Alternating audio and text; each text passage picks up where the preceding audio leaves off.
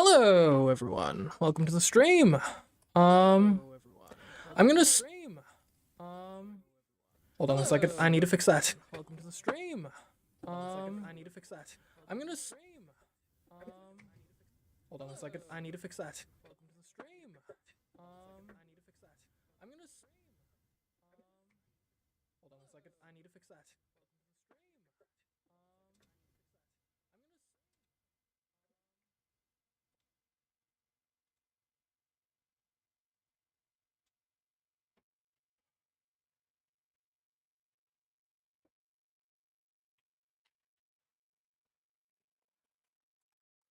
Alright, that should be fixed now. My apologies. Hopefully things will be a bit smoother going forward.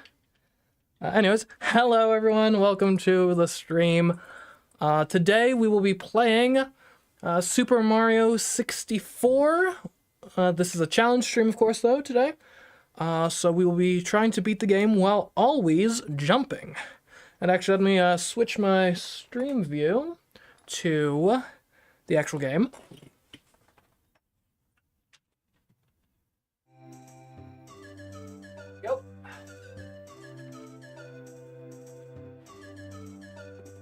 So the way this is going to work, and be warned, your safety here is not guaranteed.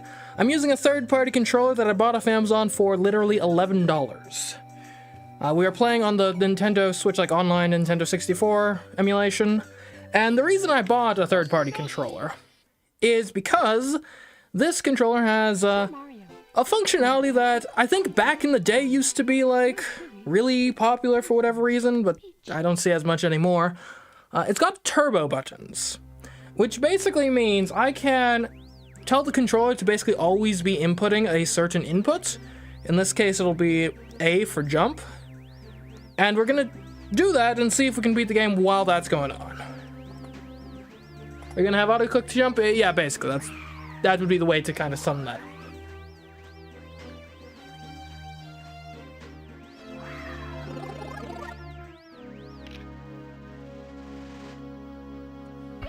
Anyway, so that's the plan here. Just so everyone's aware, we are streaming currently on YouTube and Twitch simultaneously. So watch wherever you prefer, I suppose. We are trying to get to 250 followers on Twitch. If we can get to there, then I will do a challenge where I will try to do a Ring Fit Adventure marathon, where I'll try to beat the whole game in one session. Which doesn't necessarily sound impressive, but it's an exercise game, so those are generally meant to be played like several times over the course of a period. Anyways, let's get this working. So I think for this to work, I need to hold down the turbo button, and I just press whatever button I wanted to copy. Nope, okay. There we go, all right. So, we're jumping, we're ready, we're going. Do not come to the castle, I've based... Okay. How does Mario go in the paintings? Well, I guess we're gonna have to find out. Now, I will say I was considering for the stream doing this on Super Mario Brothers, especially because I recently beat that game for the first time. So I was thinking maybe I could do a stream for that. I tested this out on that though, and the problem is, and you'll see, like you can see actually right now what the issue is. Because the way this auto jump works, it's just like mashing the button repeatedly, it's never holding it down. We are very limited in our jump height, right? We're only ever doing minimum jump height. In Super Mario Brothers, that's a huge problem. In Super Mario 64, though, we have the ability to triple jump and do like side flips and stuff. So in theory, that should help. But we'll see how this goes. You'll see, yeah, we automatically jump off the walls, and okay. And apparently, we need to face towards the door to go into it. First obstacle. Okay. Okay, were we doing the backflips before? Oh, okay, not quite. Alright. Mission 1, get into the castle. So far, very failed. Okay, we are sideways now.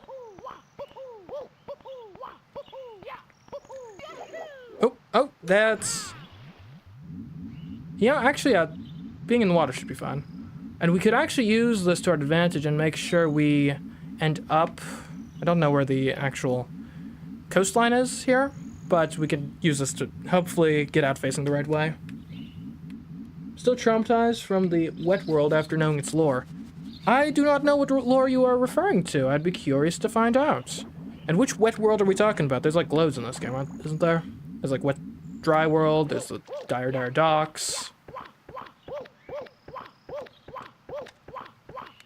Okay, I appear to be stuck. This is not how I drew it up, for sure.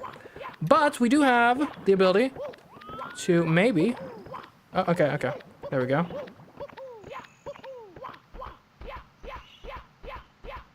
Okay, yeah, Mario does not like slopes in this. Forget what the dive button is. Okay, yeah, okay, there we go. So we can dive, that helps.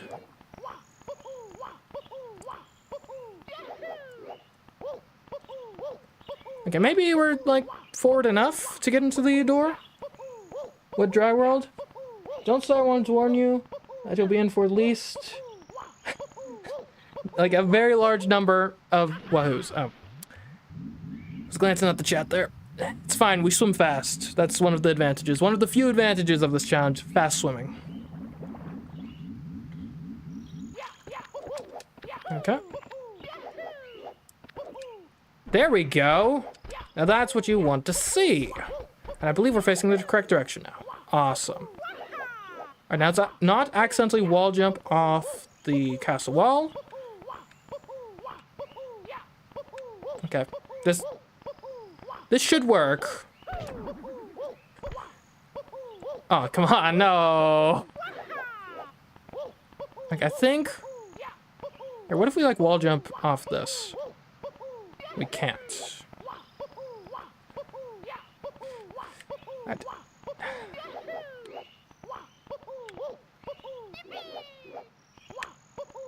Okay, how was I doing that before? I think if we get on a tree, it'll, like, turn us around, right?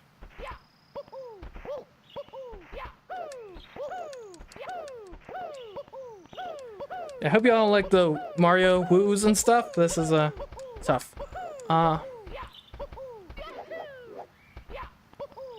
Also, I would like to apologize. There might be, like, construction sounds in this stream, potentially.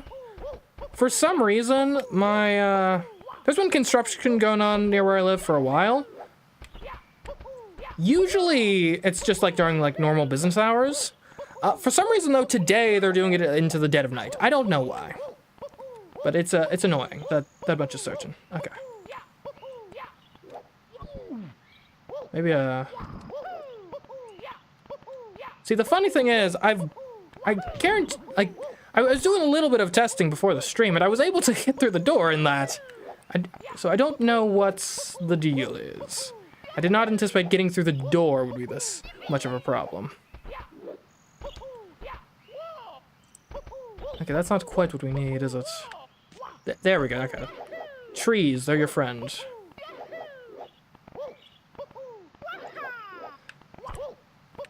Okay, come on. There we go, okay. Oh, okay, because we stay on the ground a bit longer after a triple jump. We had to get the triple jump, I see. Have fun triple jumping to get through every single door, yep. Yep, that seems to be how it is going to be.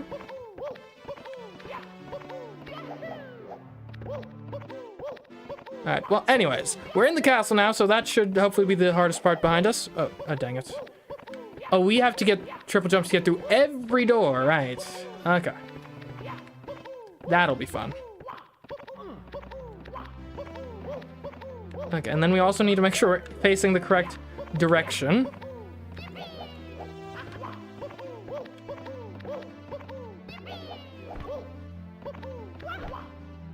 Oh, no, I didn't want to go this way. Alright, thanks. Nope. Okay. We do have a toad. Over here. Don't suppose I can talk to you?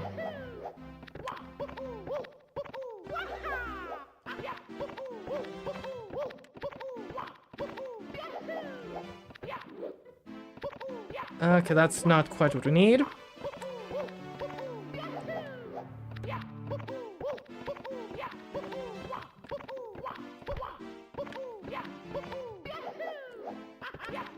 There we go. Okay. Alright, so now we need to line up for a triple jump to get through that door. Talk to Toad? Why should I talk to Toad? Because I probably need to do a triple jump to talk to Toad, I imagine. Which seems annoying.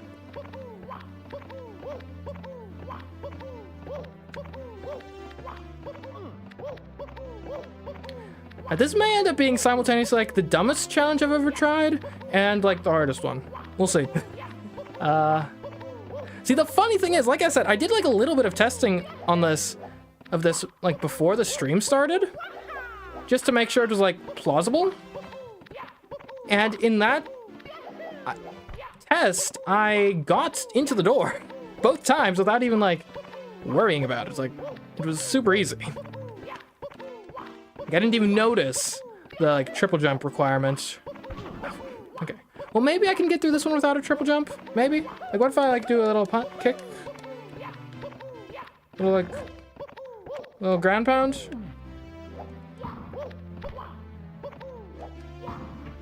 There we go. Okay, ground pound outside the door works. Good, good, good. You aren't the first person to try this challenge. Oh. Well, I'll be the most entertaining person, though. How about that?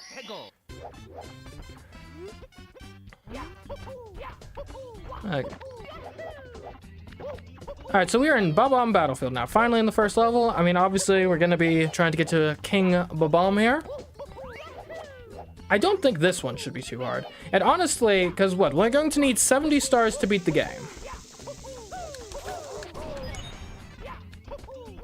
I don't think that's actually... One of the nice things about doing this in a 3D game is, in theory, we can really just focus on the like first few levels.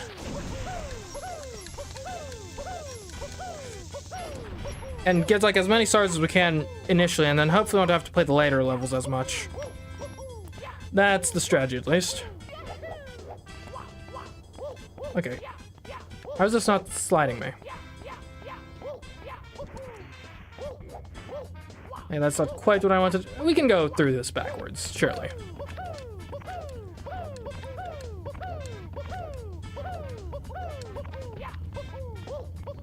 Hello, Jacob. Welcome to the stream. We're over here just climbing up the mountain. In the most insane way conceivable. Oh, okay. Well done. Death one. Death one. Guess you just got lucky. Didn't realize you could get in with the ground pound. Well, I'd say that's quite fortunate for us that we can get in via ground pound. That'll make doors a lot less annoying than they otherwise could have been.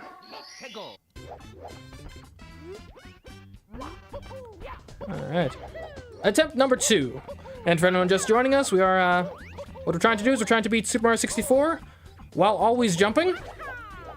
I've got no control over the jumps. I've got basically a button automatically being pressed, I think something like 5 to 10 times a second on these jumps. And we're gonna see if we can beat the game that way. We are streaming right now to YouTube and Twitch, so, you know, watch where you like to watch your live streams. Okay, this guy is gonna be really annoying when we get to him. Luckily, we don't need to right now. We're just hanging out, chilling over here. This is like the most stupid camera work I've ever seen.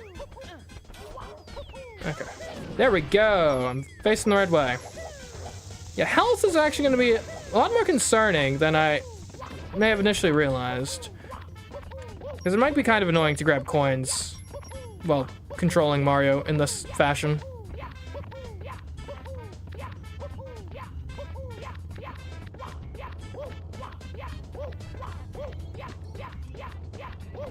Oh, am I stuck? No, no, no. There we go. Not stuck.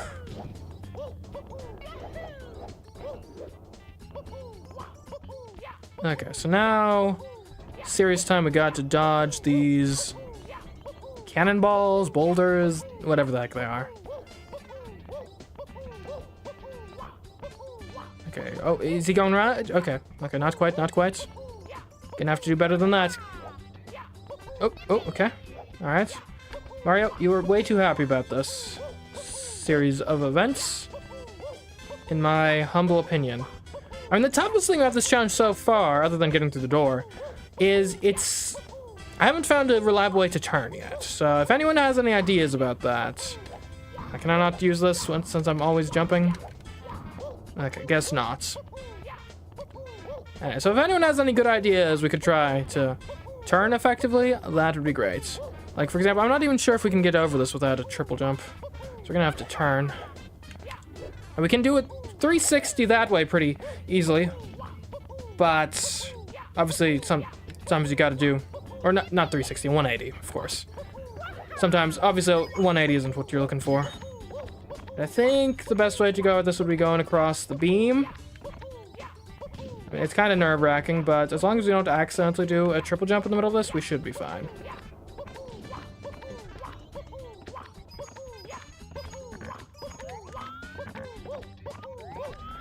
No, yeah, look this way. Okay. So I think if we hug the inside of the wall, we should be fine here. And this is the most dangerous I've ever seen Bob-omb Battlefield. Okay, I think we're close to the top now. I'm gonna take a quick break here, because I gotta manipulate something on my computer, but we'll just chill for a second. There we go.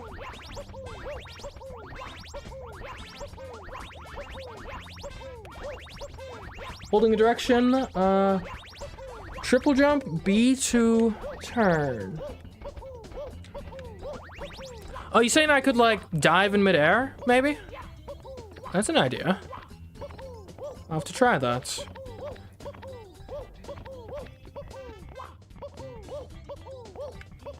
It's a theory worth testing, at least.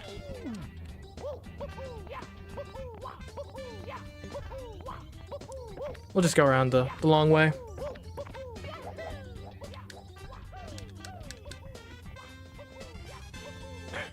Hello, sir. Hi. Yeah. It's a good thing I already know how this game works, more or less. Alright, so let's test that theory. Can we turn by using B in the midst of a triple jump? I've got my doubts.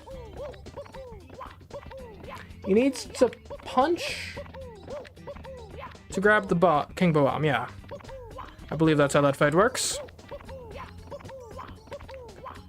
Yeah, so in theory, our challenge shouldn't affect our ability to fight King Bob-omb too much, because we are going to waiting, because we gotta hit him, right? We're not, the A button I don't believe is involved. I don't think you could pull off a side flip like that. Or you didn't think you could pull off a side flip. Yeah, it's surprising, alright. So if anybody has done a challenge like this, interesting. Was unaware, but whatever. Can't have a monopoly on challenges. Okay, so this fight, I'm actually realizing, is gonna be pretty tough. Because we don't have a good way to... Okay, what we're gonna have to do here is do that, do that. Okay, I think we had the right idea here. Or maybe just like get behind him and like grab him. Like, can I actually, will a kick count? I'm realizing that may be problematic. No, don't you throw me. Okay.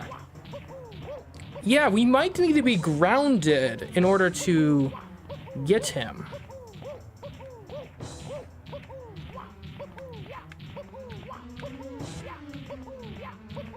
So it was apparently, I guess what, when Nathaniel did this, he had it so that it was full jumps. So what you're saying is that this challenge is harder and more legit. In that case.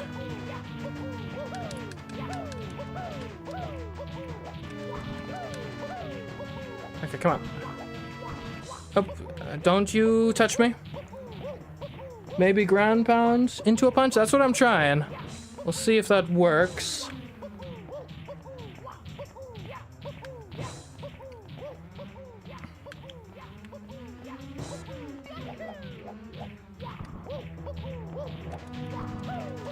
Come on. Okay, you can, like, surprisingly just sort of like phase through this guy as it turns out. And this guy is super lame. He will not even, like, touch you. I don't think you can beat the King Bob-omb. I think it specifically has to be a punch grab because he's heavy.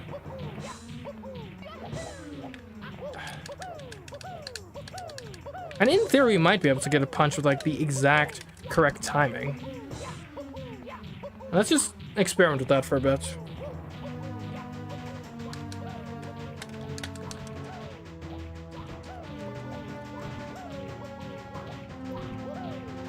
I mean, if not, I guess we could attempt a different star. That's a possibility.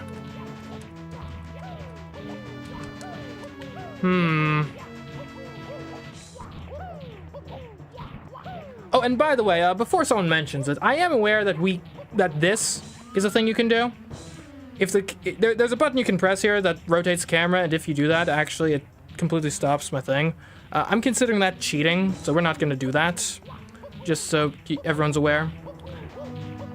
Because obviously, that's dumb. That defeats the whole point of the challenge.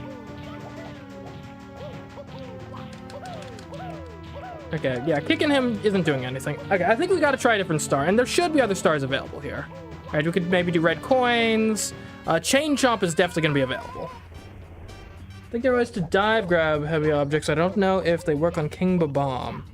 Can you punch and grab in midair? Now, if you try a punch in midair, it turns into either a dive or a kick. Okay, anyway. Let's try Chain Chomp. I think that's gonna be a better place to go, because we can ground pound pretty effectively. If an A press is happening every frame, which I think it is, do you think it's impossible since you always get the kick? Don't you need like 3 stars to go to the next room? Something like that, but I mean there are 8 stars in this level, so hopefully we can get to at least 3 without having to fight King Bob-omb. That would be the idea. And I think we definitely should be able to get Chain Chomp. We might be able to get red coins, though maybe not. It depends on if we need the wing cap for some of them.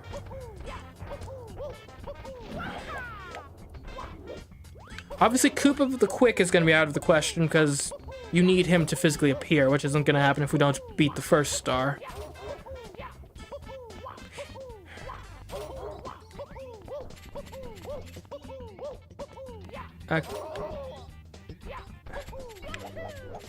Okay, so we obviously need better timing than that.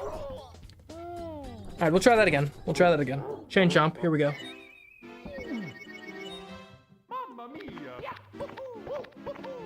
Is that a deficiency of the macro you're using to auto jump consistently? I don't know. And I'm just using a controller with a turbo function. So in theory, what it should be doing is just spamming the A button constantly. Okay, hey, can I talk to the bombs? Okay, so we can ground pound in order to talk to people. That's good. That's good.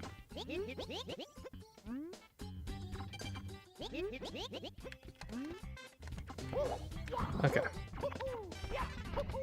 Which one of these guys activates the cannons, or can I not do that yet?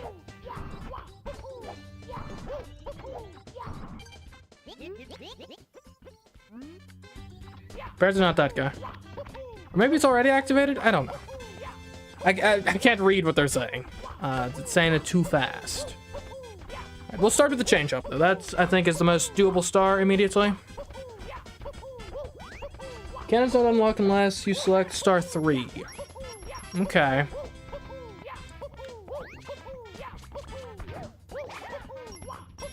That shouldn't be a problem.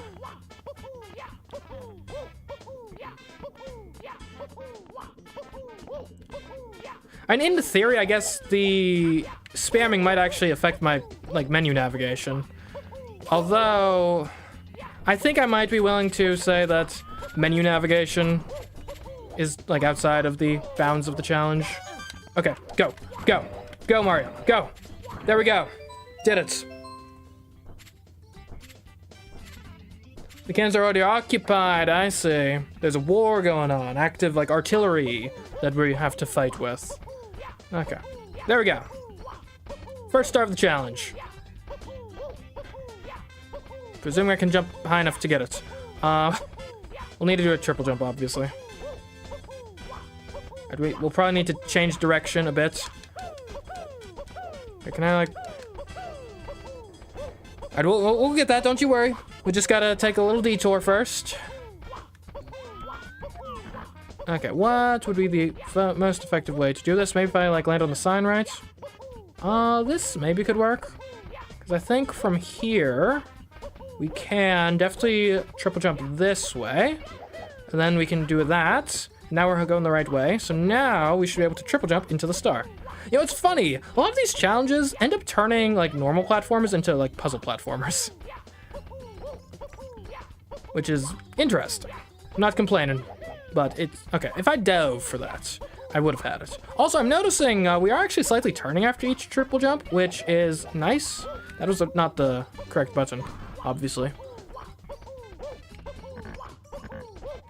Okay. Oh, come on. Nearly there, nearly there. Oh, no, I was too high? Man, okay. Okay, so apparently I did a side flip.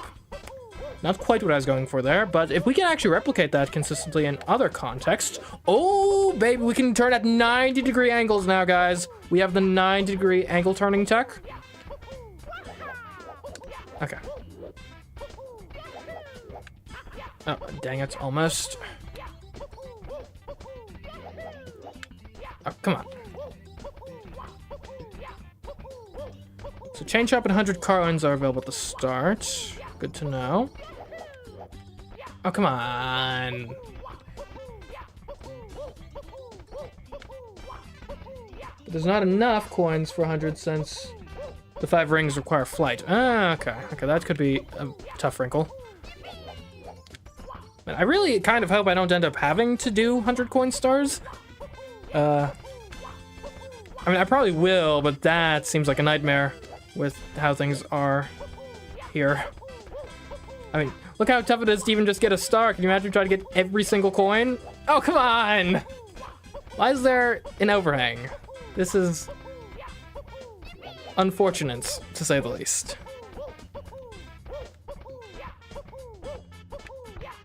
Ah, what sort of wall jump is that?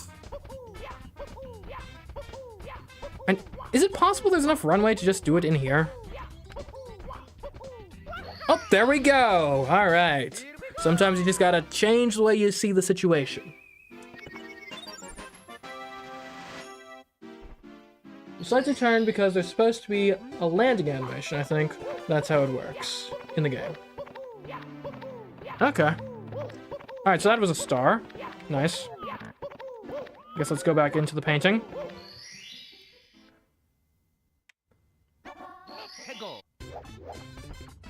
Oh, that's interesting. So if I'm not willing to say menu navigation is off limits, then curiously, I believe I selected the last star available this time. Interesting. Okay, so I guess we can go for red coins next. I'm not sure if there are any like in the sky. It's been a while since I last played Super Mario 64. If there aren't any in the sky to worry about, then in the theory, we should be able to get the red coins.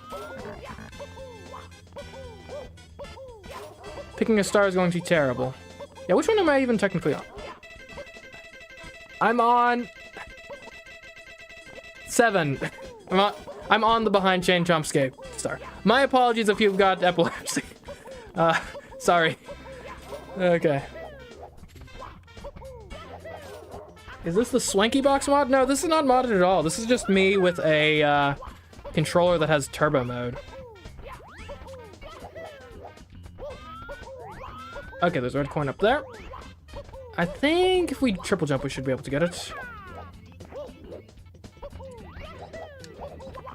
Oh, come on, no! Nearly.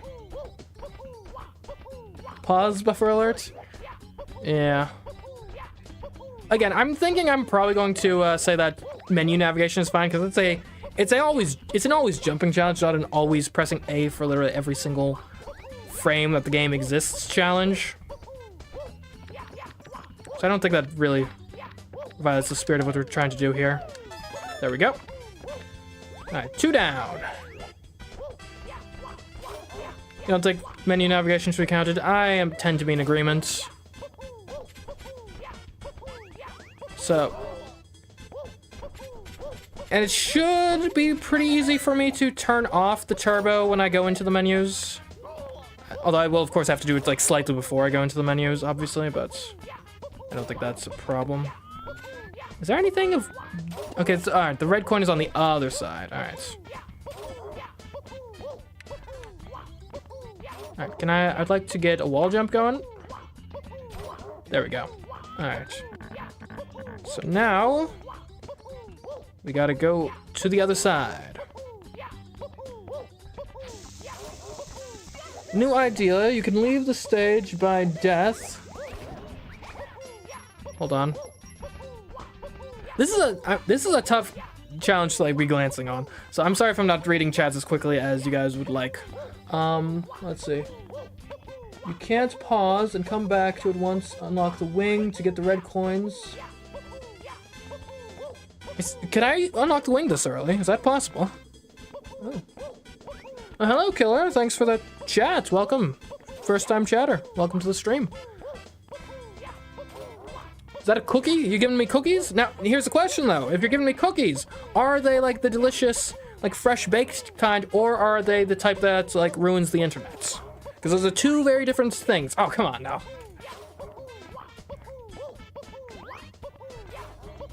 And like on that topic, can we just take a second to...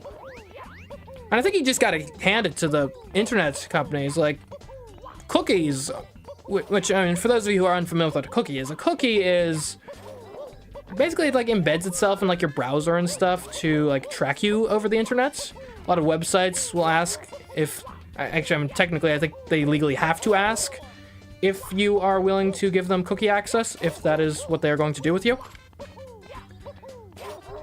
But that's what basically enables internet companies to spy on you like throughout the internet. But they gave it such a cute and harmless sounding name, cookies. Who could object to that? No, don't kill me, don't kill me. Okay.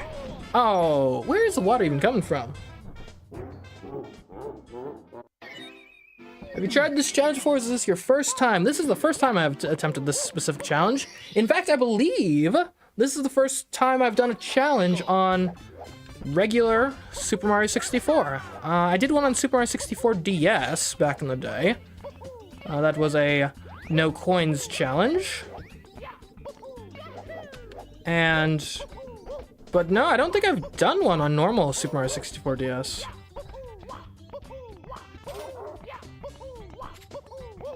But this seems like a fun sort of thing to attempt. I guess I should get... Oh my goodness.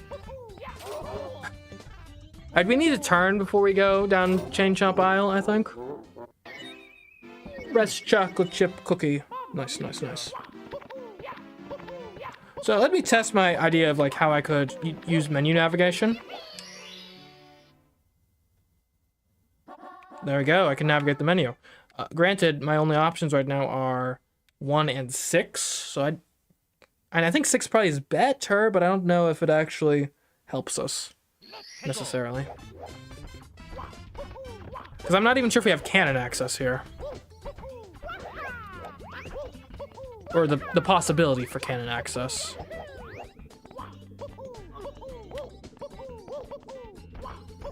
Okay, so let's turn around here. And actually, I should do the Chain Chomp one first. I should make sure I grab the coin while I'm coming along here. Because it's the most dangerous one.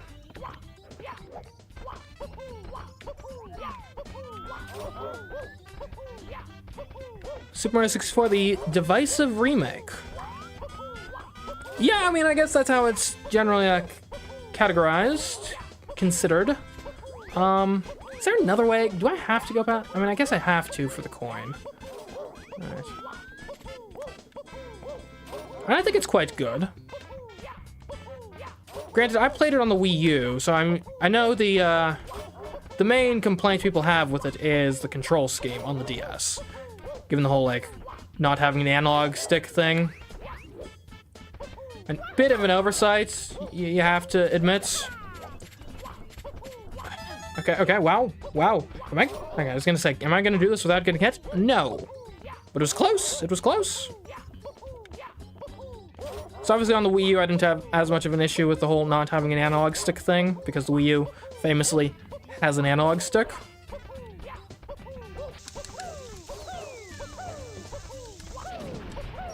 But it's pretty good. I mean, it's got a lot of additions to it that make the game interesting. I'm not sure if I'd consider the different characters better or just different, though. Because more or less, it just kind of, well, it does give you, like, access to, like, the Luigi backflip and stuff, right? That sort of thing. But a lot of what the characters do is mostly just give you access to, they lock, like, certain, like, caps behind different characters. Which, obviously, in the game, it was just the case that the caps existed, and you would get them as Mario. Okay. Ooh, a 1-up. I forget what even happens if you get game over in this game. And I think you go back to, like, Peach's castle, yeah? Okay, well, that's nice. Good that we've opened that. I complained is how inconvenient the character switching is. I suppose, yeah. Because what, you gotta go back to that room with, like, the doors and stuff every time? Guess that could have been more streamlined. They do have the, like, character caps in the levels, though. So typically, if you need a given character somewhere, there should be a character cap, like, in the area that will help you become them. Okay, so this is where the stars are going to appear. 2 red coins here. Oh, how generous. Now, I guess in the theory, if we think we're gonna have to go for 100 coins, we probably should do it now while we're also doing 8 coins, I guess? Though, I mean, again, I would hope to not have to do 100 coins on, like, any of these levels. Like, we're not going for 100% completion. We're going for beating the game.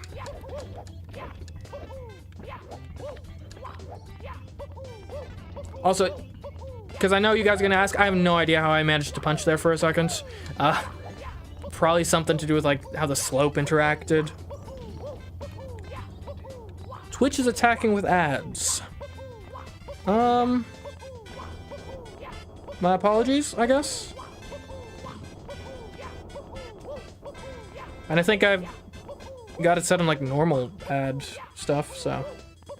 Which I guess since you brought it up, I might as well mention, because we got some new people watching. Any newcomers? What we're trying to do here is we are trying to attempt.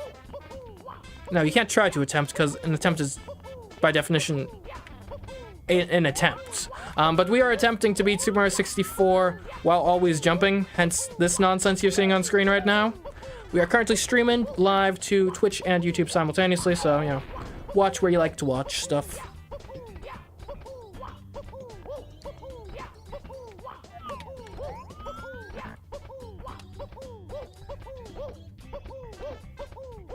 Try to attempt, yeah. Because if you've tried it, or if you've tried it, then by definition you've not necessarily succeeded in your attempt, but you've succeeded in the fact of attempting. Ah, dang it. Okay.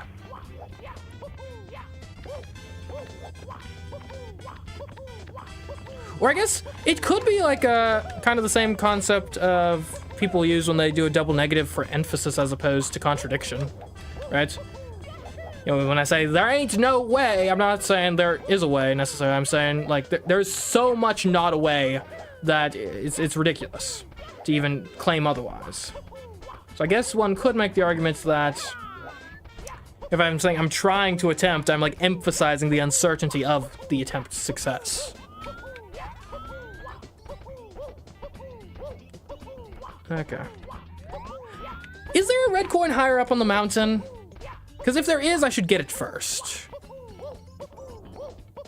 And I should know, because I climbed the mountain earlier, but I don't know. Like, I feel like there should be one, like, somewhere. So we're gonna go for it on the premise that it does exist somewhere. Where's that coin? Huh. Chat, remember that coin off in the distance. It will be relevant later.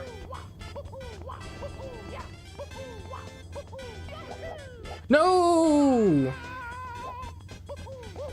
Well, I mean, there's the hazard of having your ability to turn based on triple jumping.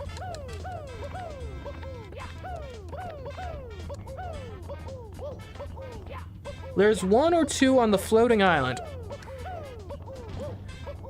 We don't have a way to get to the floating island, do we?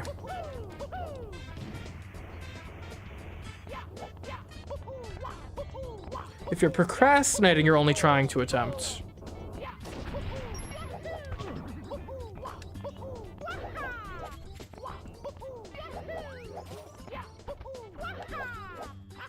Okay, so floating island.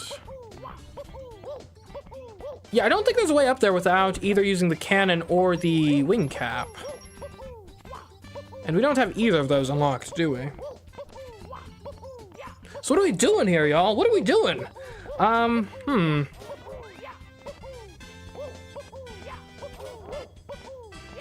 Okay, I've got an idea. Or I don't really have an idea. I stole an idea from chat. Let's... how do we get out of a level? So B, A... Okay, maybe we can just, like, die and get out of here. A chain chomp would be a great way to die. I'm not sure if the wing cap level exists yet, but if it does, I think that could be our solution here. I believe someone in chat said that, so... Full credit over there.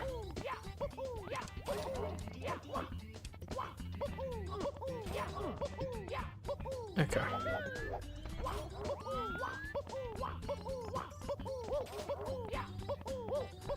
Alright, chain chomp. Take me.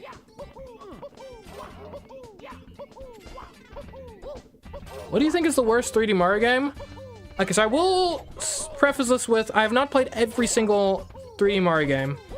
I've played Super Mario 64, I've played Super Mario 64 DS, I've played Super Mario Sunshine, Super Mario Galaxy, Super Mario Galaxy 2, Super Mario 3D World, Super Mario Odyssey, and Bowser's Fury. So I haven't played Super Mario 3D Land. But of the games I've played, I would have to say Super Mario Sunshine. I don't like Super Mario Sunshine. And I think that's...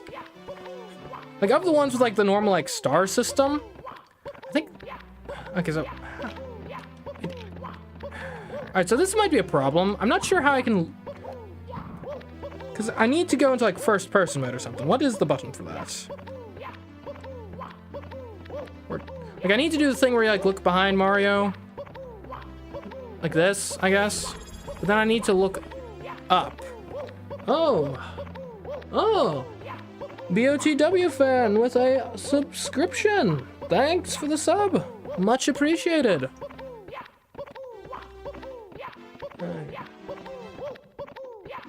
See up. Am I in the camera mode right now? Is this what this is, or is this something else? Or is this the camera mode? I don't know. Because I'm in, like, Mario camera mode right now. And there's Lacquer too. So is this where I would be, Mario camera mode? The button is C up, and it won't work until you have 10 stars. But also you need 10 stars. Okay. Is there anything we can do with the current amount of stars we have? Okay, 1 star. We only need 1 star to get to Whomp's Fortress. Forgot about that. Okay. We're back in business, guys. Okay. There we go. Or is this what... I think this is Whomp's Fortress. Yeah, alrighty. And just like that, everything's looking up yet again. Do you have to manually jump spam, or do you have some way to set... I've got a controller with a turbo mode, which basically means that the controller is automatically spamming the input for me.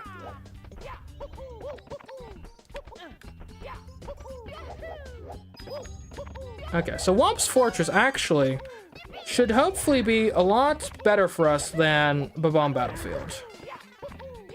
Like, just, I'm thinking of the stars that exist here, and immediately I think we've got a better shot with them. Okay, we can even do these stairs. They even turn us the right way. I mean, that wasn't great, but, you know, you take with the good with the bad.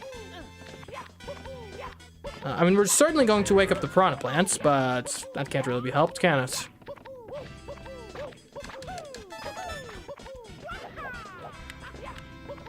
Okay, narrow plank coming up. Okay.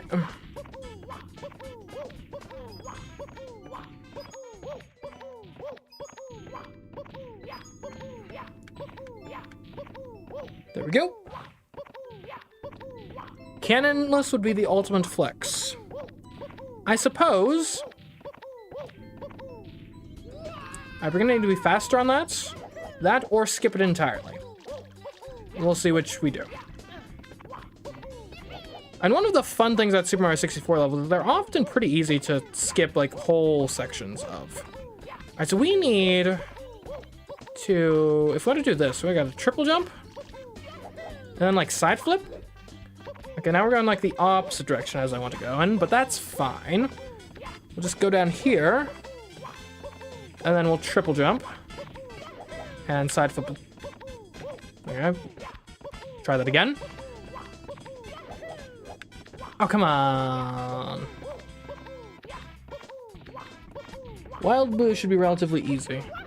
Which one is that? Wild Blue. Doesn't sound familiar. Is that one of the sky levels? Okay, we will come back to this later.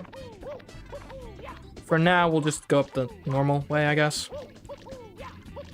Maybe we'll need a turn.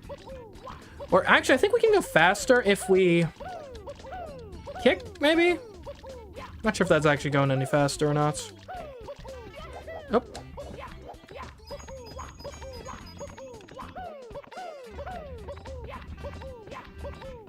Mario fun, question mark. I mean, in general, yeah. And sometimes these challenges get a bit annoying, but, you know, in general, Mario's a fun experience. It's kind of the goal.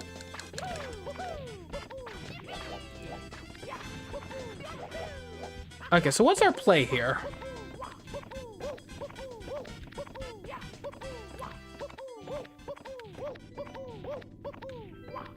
Because we weren't fast enough last time. Maybe we just gotta, like, get on, like, immediately. We'll try that. We'll get on, like, as soon as physically possible.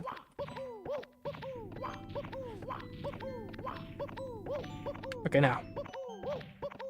Oh, there we go. It's simple as that. Okay. Phase 1 is complete, though. Phase 1 is complete. Wild Blue is a star open right underneath a large pole. Oh, okay, it's a specific star in this level. Right, shoot into the Wild Blue, right? Is that the full name of it?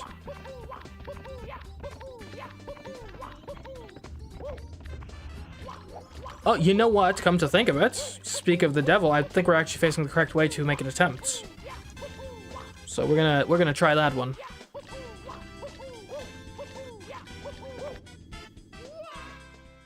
See, this is why it's tough. Okay. That was pure glancing right there. Okay, here we go. Luckily, we actually know how to get into the castle this time.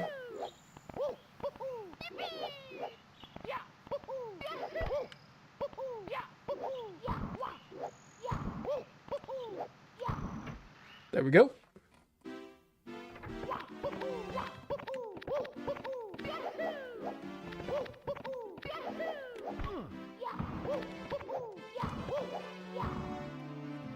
Since you know how to do a slide, you can probably do it.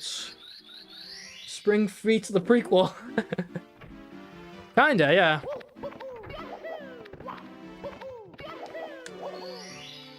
Tis the idea.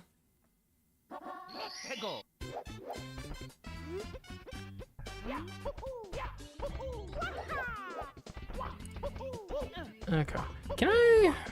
I'd love to get up there. I don't think we've got the capability, really. So go around the long way.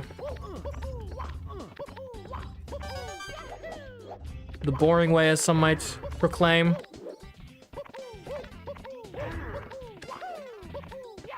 Oh! That was close.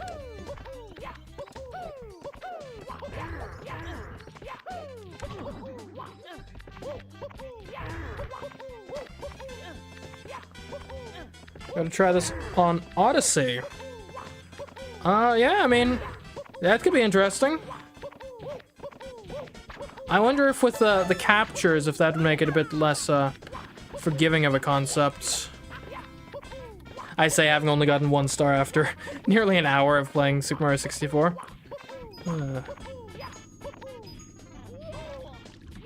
Got impatient there. I got impatient.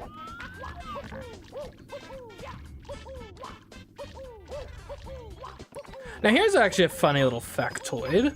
So I've played this level before, obviously, because I've played Super Mario 64 before. But the first time I experienced this level was actually in Super Mario Galaxy 2. Because it appears in Super Mario Galaxy 2, obviously.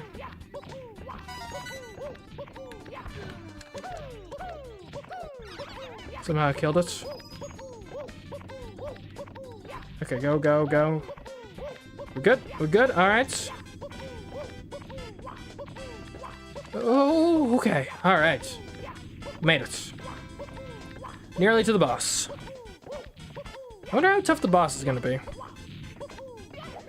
And it should be at least plausible. Unlike King Bob-omb. Because ground pounds are something we can do. But this guy can actually, like, hurt you, in theory. So that might be a problem.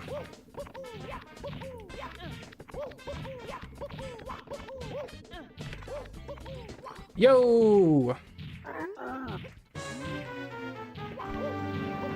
Okay. Isn't there like a speedrun trick you can do where you like ground pound at like the perfect time and it brings you like up top like this? Okay, okay. I don't... See, the issue is I'm not a Super Mario 64 speedrunner by trade. Oh, there we go, okay. So that's our stretch. Oh, I'm so dead, I'm so dead. Never mind, I am so living. Oh, come on, you were dead, you knew it, I knew it, everyone knew it. We go underneath the legs, and up on the back, and ground pound it. There we go, that's our first boss defeated. Do full jumps and ground pound at the peak of the jump. It's very lenient. Oh, come on, come on. There we go.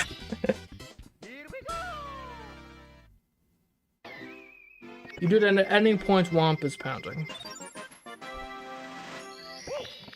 All right, in we go again. So what's the next main mission here? To the top of the fortress. That sounds dreadful, but let's do it regardless.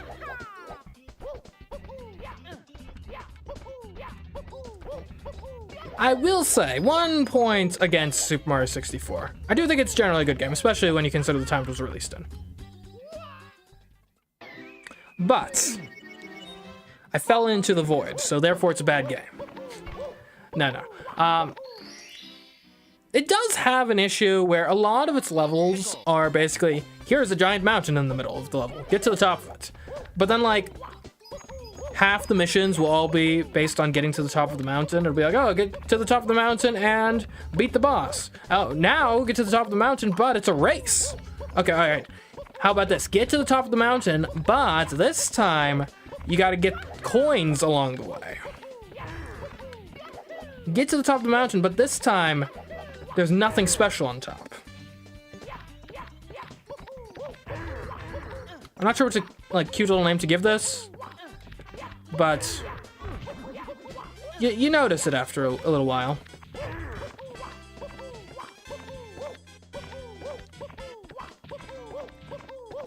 And a lot of the missions, like 80% of them are like exactly the same gameplay. It's just a little bit of a different set dressing surrounding that 80%.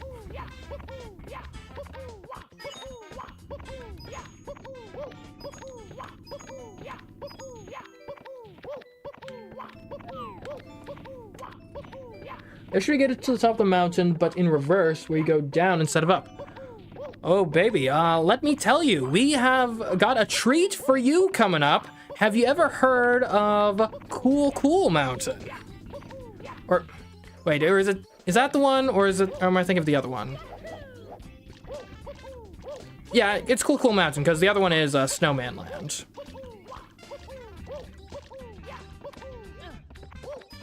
Oh, are you saying, like, in the same, like, world, they should have, like, one that's get to the top of the mountain and one that's get to the bottom? That could actually be kind of interesting.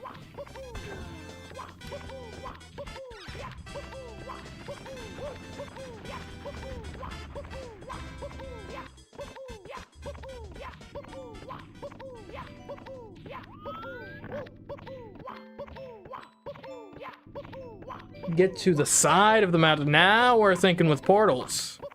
Oh, speaking of which, just so you all know, the portal challenge is not like over. We're just doing that on Friday this week.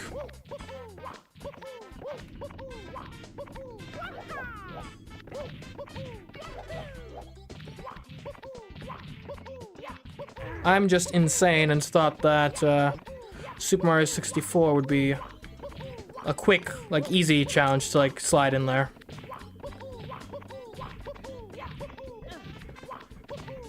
Okay. There's a bolt bill? I didn't even know there were bolt bills in this game. Okay, so can we get up here with normal jumps? No. This'll be fun. Okay. Fun or possibly impossible? The ones we get on this one, I think they are closer together. So we just gotta get up here and then hopefully things will be a little easier. Okay, yeah. Now it's like proper like staircase size. Although if we fall off, then we of course have to do that again. But honestly, this shouldn't be too hard.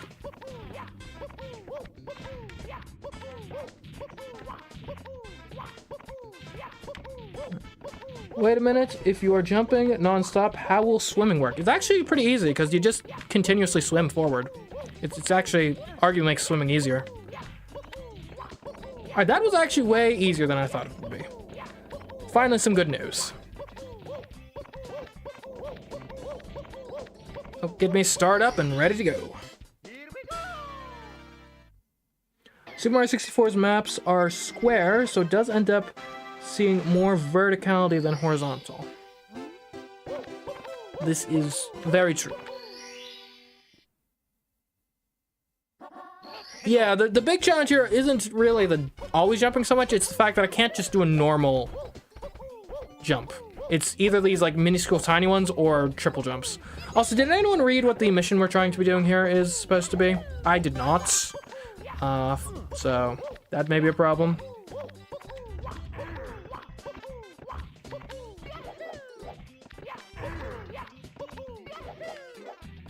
And this has got to be like the most times I've gone this specific direction in this level. I basically always take the shortcut up the other ramp. But it's kind of hard to do in this particular challenge. So we don't.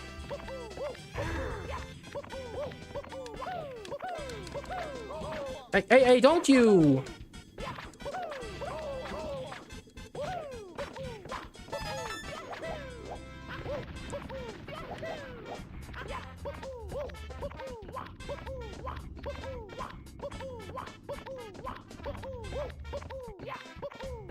Okay.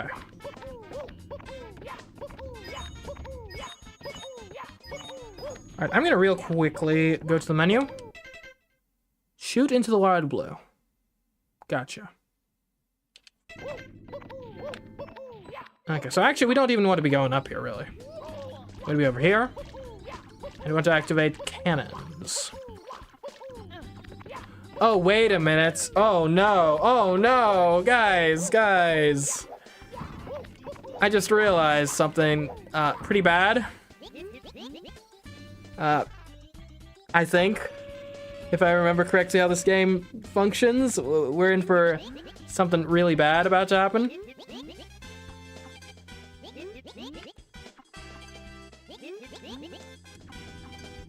I mean, outside of just the infinite text loop, obviously. This is a really talkative Bob-omb, as it would seem. Okay, thank goodness. If we go into the cannon, I think A is what shoots the cannon, isn't it? Yeah.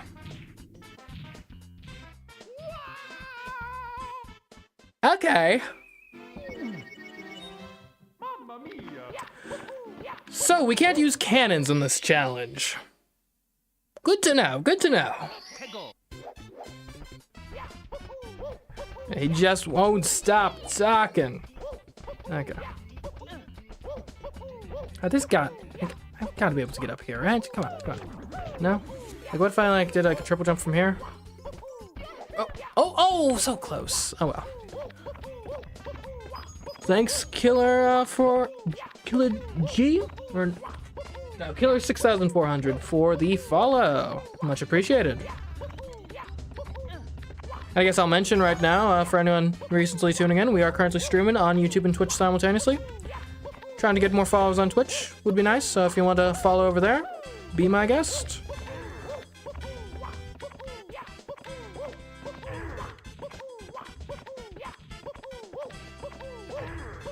Alright, we can make this. There we go. Shortcuts, speedrunning tech, here we go. This should be a speedrunning category, though. I think this would be a great speedrun category. It would be the dumbest speedrun category, but it'd be great.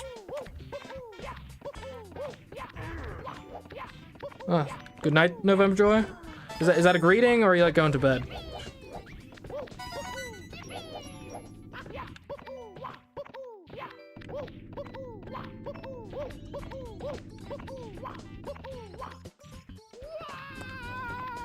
Okay, so we cannot do cannon.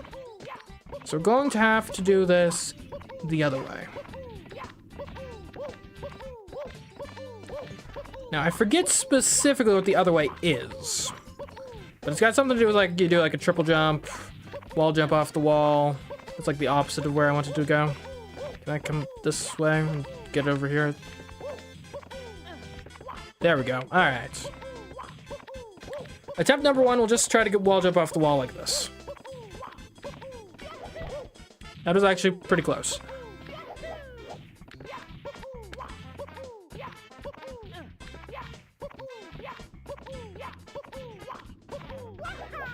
Oh, come on. Oh, no. I'm realizing we don't, because we can't hold down the jump button. It's plausible that our wall jump might be too weak to even do this.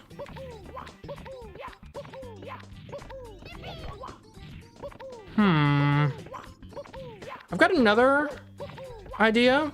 It might be terrible, it might not work even slightly, but I believe it's possible to drop down from above. So I think we'll try that now. That might be easier.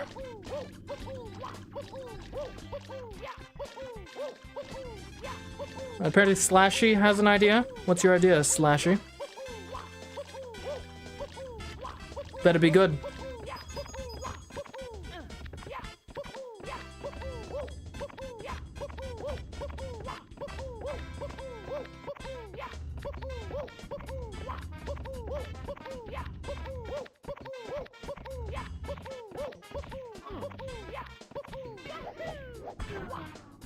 Oh, whoa, no, that was super cool, but not at all what I wanted to do.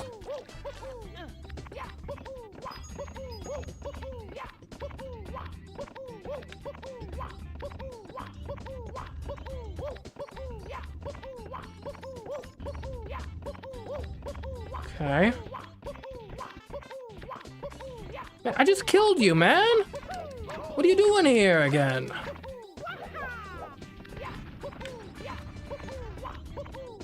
Over we go.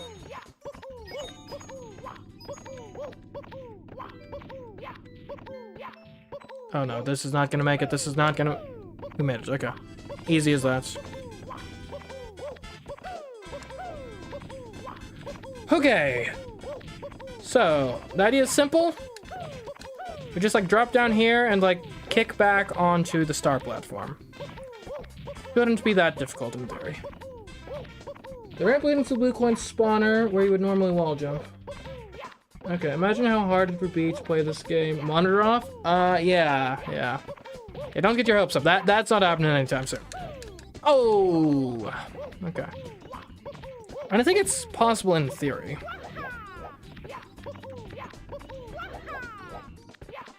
Oh, that was almost really bad. So Slashy thinks we should do it from here. Maybe?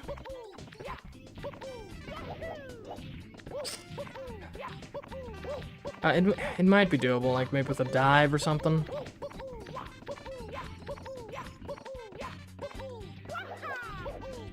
I don't see it. I don't see that happening.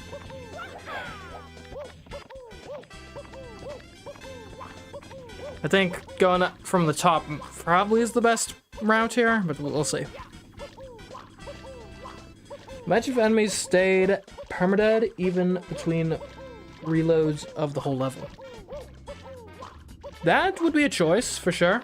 I believe that would make the, 100 coin star basically impossible in most levels if you don't do it immediately. And never die while trying to attempt it. I think there's something there, though. Maybe. Like, there's a game concept in there somewhere.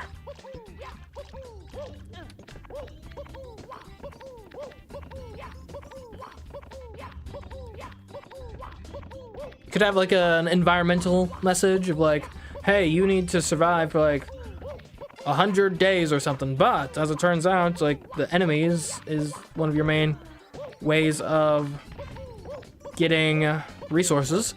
But the enemies, they don't just like respawn. They have like realistic, like I don't know, mating patterns or something. And so if you kill them all immediately, then they'll just be gone and you're gonna starve to death or something. You're gonna have to workshop that a bit more, but I think there's something there. Okay. Alright, now here's actually the question. Is it better to be facing away from where we want to go when we do this kick, or towards where we want to go?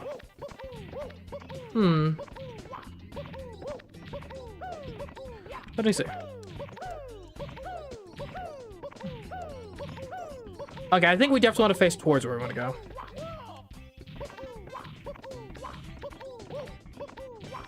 Okay. Oh, okay, that wasn't even close. I think backwards was closer, honestly.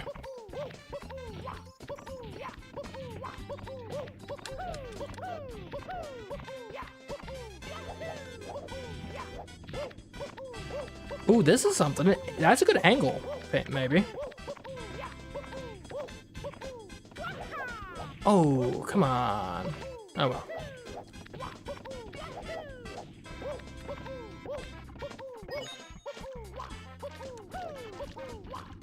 It's actually very interesting.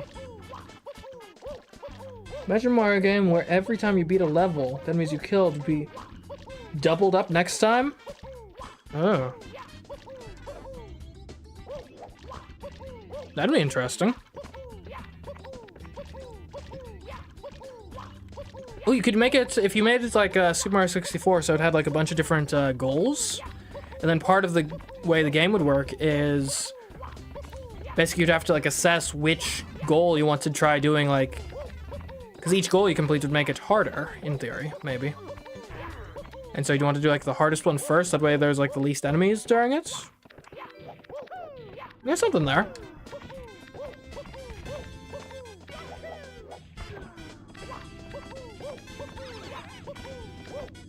Maybe we should just get the red coins right now. I don't know. Could be something. Like, obviously the way this game is structured, we don't need to necessarily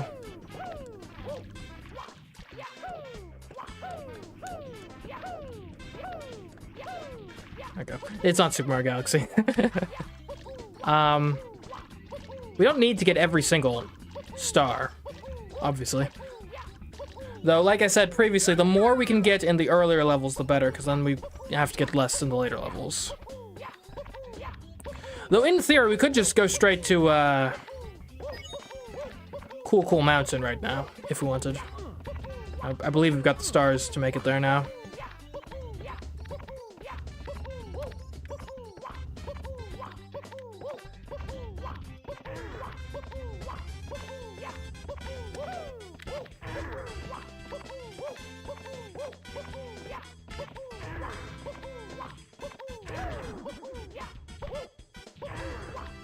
Really? Didn't I get up this before?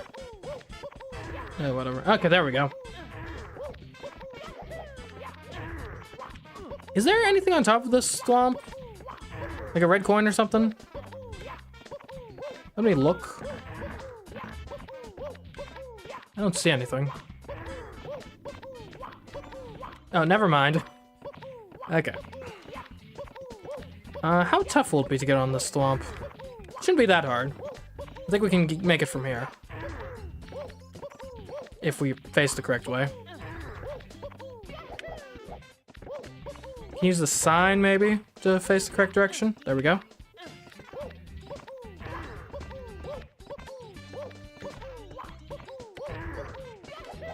Okay, there we go.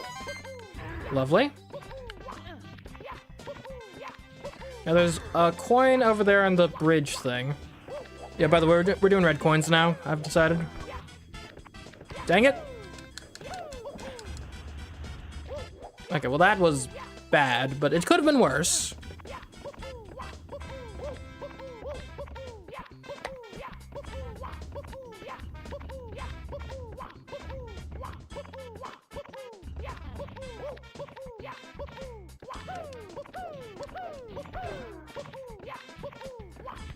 Okay, here we go, here we go.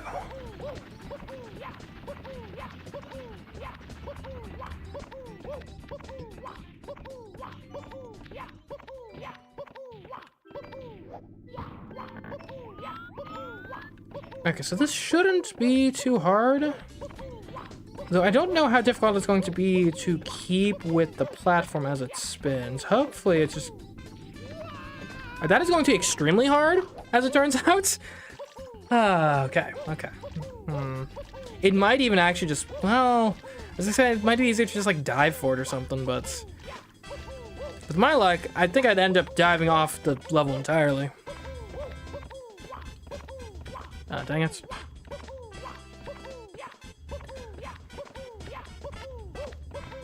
Use the bricks near the cannon, then try to triple jump from there. Use the bricks near the cannon, then... Okay, well luckily I'm not dead somehow. Just in a little peaceful area. Oh! This is like in case you get pushed off. Oh, what does this do?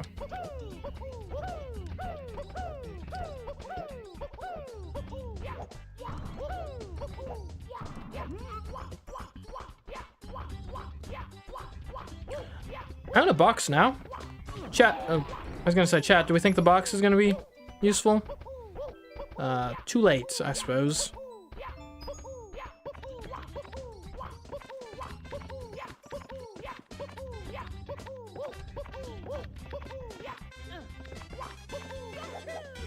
Ah, I was so close. Imagine if the platform was a smooth circle instead of stopping. Oh, that would be a nightmare. No, I was gonna say I'm dead, but I'm not. Call me Lazarus. I suppose that's what I get for displaying such hubris. Okay. Let's... Because we should have enough stars. Let's check out Cool Mountain. We can always come back to Whomp's fortress later. But I would like a bit more progress. So let's try this out.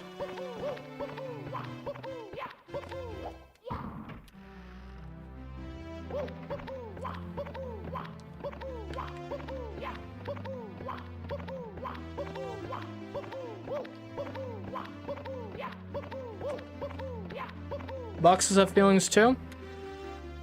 Allegedly. That's what Big Box would want you to think.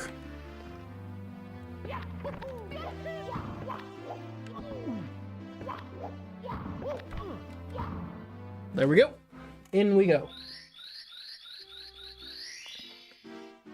Speaking of big corporations wanting you to think things, I saw, and granted this has been like a few weeks ago at this point, it was the weirdest thing. It was an ad for Disney. But it wasn't an ad for like Disney Plus or something that would make sense. It was an ad for Disney's like board. Which makes basically no sense to me. Like, I mean, ostensibly what it was for, and I don't even know if it was run by the company or some like outside group, but it was an ad like advising you how to vote in their shareholder meetings. Which, if that was a company ad, I have to question, how is that even legal? Like, from a fiduciary duty perspective. Like, if you're apparently... If the board is unpopular enough that you need to run advertisements to your own shareholders to tell them, like, oh, don't worry, we totally have your best interests at heart. I would think using that money is like a waste of, like, shareholder dollars, right? Like, how can you even spin that? Like, we believe it is so much in the shareholders' interest for this board specifically to have power in the company that we are going to spend, I don't know, millions of dollars or something on an advertising campaign to make sure that's the case. You know, millions of dollars that could have been spent on, I don't know, a film, renovations at the parks, you know, paying our just normal employees a better wage so they have more morale at work. Literally anything else, I would imagine, would be a better investment of funds than advertising to your own shareholders how you, the board, wants them to vote. But then again, maybe this is why I'm not a CEO or board member of a Fortune 500 company. Maybe it all makes perfect sense.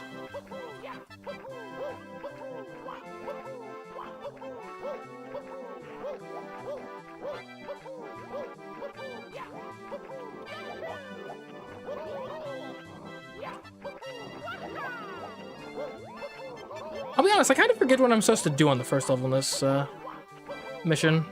Is this the baby penguin level? And if so, I've like totally messed this up already.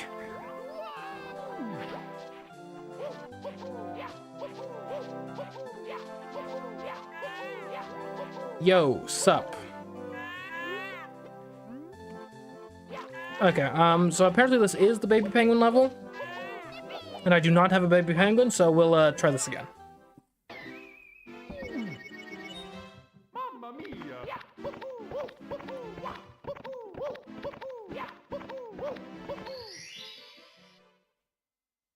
So the board of directors people can vote for them? Yeah, on the contrary, it's giving them more voice. They can vote them out as well. Well, I'm gonna have to disagree with you on that, because it wasn't like it was an ad just in general, like, hey, if you're a Disney shareholder, make sure you vote in the elections. It was specifically advocating for specific, like, board members to be reelected. And not to mention, I mean, I feel like if you're a shareholder of a major company, it's kind of on you to know that you're allowed to vote on stuff in the company as technically a partial owner of said company.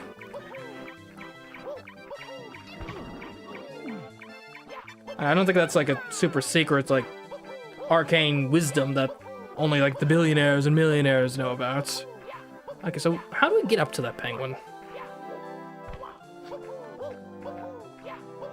I mean, I think maybe we can come along this way. And if we get up there, perhaps.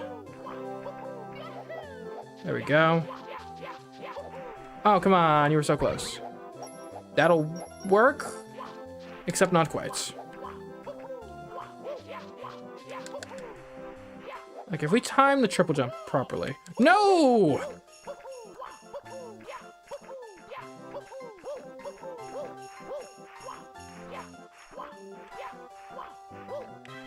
Are you insinuating that I don't have friends, Slashy? I have friends, probably. Though, you gotta be careful when doing challenges with friends, because you might not have them for long, depending on the challenge.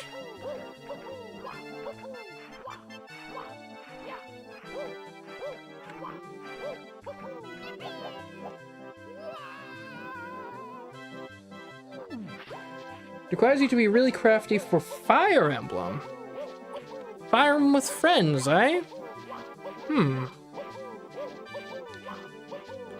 I'm listening. Like, immediately, a Fire Emblem challenge requires friends. My mind immediately goes to, is it maybe like a realistic commander sort of setting where it's like, oh, you have to issue your orders, but you're getting, like, reports from, like, your friends, so you don't see the game directly. It's like, you're just getting, like, vibes. But then they have to issue the orders, maybe. So you like Fire Emblem enough to do a challenge in it? My dude, I've done 2 Fire Emblem challenges. I've got like a combined like 150 to 200 hours in Fire Emblem challenges.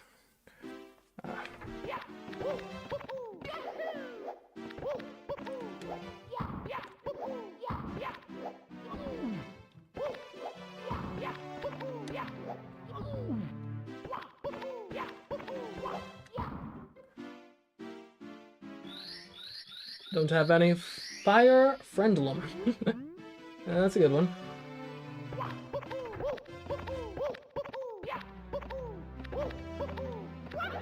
Okay. What do we got here? So, in both the Tellius games, the Radiance games, there's a code that allows you to control the enemy. I'm thinking of a challenge where the enemy on every map is controlled by a human player. Ooh. That could be spicy.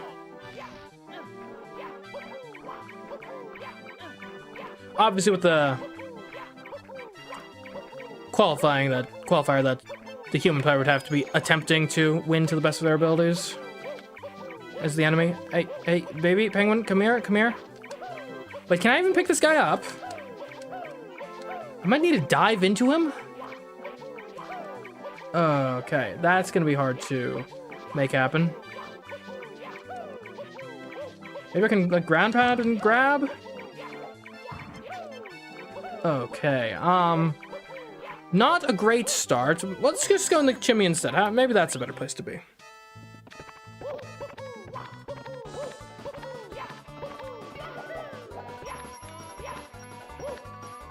This is a Okay, so we know for certainty I'm not going to win the race. But I can just get through this, probably.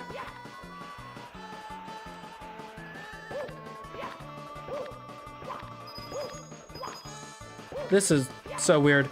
It's like one of those, like old turbo controller things with like a slow motion button that just pauses the game every like few seconds. That's what I am reminded of.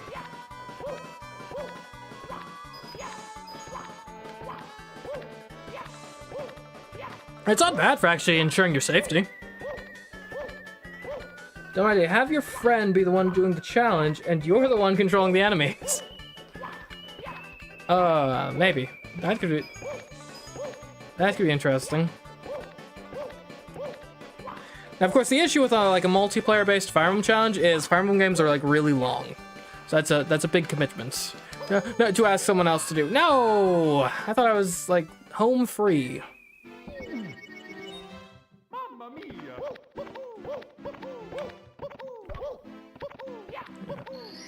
Although, honestly, the hardest part of that challenge might be acquiring the Tellius games. Aren't they like... I haven't looked in a while. I don't currently own them, to be clear. Last I looked, they were like $400 or something, I think, for a copy. At least I think of like the one on GameCube. Or maybe it might have been like $250 or something like slightly more reasonable. It was like a lot of money for a video game. Like $300, it's crazy. Yeah. I guess that's what happens when like a series gets considerably more popular later on in its lifespan, because then there'll be a larger group of people who want to play the games than there was demand to be created at the time.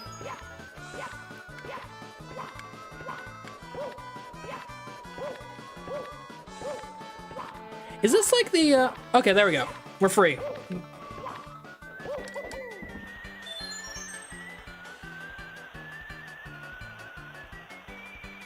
It might be possible to win the race.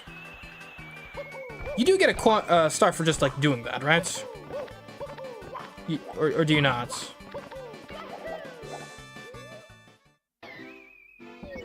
Yeah, I don't like Cool Mountain.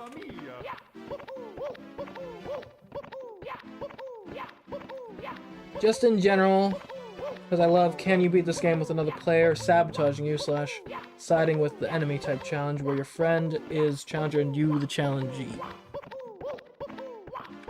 Okay. Yeah, Cool Mountain so far is rough.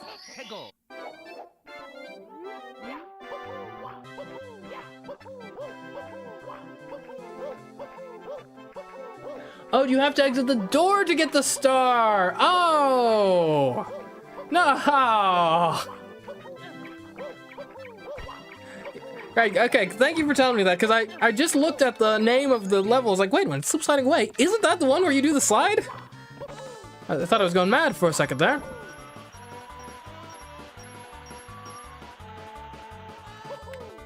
This is called a shortcut? Never mind, this is called dying. If you could add a new star to Cool, what would you want to add? Interesting question. Because what, you've got the one where you do the slide, you got the other one where you do the slide, you got the one where you deliver a penguin to his mother, you got the one where there's the snowman, you got the one with the wall jumps, you got the red coins and the 100 coins, and then there's one more, which exists. Who can say what it is? Nobody knows. If I could add one more star to Cool Mountain, I would add one.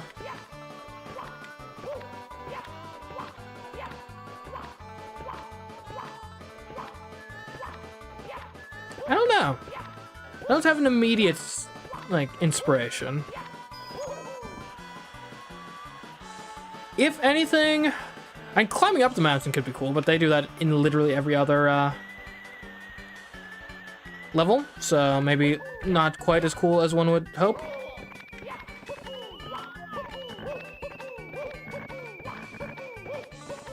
Maybe it could be interesting if they had one with like a maybe a wing cap based star could be cool. There we go, got the star.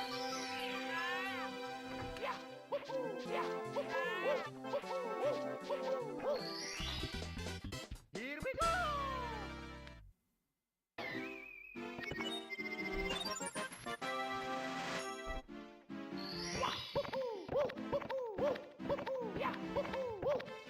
100%ing Spider-Man 3 hopes by completing it 6 times. Could be interesting. I actually haven't finished the game once yet. I know, it makes me sad too. Just haven't had the time. Alright, so now is the penguin one, which I'm not excited about, but we'll see if maybe it'll work. Yeah, now I've got to get around to playing Fire Emblem 3 Hopes. And in theory, I'm even supposed to do a challenge on it soon. Just tough to schedule out long games to play.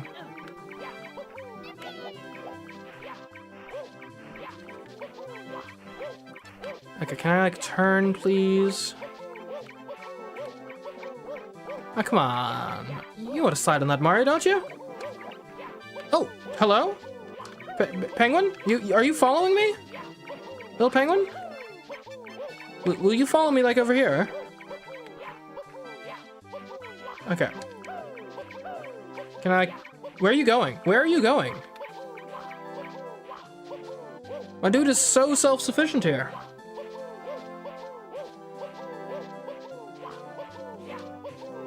Oh. Like, how are you supposed to grab him while he's here? Just asking for a friend?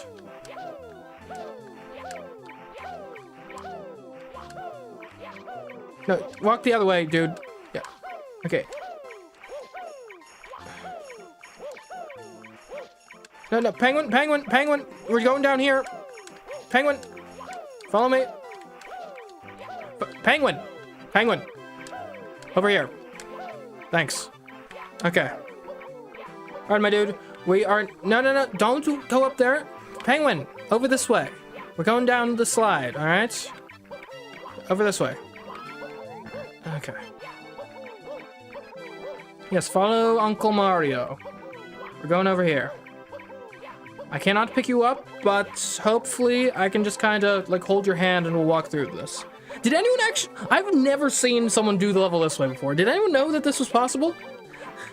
Like this is kind of absurd. Like he actually just follows you. Think you're scaring him? What's there to be scared about? No way to time, man. Just doing a bit of leg day. Oh, come on. Don't be scared, little penguin.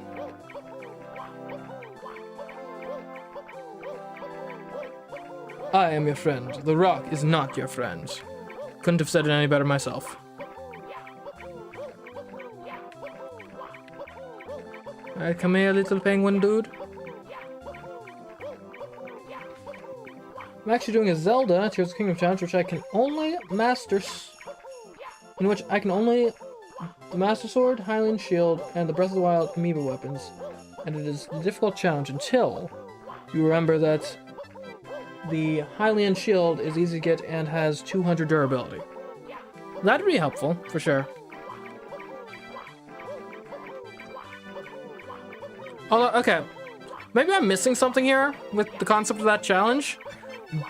Don't you get the Master Sword for all of like 2 hits before it's like vanishes in that game? I mean, I guess you'd be using the amiibo stuff to tide you over after that.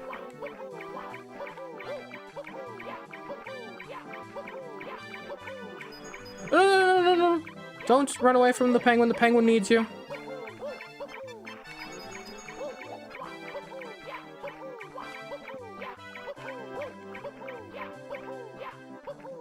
Dwayne Johnson, the bad guy? I'm not sure he's bad. He's bald, but that doesn't mean he's bad. There are loads of delightful bald guys. You know, The Rock, Patrick Stewart. There are more, I'm sure. No, Mario. No child left behind. Mario, what are you doing? You left the penguin behind, Mario. I'm not even sure if the penguin can survive in the wild on its own.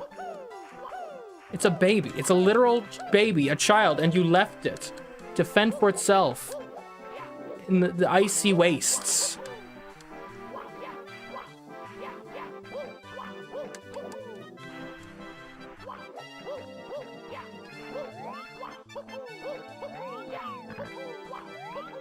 And this was going so well, too. Okay. We're coming back. I got you, penguin. You and me. I hope it didn't, like, despawn or something. Penguin? Penguin? No, penguin, where'd you go? Did the wolves get you? The polar bears, perhaps? Oh.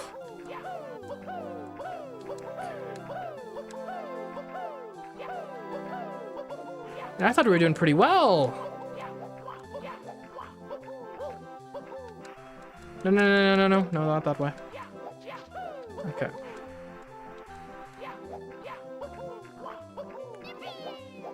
And I'm looking for one Penguino over here.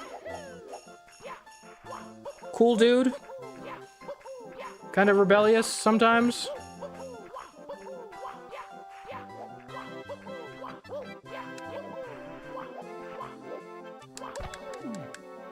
Alright, come on, let me over the hump.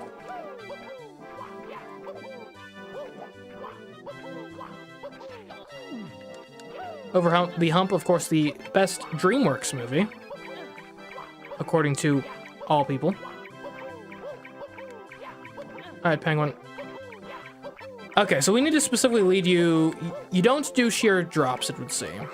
That's fine. Alright, penguin, follow me. You looking for your mother? I am your mother now.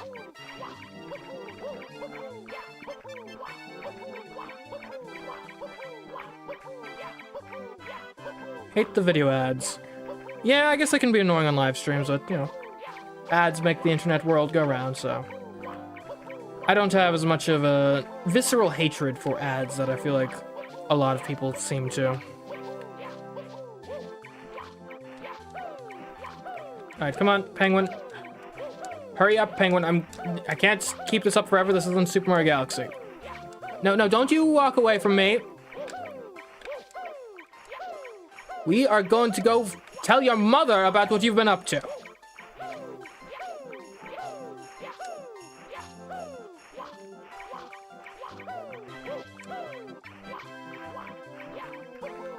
And speaking of families, I have been doing some grocery shopping recently, like you do. And I've come to the conclusion that bananas are biased against single people. And it hurts too, because bananas, as a single person who is budget conscious, are, they're like the best fruit, arguably. Like, they're cheap, they come in like little peels, so they are easy to like store and stuff. You generally can just leave them on the counter, so they don't take up any valuable fridge or freezer real estate. Great stuff, great stuff. And they taste decent. I mean, they're not my favorite, but they're all right. My issue, though, is generally bananas are sold in bunches. So there's like, you know, 5, 6 of them in a bunch, usually, which is fine. The problem, though, is, like, if you buy a bunch of 5 bananas, like, there's gonna be like 1, 2, maybe 3 days where they're gonna be like perfectly ripe. And then the rest of your bananas are either gonna be like, kind of like almost about to decompose, or they're going to be, you know, I don't even know how to describe an unripened banana. But you know what I'm talking about. When the banana clearly, like, it's got like no flavor. No! I mean, the penguin's definitely gone, right? Might as well die.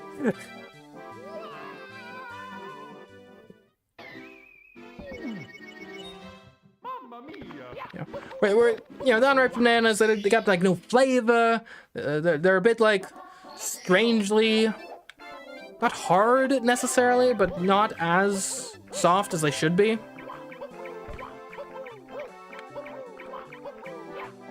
And in the moments where they feel like they taste how in my mind and granted, I will admit my mind is probably hopelessly inaccurate, but they taste in that moment how my mind imagines a plantain tastes. Penguin, get over here.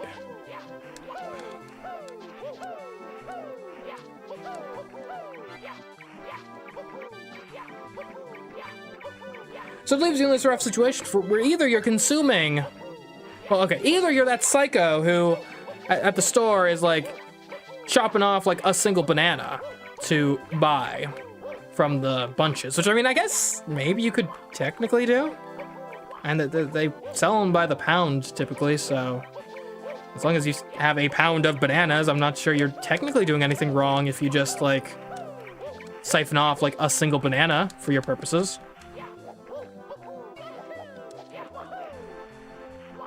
And there's no way the penguin's following me down here, is there?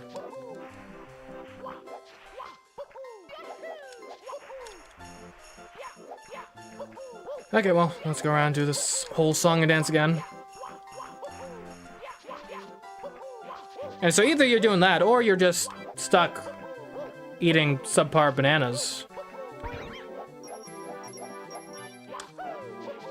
Bananas at less than ideal status of ripeness.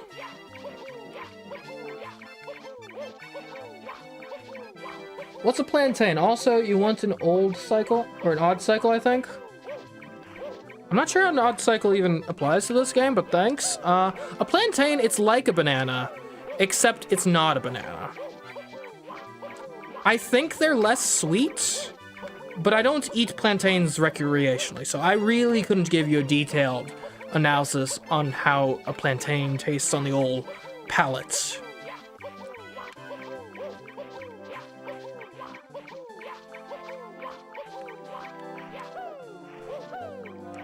Man, if I could pick up this baby,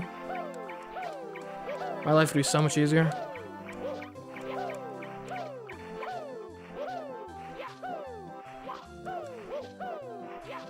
Hey, come on.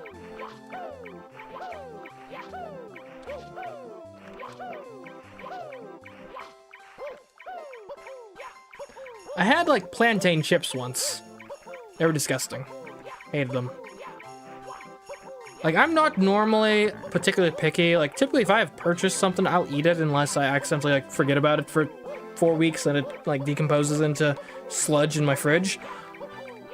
But those plantain chips, they were just unpleasant. Like, it was, like, pure fiber. There was no, like, salt, no, like, MSG or anything. It was just, like, matter in your face. Which, I mean, to be fair, I mean, I guess that's what you need. Ultimately, you need to put matter into your mouth and then consume it to make the matter part of you. But I did not want that matter part of me. It had zero appeal whatsoever to the taste buds. It was almost weirdly pasty, too, from a texture perspective. From a chip, mind you, of course. Which is not typically what I'm... Okay. What I'm not looking for out of a chip.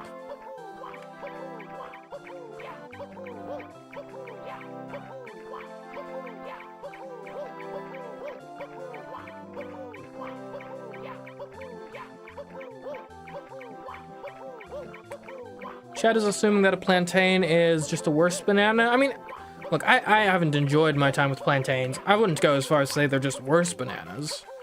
And they certainly have a different taste associated with them. Not sure I could say it's an objectively worse taste. I think they've got, like, different culinary uses, though. Is the thing. Okay, there's got to be a way for me to pick this baby up. If I dove into the baby, surely that would get me what I needed. Oh, come on. Pick up the baby. That was my best impression of me talking to a child-free relative. And not like the, like, for lack of a better term, cool child-free people who are just like, yeah, I don't want a kid, deal with it. But we'll call them the internet child-free people. We're like, I don't want a kid, and neither should you! And also, I hate all children, by the way. Those people, quite frankly, look, and I apologize if, no, actually I don't apologize. If you fall into that camp, I guess, sorry, but those people annoy me a lot. And this is coming from someone who doesn't even have a child as of right now. I imagine the annoyance only grows once you acquire a child. Okay. Here. There's gotta be a way for me to pick you up. Unedited pure gameplay from a person with 0 subs will get nuked by Nintendo. I don't want that. I kind of feel like I came in like halfway to a conversation you guys are having there. The cliff notes would be appreciated. Let's see. No. You're still there, baby. You're still there. No, baby, it's cold outside, but you can't just leave me like that. Oh, jeez. Should I just die? I'm pretty far away. It'll be quicker to die.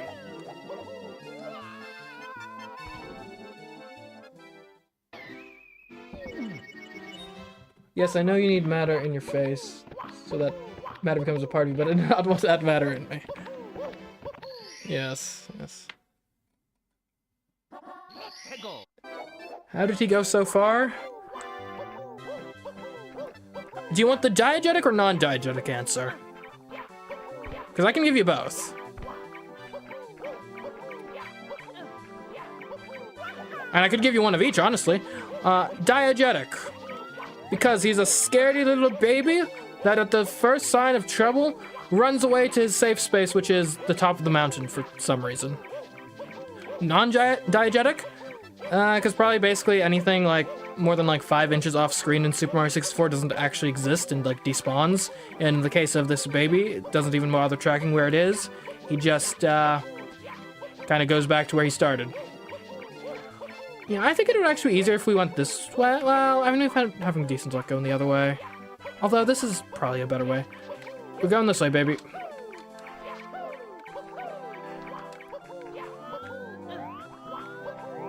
Come down here.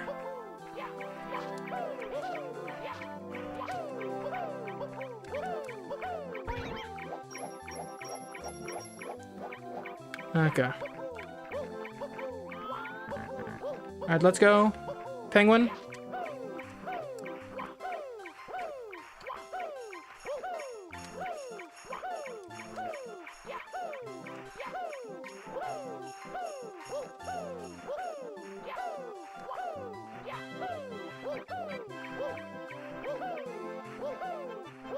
Hey, Twitch chat, just checking. You guys are still alive, right? I just haven't seen a message in a while, so I'm kind of paranoid that maybe like my auto scroll to like the latest messages might be off. So if someone could send a message real quick just so I can verify that isn't the case, that'd be great. I don't want to accidentally ignore you guys if you are sending a bunch of messages or something.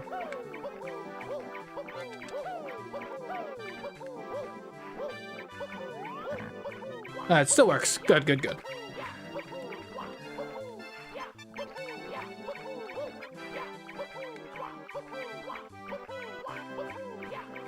$16 on YouTube, how many on Twitch? Currently it's 6. I mean, I think at our peak today it was like 10 on Twitch and 30 on YouTube.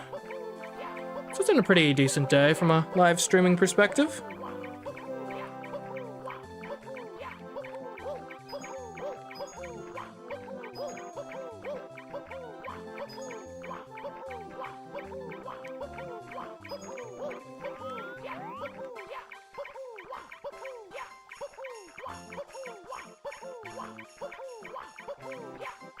And honestly, from my perspective as the streamer, it's probably beneficial to get, eventually, hopefully, get some of you guys over on Twitch. To have more of a footprint live streaming-wise on the platform that is focused on live streaming, but I don't know. It's kind of weird Wild West almost, because the Twitch policy changed fairly recently. It used to be against Twitch's terms of service to stream to Twitch and another comparable platform simultaneously. I believe that changed like a few months ago, like maybe either towards the beginning of this year or end of last year. So what I'm doing right now is actually kind of a new approach, I guess, to doing Twitch stuff, because this is streaming to YouTube simultaneously has the benefit of obviously like better discovery and stuff. Because YouTube actually has a discovery algorithm. Just throwing a bit of shade on Twitch there. My apologies. Though, I guess for what Twitch is trying to achieve, it's probably fine the way they have it set up. Because, like, and in a certain sense, it's almost like the sort of system, like a lot of no.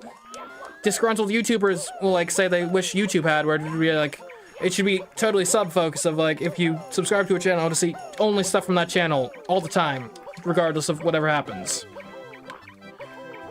Where it seems to be that's sort of how Twitch works, where, like, you know, you subscribe, or not subscribe, well, you can subscribe, but you follow your various channels you like to watch, and then if they're live, it's really obvious, like, oh, they're live, it's showing me they're live, I'll go watch them.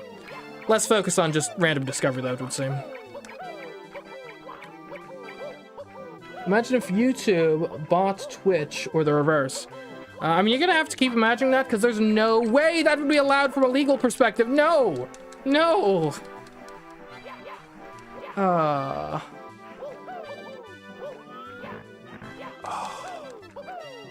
It's always the same parts. Like, that would definitely be blocked due to antitrust concerns. There's no way the FTC would allow... Oh, wait, no. FTC, yeah, the Federal Trade Commission. There's no way the FTC would allow one company to own the biggest, like, online video platform and also the biggest online streaming platform. And quite frankly, it's already kind of absurd that they allow the same company to own... Look, and look, I kind of don't want to say this because I don't really want to put bad vibes in the air. Because I think if anyone took action on this, it would negatively impact my career, for sure.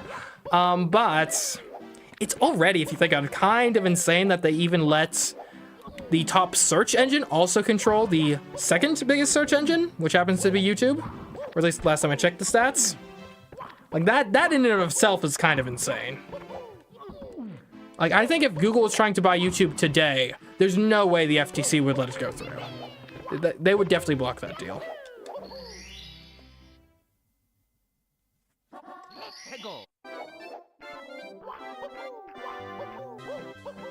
And besides, they'd have to buy... If they even wanted to make a play for Twitch, they'd have to buy it from Amazon, and I'm not sure Amazon is looking to sell.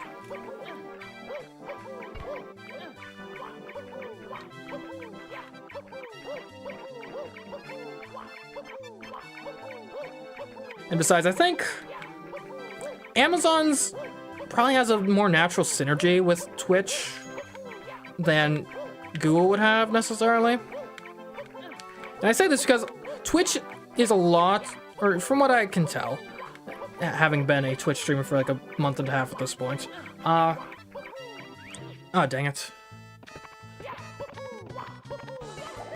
I mean, I guess I can race this guy. I'm gonna lose, but I can attempt it.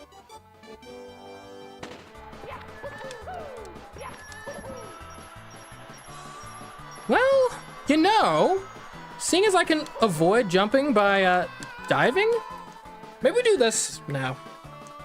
Switch focus. I think it can be done.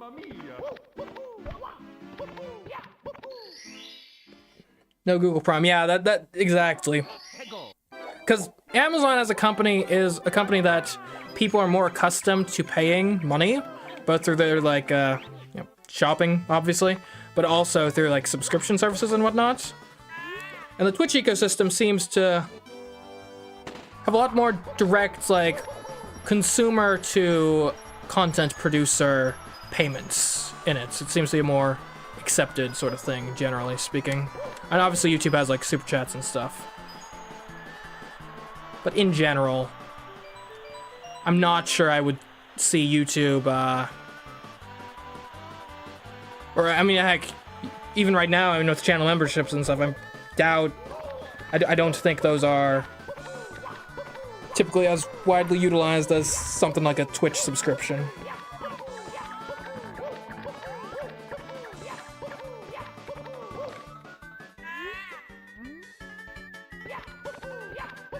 What?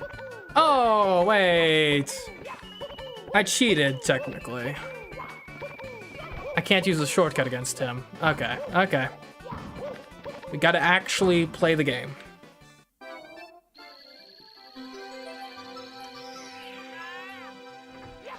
Think Slide Penguin is dad. Now that's an interesting theory. A game theory! Let's see, is that an... It's plausible. I mean, they're the only two adult penguins in the entire, like, mountain, which, to be clear, is, like, floating in a random void, so I'm not sure where else the, penguin's father could be.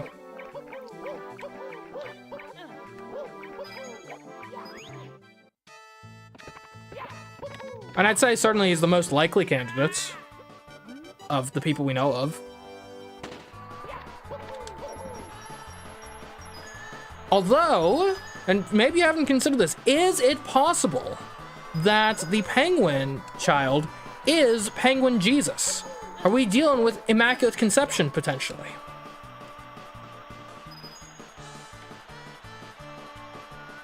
I've always been terrible at the slides, and having to do them diving makes me even worse. Hate not being able to use the secret area? Yeah. Well, it also especially sucks because, like, what does the shortcut do? It's a shortcut. It helps get through faster. When do I care about going fast? Basically only in that race. It's like, in the one case where, like, that's certainly, like, the use case I would want it to work on, it doesn't.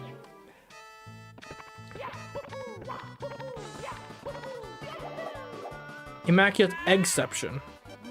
Alright, this feels like it should be cheating, if anything. There we go. See, now that's the sort of cheating we can get behind here.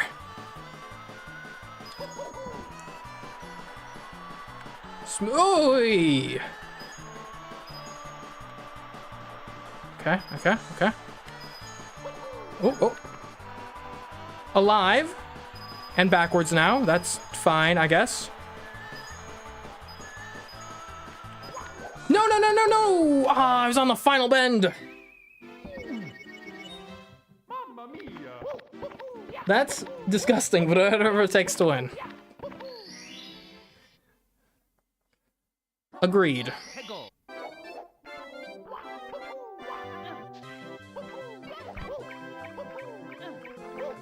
Yeah, if this was a modern game, there'd be like an invisible wall there or something. You wouldn't be able to do that.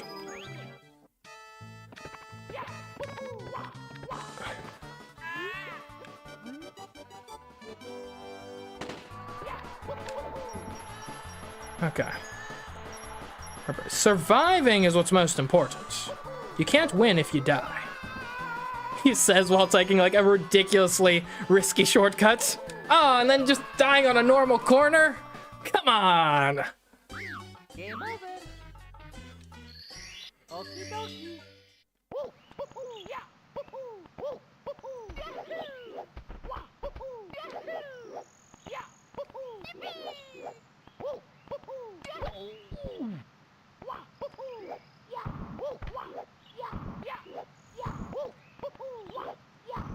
Come on, open the door, Mario.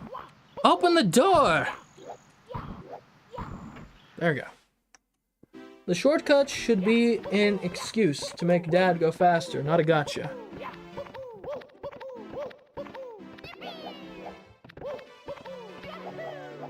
That could be interesting. Interesting way of dealing with things.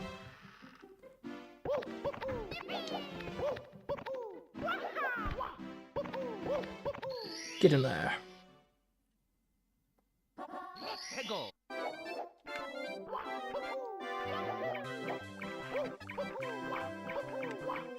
Yeah, I just realized something.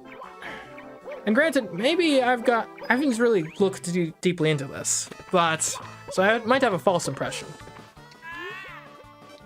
But we can't use cannons here, based on how our game works. Unless we're prepared to give the menus exception to cannons, which I think is certainly more of a stretch than menus. Isn't cannonless in and of itself like a challenge run? I feel like I've heard of that somewhere, like, oh, it's the Super Mario 64 cannonless challenge. Like, are we gonna have like a really hard time later on from not being able to use cannons?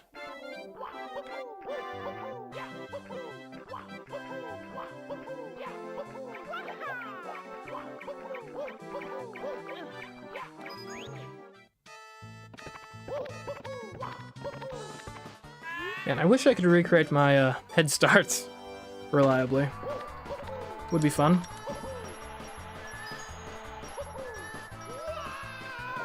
Okay, that is not how you do the shortcuts.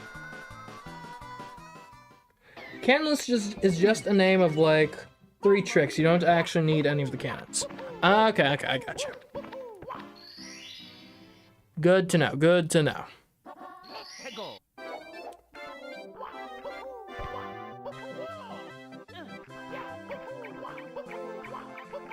So if anything, I guess cannonless is good news.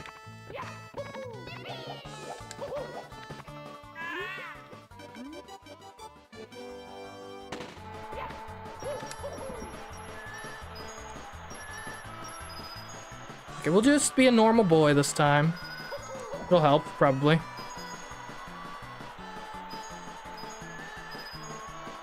No, no, no, no. Yeah, there's nowhere to save me there.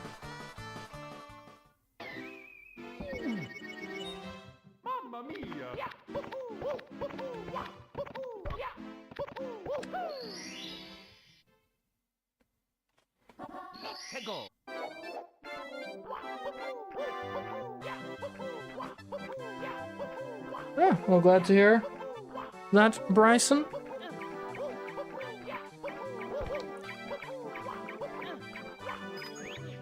Certainly glad to be of service, I guess.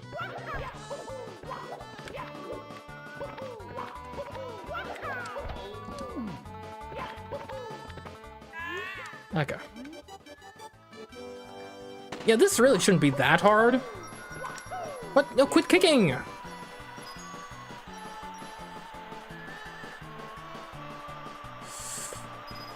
Okay. Oh, no. Yes? Maybe I don't. Okay, we're alive. Not doing great, though.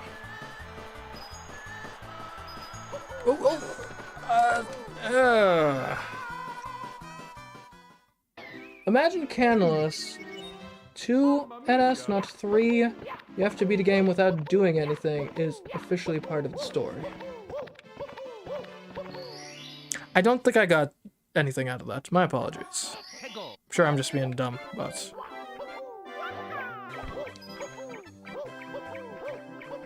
Oh, okay, hold on. You're saying you're imagining canonless is like you disrespect like the proverbial canon of like the story? It's like if you're doing canonless Star Wars, Luke keeps his hand. Is that what you're saying?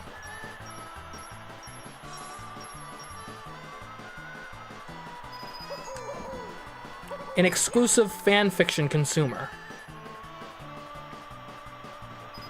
And I guess I can respect that, though it scares me.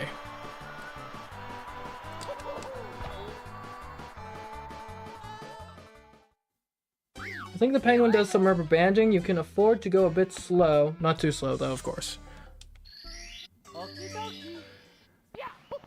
Yeah, I think that's probably the case. Issue being, we have like 2 speeds right now. We can either go like absurdly slow, or we're like diving, which I think is like the fast mode. So makes life tough, but not unmanageable, certainly, hopefully.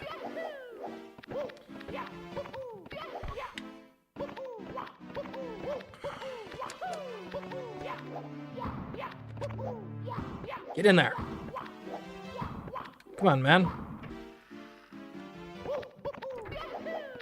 The Lego Star Wars might actually have a hand loss skip? Really? That would be interesting.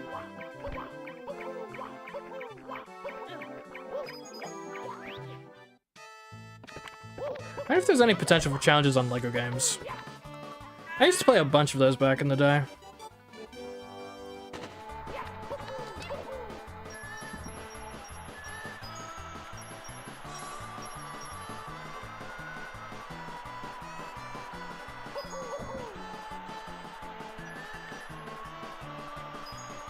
Though in my opinion, and granted, I think this is actually a really unpopular opinion. I think like the Lego games, I think they kind of fell off around Lego Batman 2. And I think that's an unpopular opinion. I've heard a lot of people say that that's like the best one. I'm not sure if that's like the consensus opinion, but it is not my opinion, so I don't care.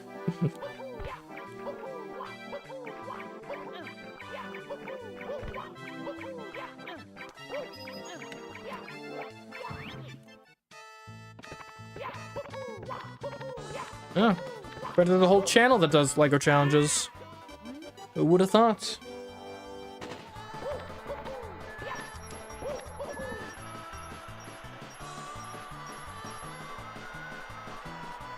We're just taking it easy.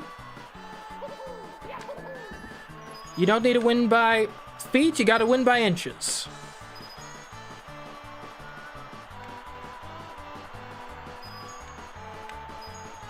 And you actually have a lot more control over your momentum on this than I than I thought was the case. Like you can actually like slow yourself down when you're taking the corners. I don't know why I came out of my dive there.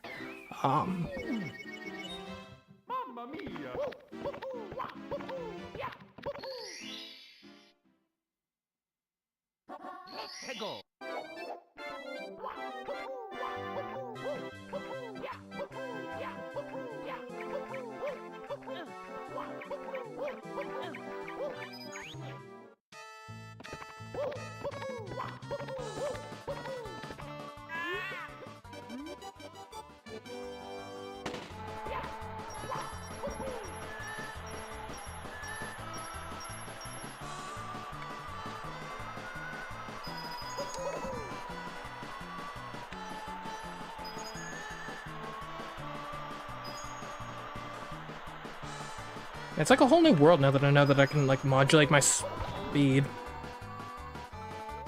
Or maybe not that much of a new world. Mamma mia!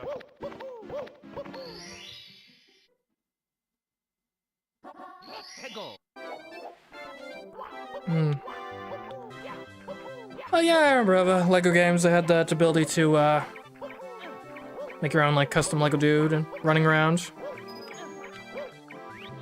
Good stuff, good stuff. Would used to on the Lego Star Wars make a like Jedi or Sith that was technically a droid. That was always fun.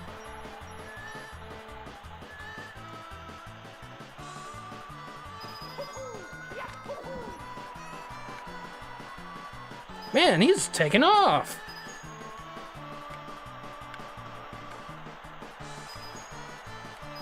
No!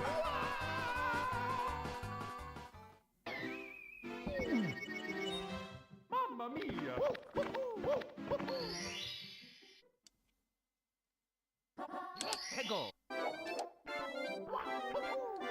Okay. See, this one's annoying me because it's definitely possible. I just need to actually do it.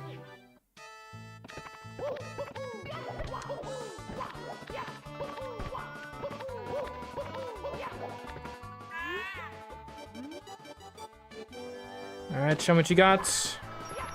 What if I just, like, jump here? There. How's that for a shortcut? I am going backwards now, which might prove problematic, but hopefully not. What? Man! Can't get away from this guy! Always right there, I lose my, diving. No! Game over. Wonder what it says about me. That I wanted to play as Green Lantern Construct that had its own rig. I don't know. That sounds kind of cool, I guess. I don't know what, like, half the words at the end of that sentence means. Like, construct of lanterns that has rig, but... that sounds interesting, I suppose. Own rig as in, like, own custom vehicle, maybe? I don't know.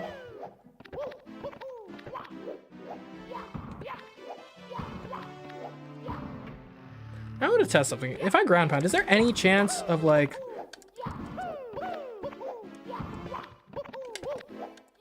No? Okay. Trying to figure out how to grab. Still seems literally impossible.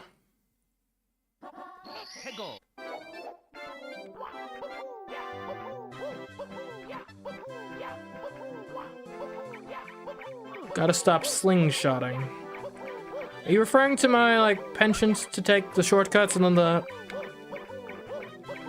penguin just catches up to me immediately?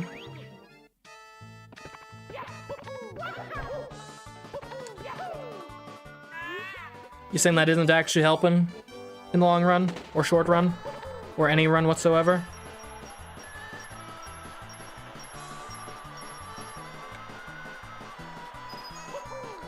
Oh. Normally I have to reset my dive there.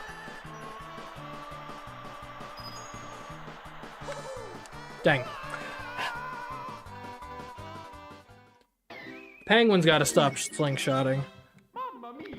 And that would be nice, though I don't think I've got any control over that, unfortunately. Well, I mean, I guess technically I have control over, like, how he decides to slingshot.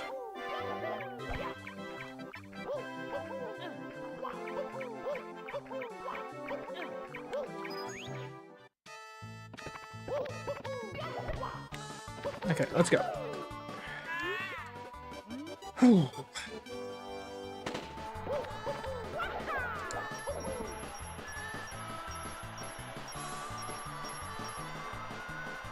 Kind of interesting that of all the, like, weird, like, gimmick levels they could have added, Nintendo's like, you know what our thing for this Mario game is gonna be?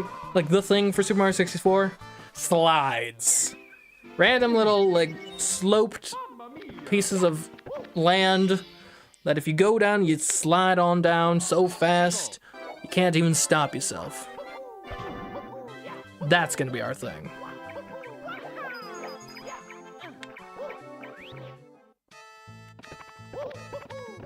Oh.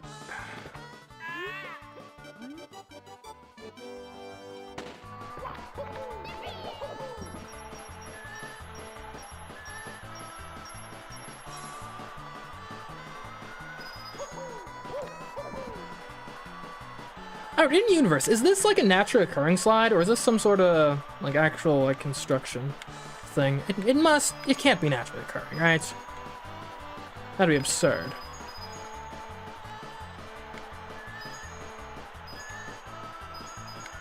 Oh, why does my slide always get undone there? No, you fat penguin, get out of my way!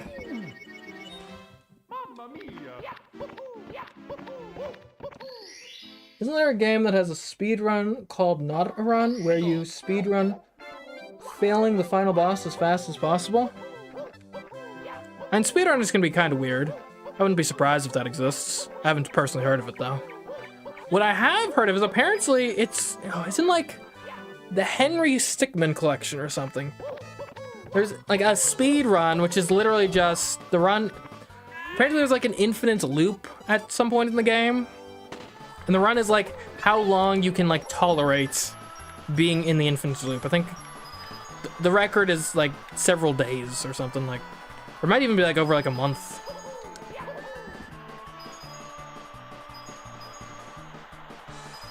Yeah, it's weird because speedrunners like I feel like a certain kinship with the speedrunning community for sure. Like I feel like them and the challenge community is almost like two sides of the same coin. But I don't know. There's certain parts of it that I just don't quite get. Ooh, I got killed by a straightaway. Like there's a certain sort of madness over there that I can identify with, but it's certainly distinct from the madness that I have.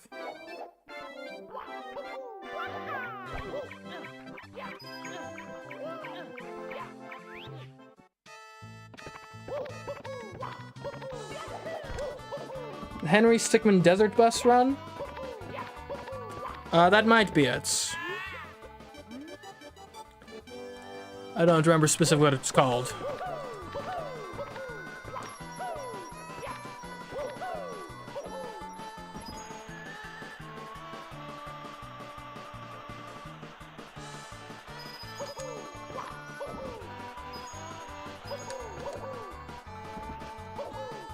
Yeah, random thought I just had. Given that this is a game wherein you need to, like, save a monarch from another monarch. I'm gonna assume everyone here is familiar with the band Queen. Right? Notable rock band, I think, technically. Anyway, my question though is, if Queen were formed today, do you think, this might even be slightly insensitive, if Queen were formed today, would it be called King? Given that the most, like, notable monarch in the world right now is a king instead of a queen. Again, that may have been slightly insensitive. My apologies if that is indeed the case, but it's been said now. There's nothing we can do. Queen does not equal ABBA. I agree. I don't know who we're disagreeing with though. Like, I don't know who is claiming otherwise. Right, that to me has the same sort of energy as someone like going into a comment section and saying, I don't know, random thing, tornadoes and sunshine are different. It's like, yes, you're right. I'm not, who asked though? No, because girl power? Isn't Queen an all-male band?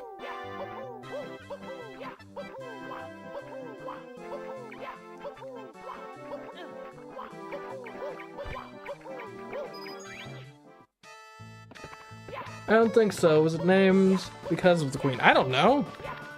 So I'm presenting it as a hypothetical because I do not know the answer. And obviously, the most notable monarch at the time would have been, and certainly the most well-known monarch at the time would have been Queen Elizabeth II. And arguably right now that it would be King Charles the second, or no, King Charles III, technically. Yeah. So I'm just saying, I'm not sure if it was explicitly named after Queen Elizabeth II, but, you know, if it's plausible that maybe just the fact that, you know, for the past, like, however many decades at that point in time, whenever someone was referring to the, you know, again, most well-known monarch in the world at the time, it was always the Queen, the Queen, the Queen, maybe even just on a subconscious level that influenced the naming convention.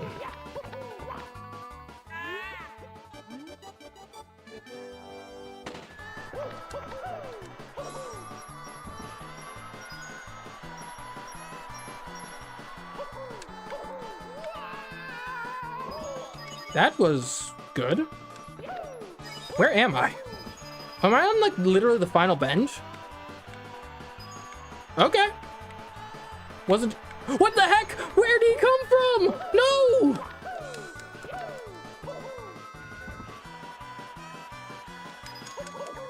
Ah.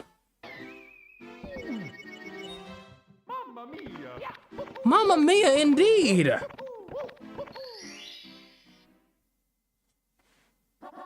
Hegel!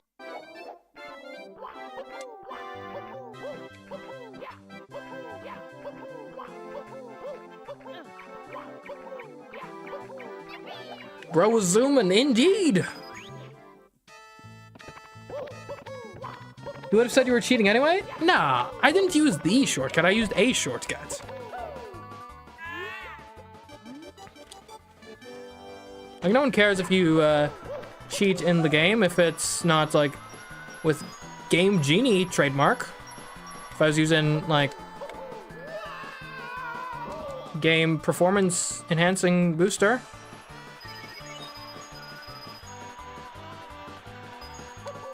Dang it. We need boundary break to put camera onto Papa and teleport to Mario to almost the end. That's a good idea. I do not have the technical skills to pull that off. Like you said, I think you're asking for boundary break to do that. Seen some of their work. Pretty good stuff. That would actually be interesting to see.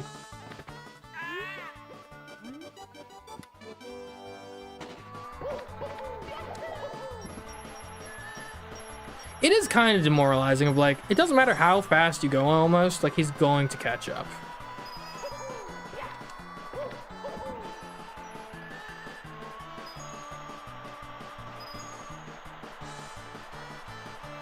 And I guess it helps keep it, like, a competitive experience regardless of your skill level, but I don't know. Makes the whole rest of the race seem kind of pointless. Why do I... Game over! The fact that I keep getting out of my dive mode at the end there is so annoying.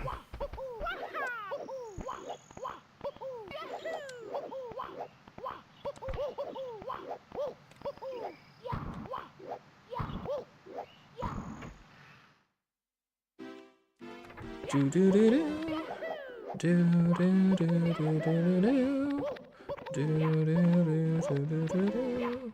Anyway.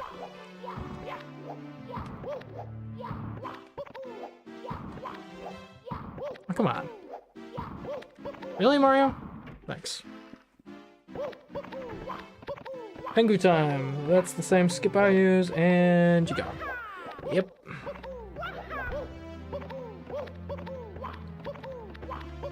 What do you think it feels like for Mario to jump in the paintings? Does it feel like jumping into a pool of paint?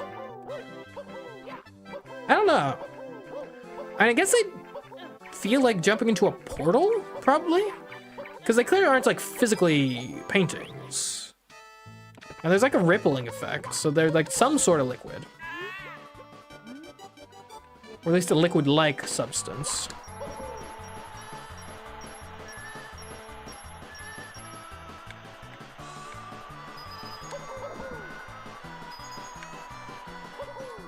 Well, How hard is this challenge? It has been surprisingly difficult so far. Mamma mia. Like, there's been a lot of, like, little things where it's like, oh, that's impossible. That's impossible. And the thing is, usually it's not even the constant jumping that's the issue so much. It's often more so, like, just the little quirks that fact makes happen. Right, so like the fact that we are always jumping means we basically can never just kind of stand there and pick something up, which is problematic whenever that becomes necessary.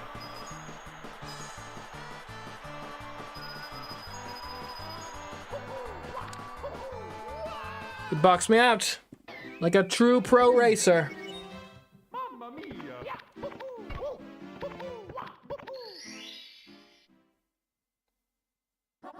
Hego.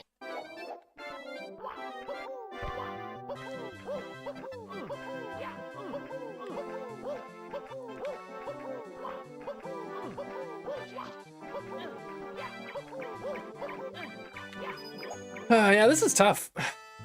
This particular star is annoying me though, because I feel like it shouldn't be that much more difficult in the challenge.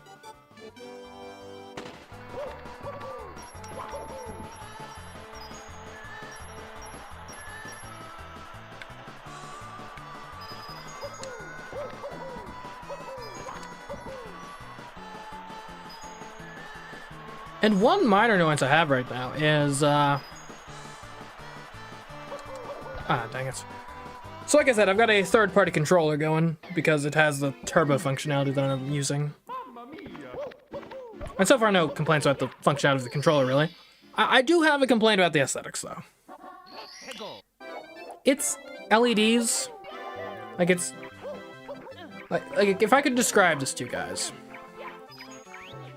The thumbsticks, the analog sticks, they've got circles of blue lights, like all around where they come out of. Each of the buttons is lit up with a color-coded button color. And for some reason the, oh jeez. I'm not sure if this is like the turbo icon or the like player number icon, but it's like flashes at like an incredibly fast speed. And his point being, while I'm playing this game, in the like bottom of my peripheral vision, I just see like a massive blob of like blue lights. And it's so unnecessary. Not to mention, I'm sure this is making, who knows, it might be cutting the controller's battery life in half. For, again, no good reason, really. And I guess if I was like gaming in like a really dark room and I like misplaced my controller, I might be grateful for the LEDs, but overall, they're at best a harmless little distraction. At worst, a harmful little distraction. Game over.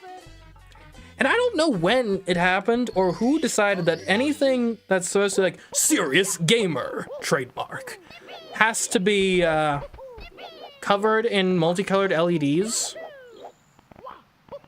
Like, I don't know who actually asked for this.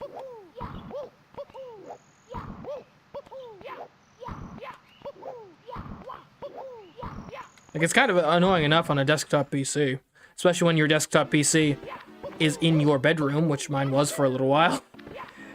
And I just had to deal with, like, bright red, or not even red, it was like rainbow-colored, like, LEDs. Like, I was trying to sleep and it looked like there was like a pride festival going on in my room. It was not just a pride festival, it was like a multicolored neon pride festival.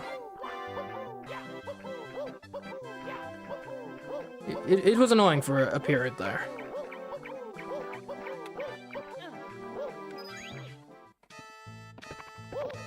But I don't know who asked for this. Like, I'm not deeply offended. It's not like ruining my life or anything. I'm just confused.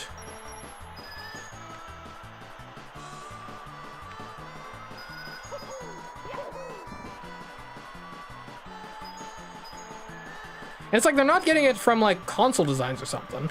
Because, like, all the consoles for basically all of history have been, like, basically inoffensive in terms of design. Like, normally they're just black boxes.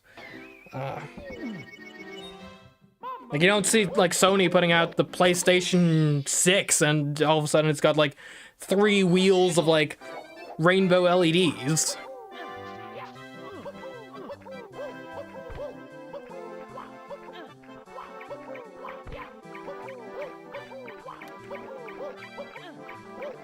I mean, I guess maybe the LED products are just sell better for some reason, and that's why they come out. I mean, at this point, I guess it could be something of a self-fulfilling, like, prophecy and self-reinforcing cycle where, you know, if all the serious gamer tech TM is, has the LEDs on it, then it may have actually gotten to the point where the LEDs are not actually the LEDs, they're actually just a telegraphing mechanism to say, don't worry, I know you're looking for a gaming PC. We got you. This is a for-real, beefy gaming PC. You know how you can tell? Because of all the LEDs. If this was just a run-of-the-mill office machine, there's no way we'd put those there. But since you're a serious gamer, trademark, we've got LEDs for days. And so now it's become just like a signaling mechanism. Because people, like, expect the gaming stuff to be covered in LEDs. I don't know.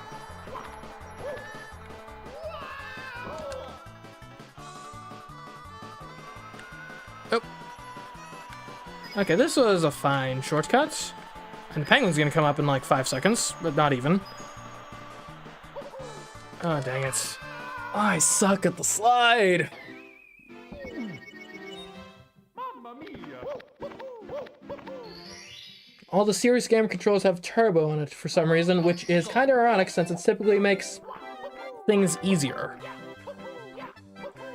Keyword there being typically, I have to say, under these circumstances.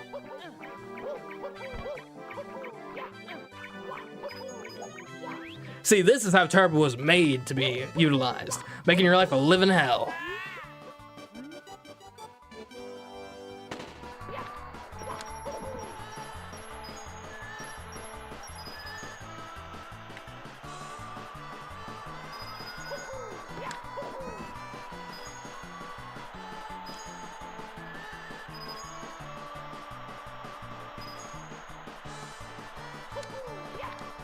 That corner is rough.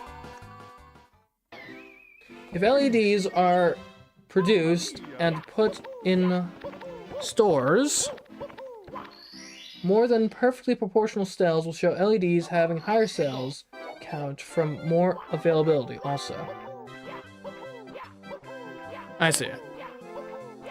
I think I get what you're saying. You're saying like... Actually, I don't know what you're saying.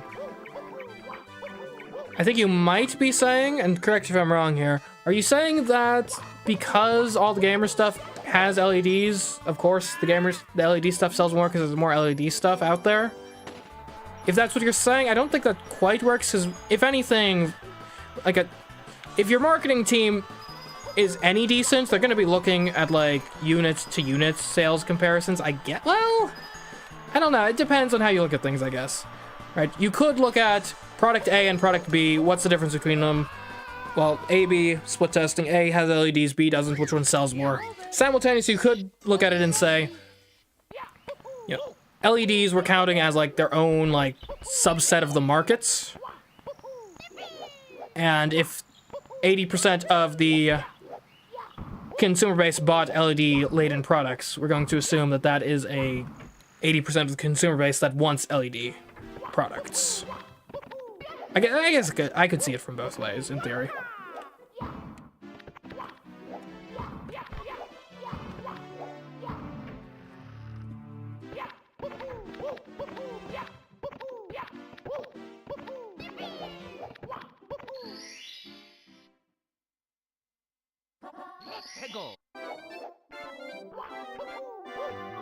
Sorry, I legitimately did not see the joke, Bryson.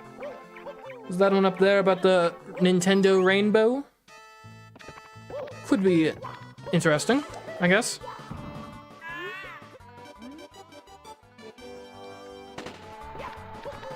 But like I was saying though, video game companies generally don't do that.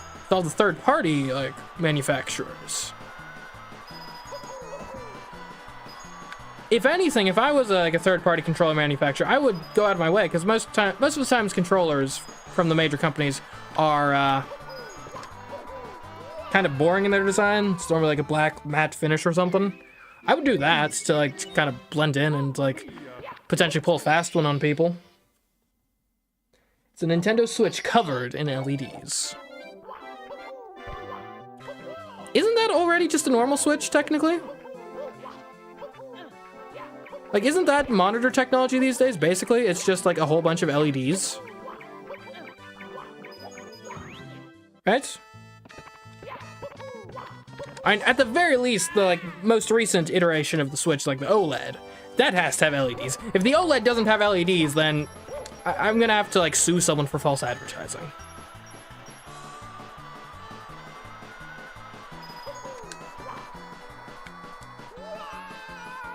Excuse me, I would like to take up a complaint with physics. I think I fell through a solid platform there.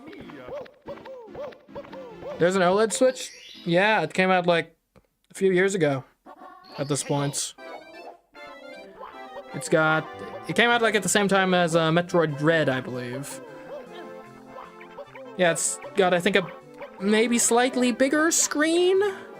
That's OLED instead of, well, whatever the normal Switch screen is. I think it's supposed to have like a better battery life and stand too.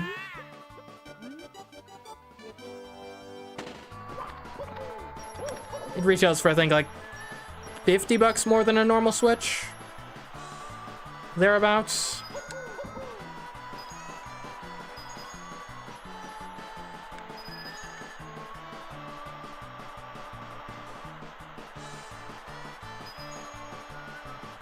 Okay, so what is my strategy here? Because I'm going to end up dismount. I guess I need to really get a good angle.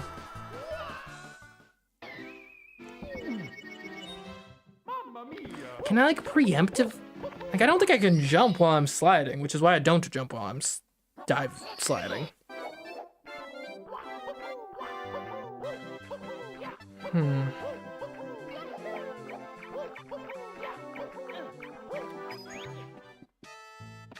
Even the Joy-Cons are screen, and back to screen. Even the stand is screen. You know, honestly, I wouldn't put it past Nintendo to have as like some sort of gimmick console. Because they already did dual screens with the DS. What if they did? Screen on the back, screen on the front. Oh, can I make that? Oh! Guys, I just won. Hands down, I'm victorious. Write the eulogies now.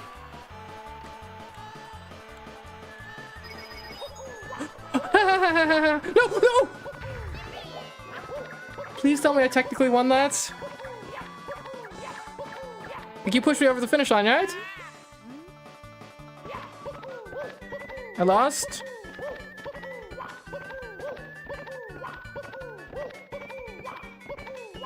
Well, I mean, seeing as I've lost, there's only one thing to do.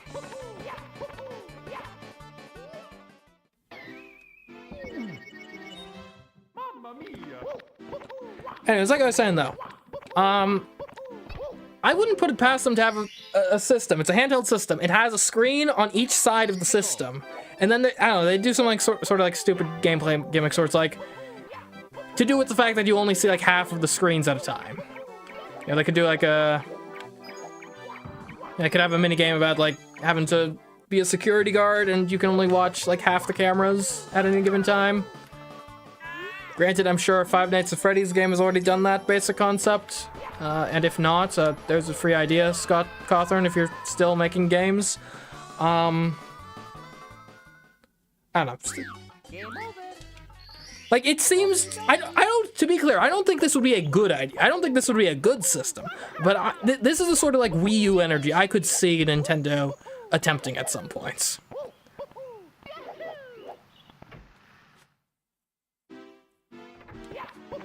Nintendo would look at someone doing a fun challenge and say, F you, and hand them a chest and... Don't know what the last word is. Oh, cease and desist. I mean, like, 10 years ago, yes. I feel like modern Nintendo, since like the Switch era, understands that this is just free advertising.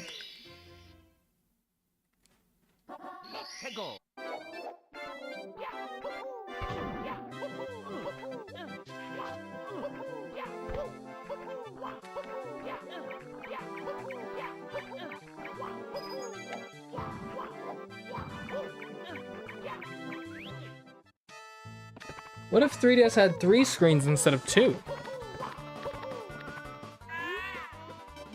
Well, I guess it would have 3 screens instead of 2.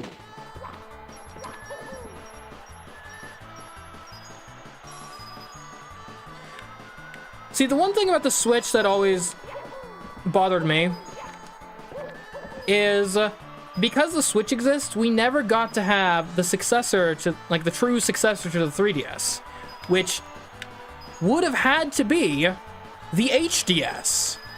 Like, and I'm just sad that we're never going to get to see that name, like, exist as a real product. It would have been too good. It was too good for this world.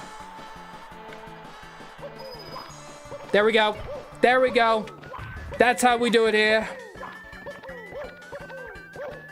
Yeah, he's waddling in shame. Can't even take the fact that he's lost. Okay, I was gonna say, if somehow he's accusing me of cheating now, I'm gonna have to take it up with some authorities.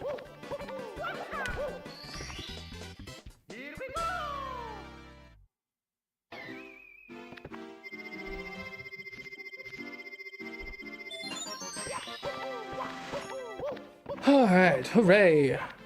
Now I can have her life back, I guess. Square and fair. The Switch is a success, though.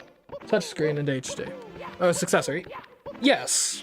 Look, I'm not upset that the Switch exists. I'm upset that we're never going to get a product called the HDS.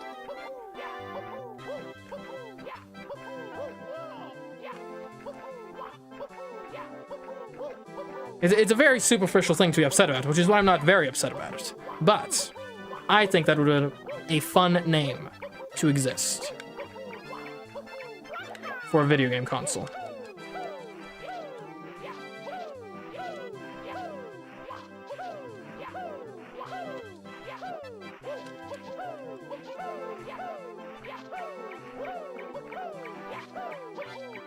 Nintendo DS, but the D is dodec. That made me laugh more than it should have. Good one. Well played. Well played. Okay, come on, Penguin. Yes, we're back at this now. Babysitting, literally. Okay, we need to come up with a plan for not just sort of leaving him behind. And the ideal plan would be to just pick him up at some point, but I'm not sure if we can. Although I think, in theory, if we can manage to dive into him, that should work. In theory.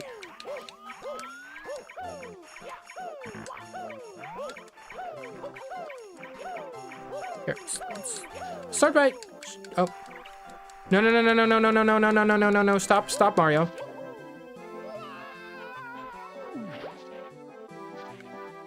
Here, I've got an idea. Hey, would you mind impersonating someone for me, buddy? Oh. How did I...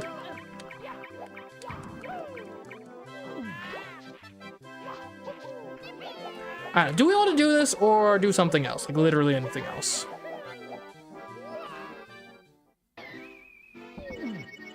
I want to... Let's go back to Whomp's Fortress. I think I can do the 8 red coins there pretty easily.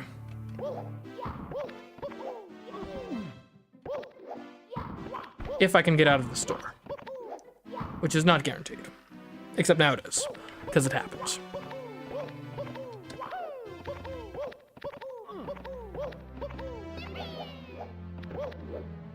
Hold on, how many stars are required to get in there?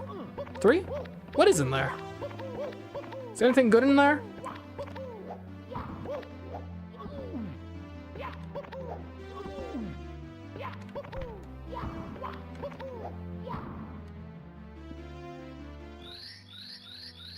Stop Mario immediately stops and then dives off the nearest ledge. Yeah, it wasn't quite what I had in. Oh, go! This is great. This level will be amazing for us. We're gonna get like 8 stars here, no problem. Well, okay, I might not do 100 coins because I hate the 100 coin stars, but the rest of them, it's like I've been given life. There you go. And it's so easy. I don't even need to press the A button. See, now this is what turbo mode was made for. I want to unmake a sandwich personally. What, as opposed to like outsourcing it to India or something? Guess that sounds pleasant enough. Do I need to like, get this? Can I like get this guy to move and then I like go inside the ship? Is that how this works? Or is dying how this works? Oh, give me the coins. I don't want to die. We'll just go this way. Yeah, I feel like I'm missing some context there with unmaking sandwiches, personally.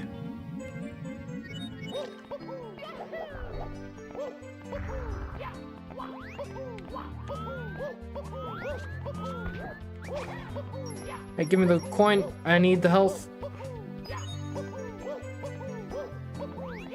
Oh, man.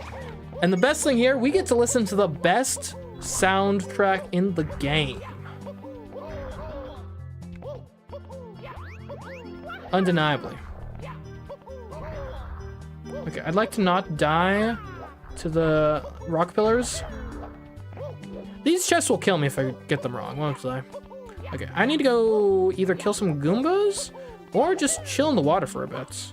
Have a nice spa day for Mario.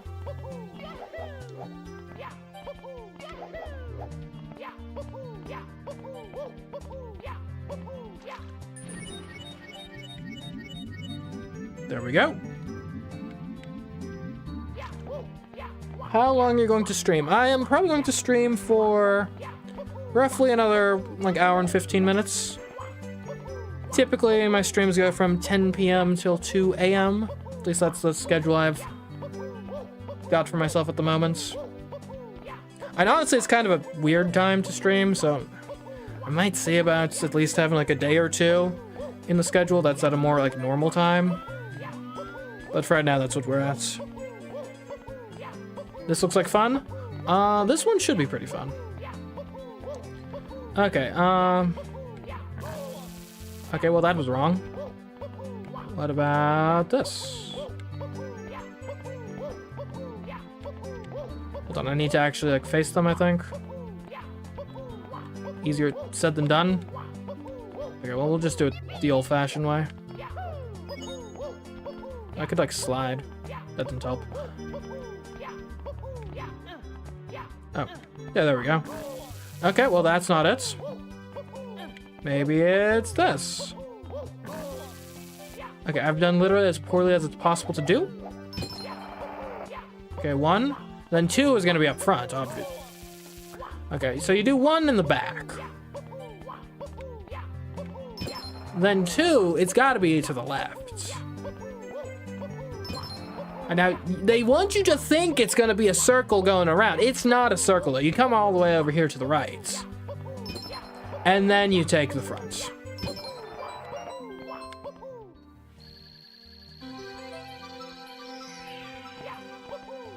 You ever heard of, what, the BizHawk Shuffle?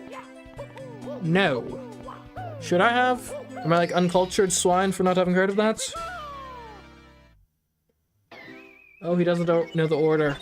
Yeah, I mean, I played this game once, like 2 years ago, so I'm a bit rusty.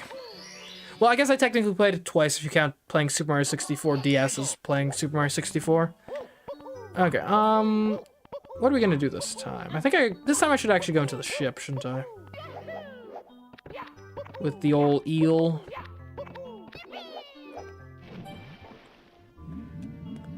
Hey guys, you think the eel is eelvol? Huh? Huh? Huh? Yeah? Good one, huh?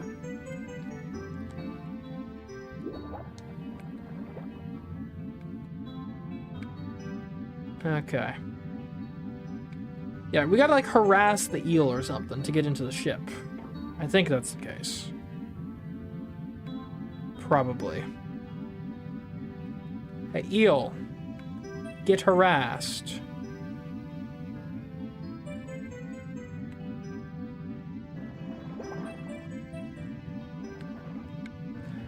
Yeah, speaking of the eels, one of the things that I found to be kind of weird when I played New Super Mario Bros., the original, because I didn't play much of New Super Mario Bros. When it first came out. I was a small child at the time, and I was really bad at it. The funny thing is, around the same time period, I was playing New Super Mario Bros. Wii, and, well, I was gonna say I wasn't having that much problem. I, like, for the life of me couldn't get past World 5 for the longest time. Anyway, so point being, I wasn't, the eel's just gone. I wasn't very good at Super Mario 64, or not Super Mario 64, New Super Mario Brothers. So I ended up playing, like, the first, like, couple worlds, maybe, and that was, like, it, and then that was the ceiling of my ability. So I only played it relatively recently, like a couple years ago. One of the things that surprises me the most about it, because I didn't realize this, they just straight up have Super Mario 64 style eels in Super Mario, or New Super Mario Brothers on the DS. I did not realize this. I thought the eels were like I know that other Mario games have had eels, like Super Mario Galaxy. I didn't realize the aesthetic of the Super Mario 64 eel lived on beyond just the confines of Super Mario 64. Okay, I need to... Can I surface? Do we have surface here? I will surface, and then I guess I'll go back and get the chest or something. Oh. Okay, well, that's all the surfacing I'm doing, I guess. I don't know the order. Chad, what's the order? Okay. Middle's gonna be last, obviously. You go this.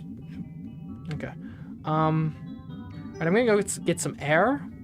Get a little bit of fresh air.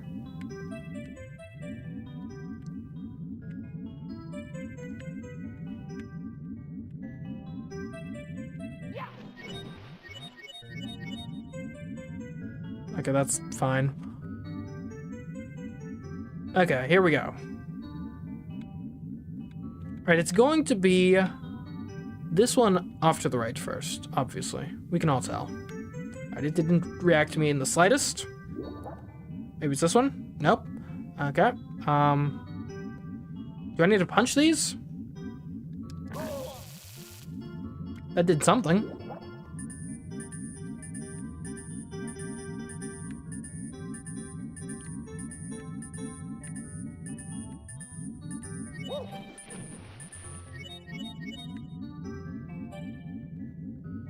How does that even happen from, like, a collision perspective?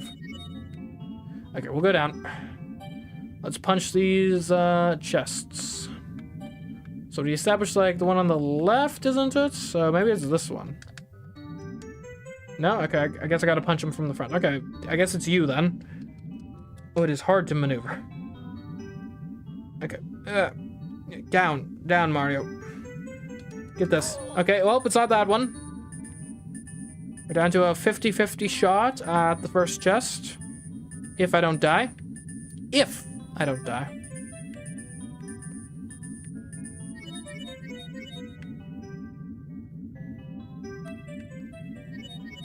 Okay.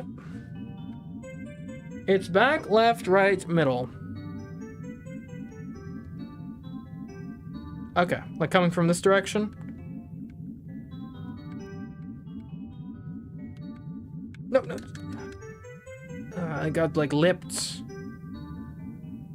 The ship is giving me lip. I'll smack it for that. Oh, come on. Man, constantly swimming forward. It actually has its challenges, as it turns out. Oh, come on. I guess I'll go get some air again. Ceilings always push you down in water. The wall is a ceiling. I'm very... Something about this game, lol. Knowledgeable, maybe? That's helpful. I like knowledge.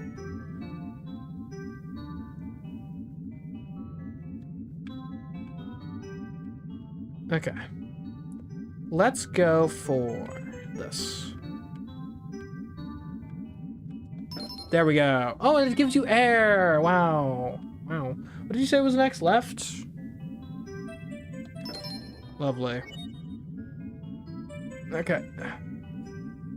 Right. Awesome.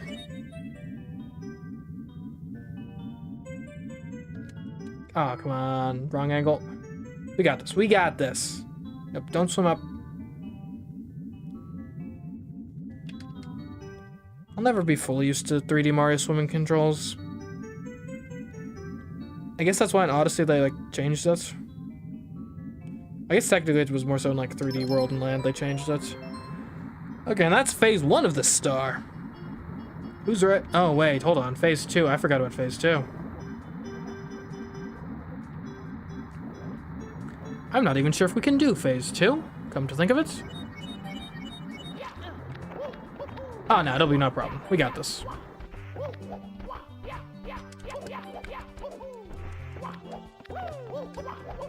Okay. See, this might look like random spamming of buttons, but trust me, there's a madness to the method.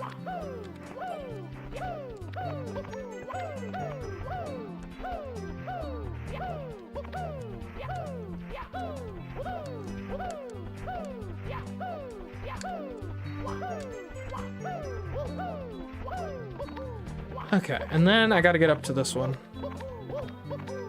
Camera, I'd like to face the other way, thanks. Towards my actual goal in life. That'd be lovely. Sometimes this game is sort of like Super Mario Galaxy, as it turns out.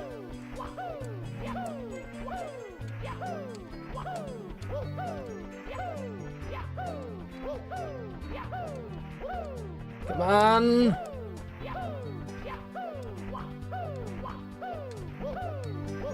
There we go. Oh, hold on. Okay, I was gonna say, if I can't reach that, I will be sad. Much saddened. Oh, you're kidding me. You're kidding. You're joking. You're a bigger joker than, like, a Cardin Balatro. Okay, this is fine. All we need to do is triple jump into it with, like, no space at all. This is doable. Or maybe if we, like, go up here and then maybe we can, like, there we go.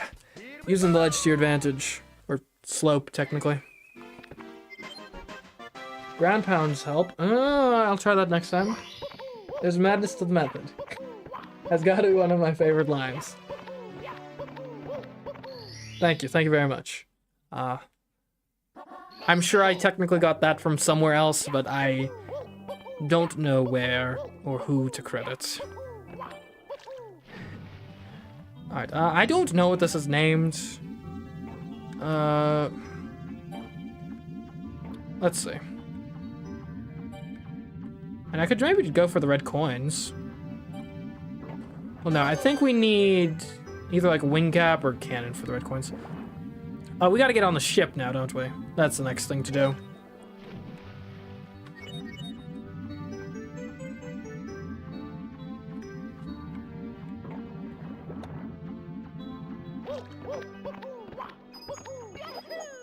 Oh, come on, you almost added Mario. Oh no, this is timed. Okay. This is fine. Probably. And honestly, that wasn't a bad attempt.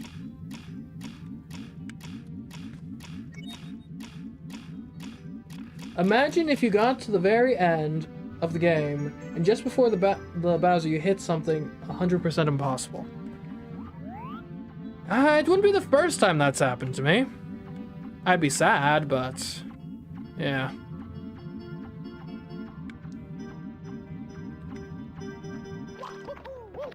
And now my brain is trying to remember what the specific circumstance was.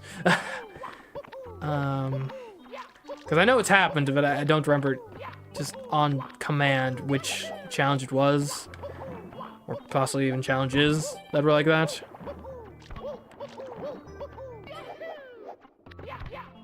Oh.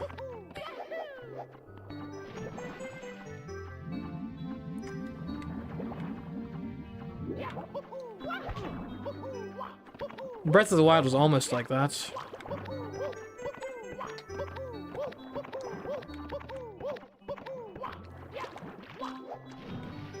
Oh, you know what? I think the new Super Mario Bros. No Bricks challenge fits that bill. If I remember correctly.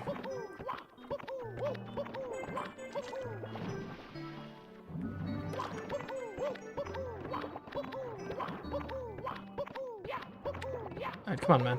Do your triple jump. Do it. Aye. Now you're facing the wrong way.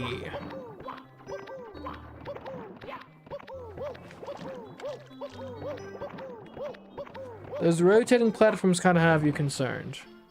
I assume you're referencing something in the final Bowser level. And heck, even the like moving platforms in the first Bowser level might be tough.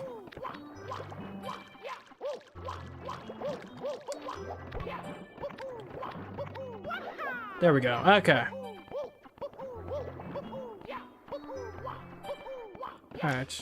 Take it easy. No need to rush. Never mind. I'm amazing. I'm the best.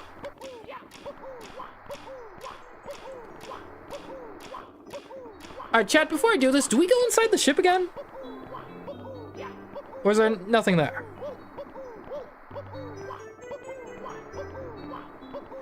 It's been a while since I've last played this game, so... again, I'm a bit rusty. But do we need to go up top? Is that what we gotta do? Is that why this box is here?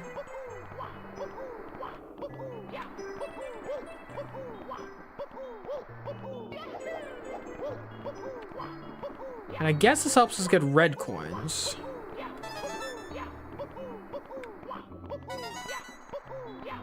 Okay, where else are there...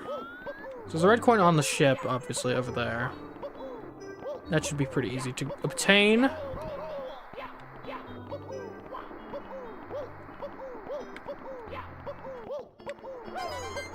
Okay, I think that's all the red coins on the ship.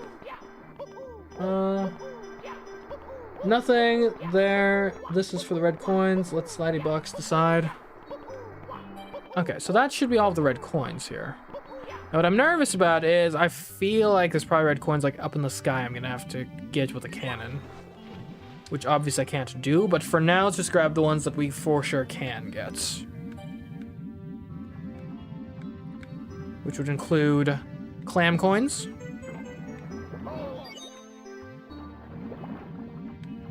Thank you.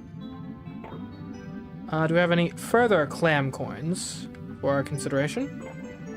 That is not a clam coin, just a normal clam. Okay, there's a star there. I don't think we can get it yet.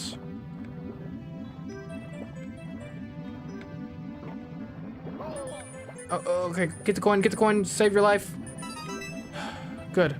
You can't buy happiness, but you can buy oxygen. Remember that, folks.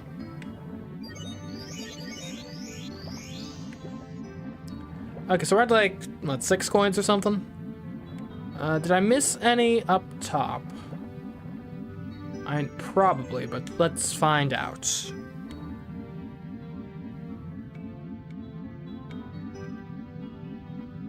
Okay, there's one over there. Alright. We might actually be able to do this.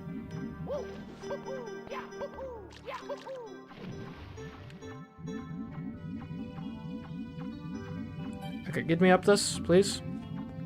No? Okay, fine. I guess we won't. We'll do it this way.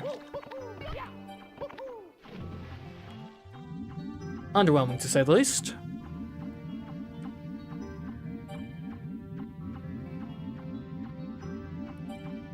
Get on the platform, Mario.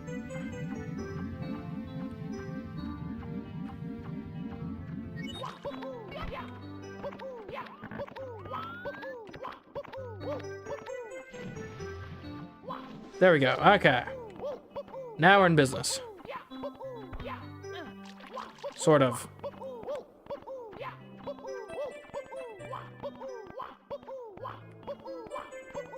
Maybe I can just, like, make it from here, like this? Oh, okay, sweet. Alright, so now, there's a red coin, like, on top of this pillar thing, yeah? Okay. You're gonna have to jump for it. Should I, like, talk to you? Okay, well, I mean, cannon's active. Not really useful, but thanks, bud. Oh, dang it. Okay. Get me out of here. No, stop, stop. Stop talking to me. Please leave me alone. Keep me away from this conversation. Introverts at parties be like, no, stop talking to me. Okay, please.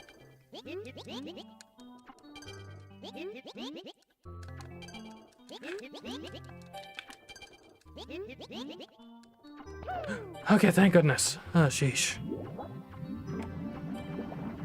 Wait, was that a coin? Was that a red coin just now? In the clam? I'll have to look into that.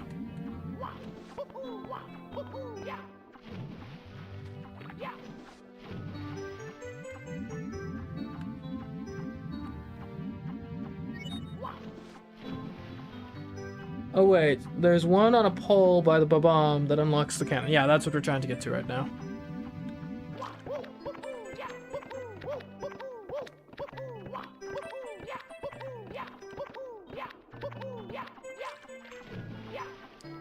No, I want to go the other way, Mario.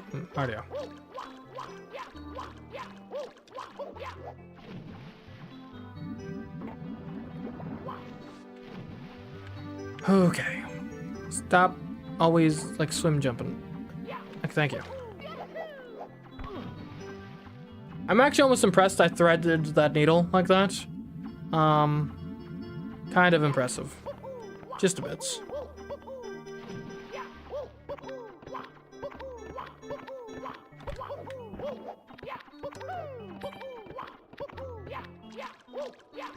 Okay, get in the water. You hydrophobe.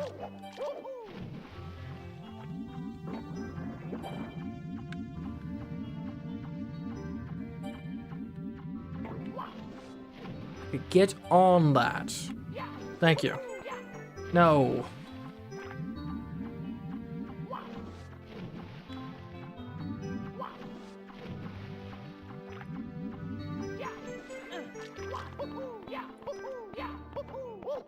You know, speaking of introverts, though.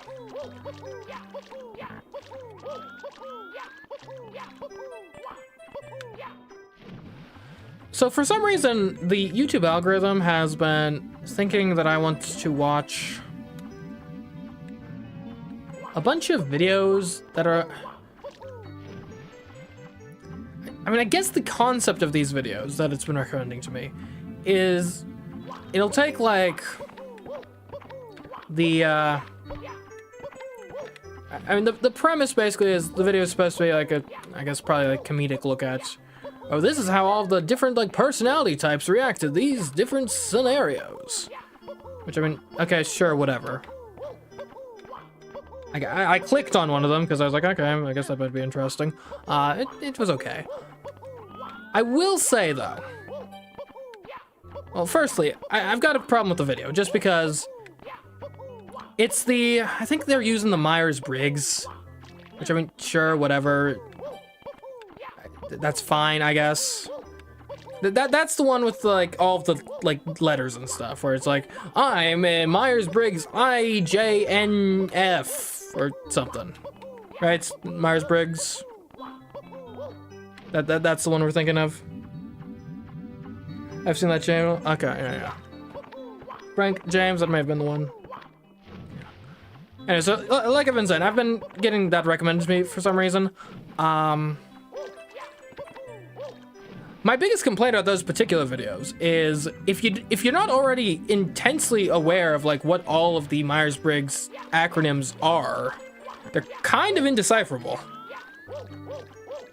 Like, I mean, I guess you can pick it up through context clues of like I know at the very least anything that's I at the front is supposed to be introverted, and anything that's E at the front is extroverted, right?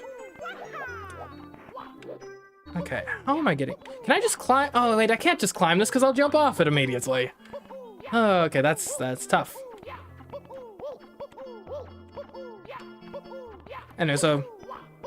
And granted, I don't really have a solution to that. Obviously, if you were to spell out the entire thing of like, well, technically an INJF thing is an introverted night owl, famous juniper, that would be a bit busy.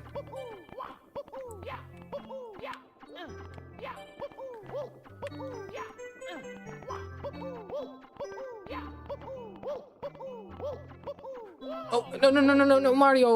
Okay, oh, that sucks. That really sucks. Ah, okay. How are we doing this?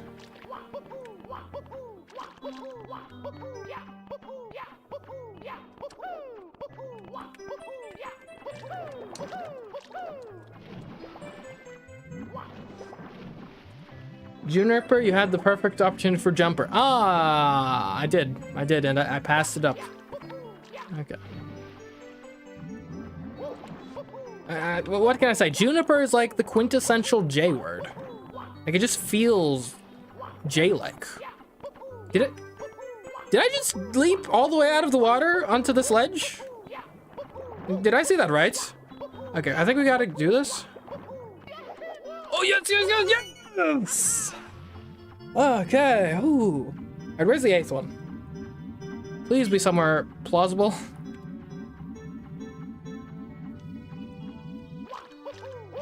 And it's my other complaint, though, and granted, nothing against the video guy or anything. My other complaint is just that personality tests are fake. And that's kind of the blunt, like, annoying way to put it, but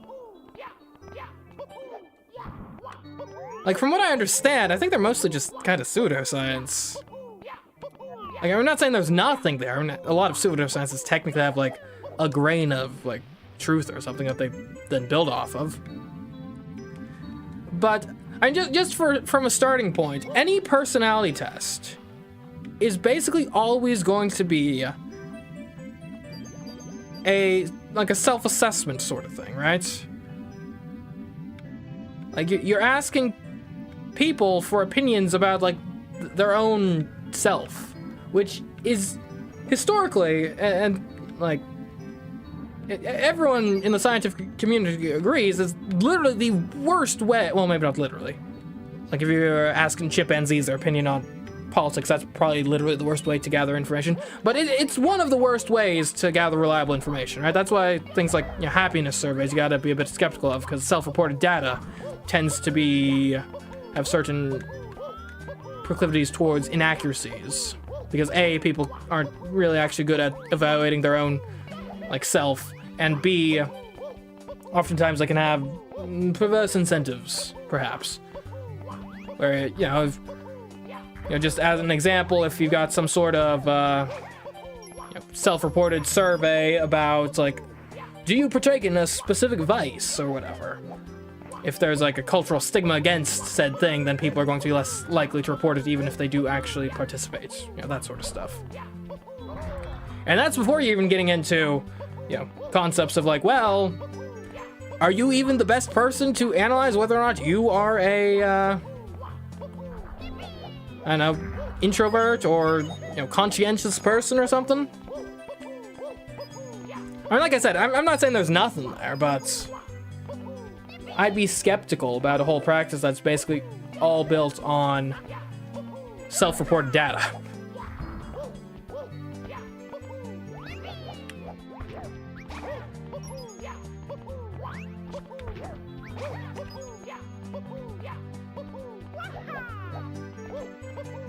Myers-Briggs and fake, it's pseudoscience actually. Okay, cool. The chat agrees with me, therefore I'm right.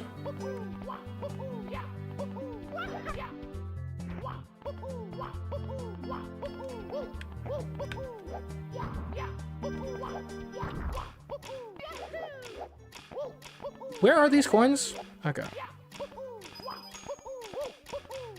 Ah. Well, that was like the worst blue coin run in history. Does anyone in chat know where this last coin is that we're looking for? Because I do not remember for the life of me where it is. My take is that personality tests are for the fake, i.e., it should be Mario, not you, that's taking it. I see. I once took a personality test for some characters in a work of fiction I was writing. Does that count? Is that what you're talking about?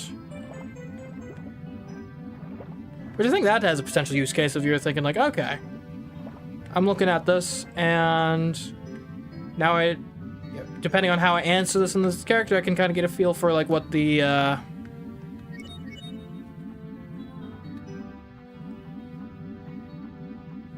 what sort of characterization would be consistent with the character, I suppose. 3 on the boat, 1 on the pillar, 4 in the water. Alright, I definitely got the 3 on the boat. I got the 1 on the pillar. So there's no cannon ones I need to be aware of?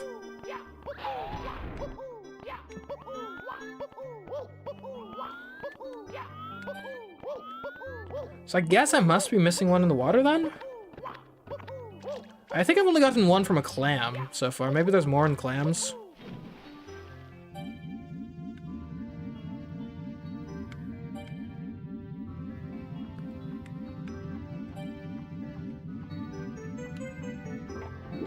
Not in there. There's a shell in that one.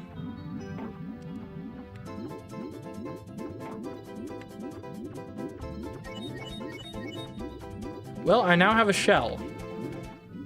I no longer have a shell. That was pretty short-lived, honestly. Kind of disappointing. Maybe, is there one like in like the eel cave, maybe? Could that be the place? It's tough because normally the red coins have like a really big draw distance, so like you can see them from like miles away typically. Hey eel, you got any coins hiding in there? No, you're just biting me? Okay, never mind.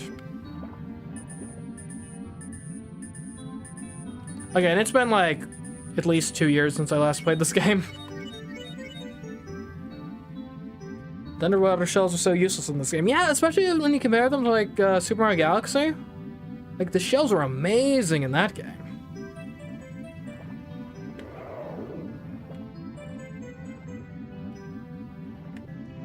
I feel like I'm barking up the wrong tree here.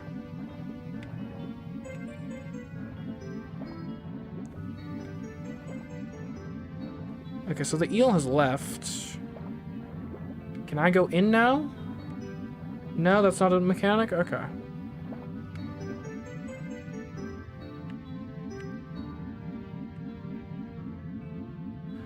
Oh, wait a minute. Was there one on the route to the ship that I didn't get? Is that what I'm missing?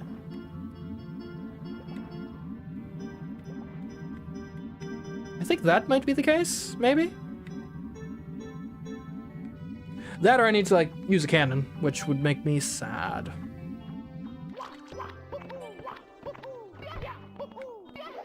Alright. What do we got here? No, those are just normal coins.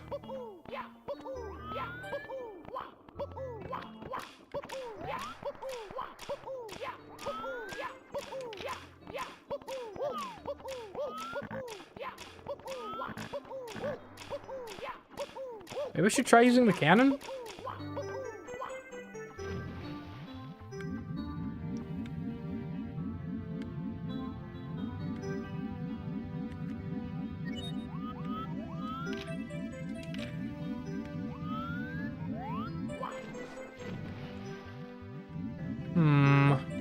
And it's not a large level. Man, I wish I remembered where this was. You're right near the submerged bird?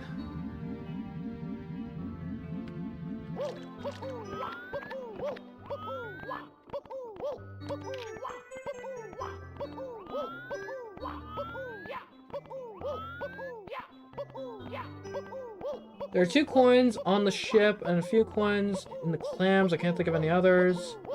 The floating platform has a clam near it. The bridge.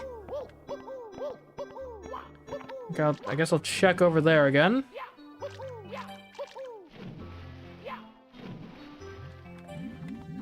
Oh, there it is! How'd I miss that? Alright, open up, Clam. There we go! Ah, I gotta get back on the ship again. My reaction, exactly, Mario.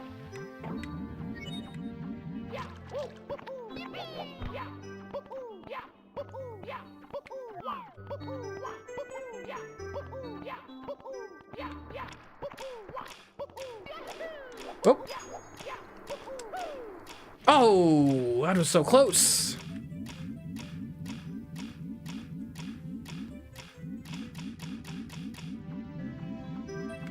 You saw it before, actually, and just forgot about it. Ah, you saw it because I saw it. I see. Nice.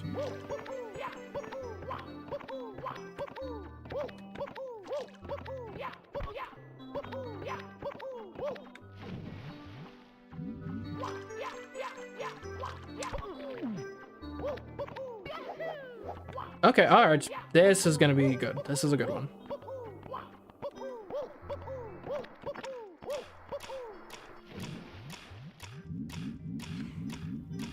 Not quite as good as one would hope.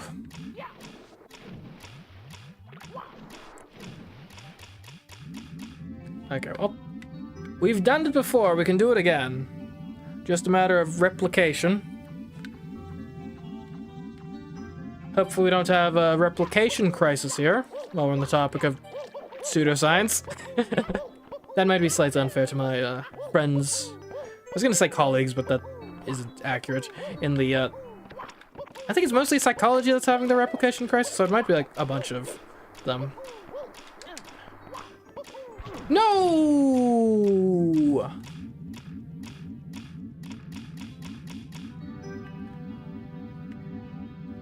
Now I'm like stuck under the ship.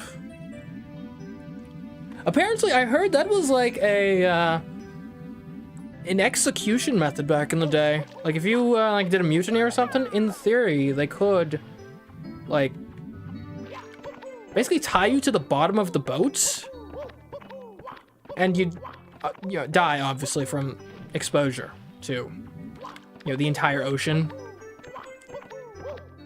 Yeah, typically a human being versus the entire ocean's gonna win.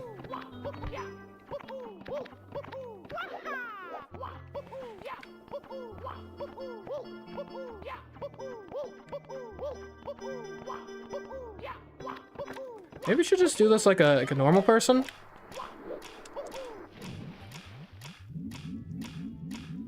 But I feel like I'll be too slow to do it normally. Then again, that's a pretty long timer.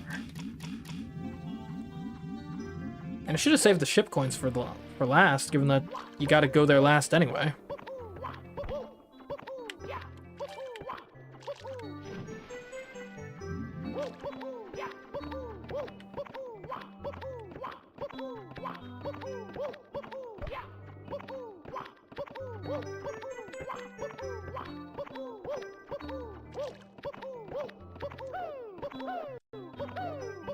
Alright, come on, my man.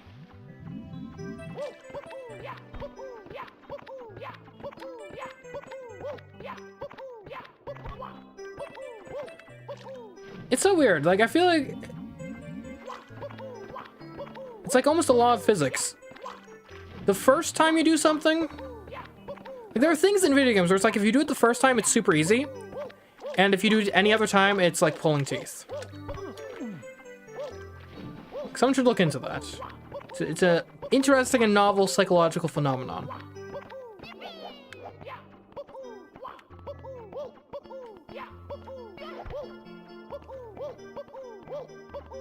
Like, I'm not really at a great angle to go speed mode, so maybe we'll just do this normally. I feel like I'm like Arnold here. Like, please just let this be a normal attempt. With CMeeCraft? No way! Okay, now we gotta get up top.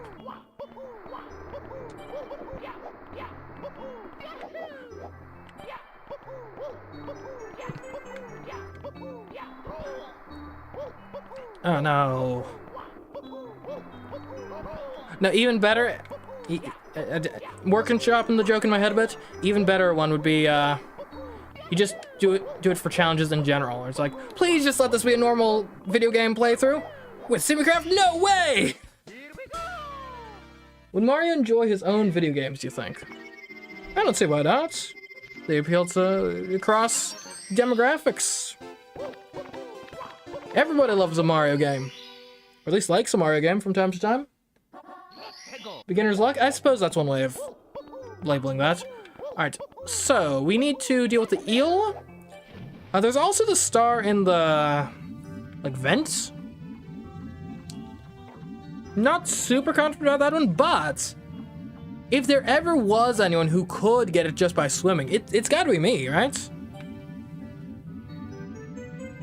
He likes to jump, so he probably likes to jump, so I'd say yes. Although the thing is, if you're playing Mario, you're not jumping, you are pushing a button, which makes Mario jump. Distinct.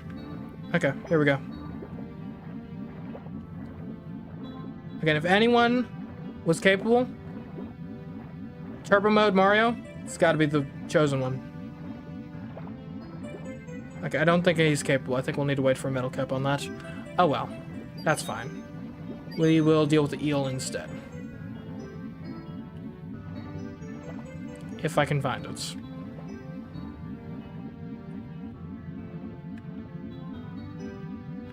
What would be Bowser's favorite Mario game, do you think?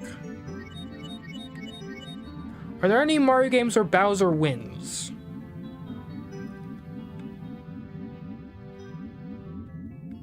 And there's Mario and Luigi Bowser's Inside Story.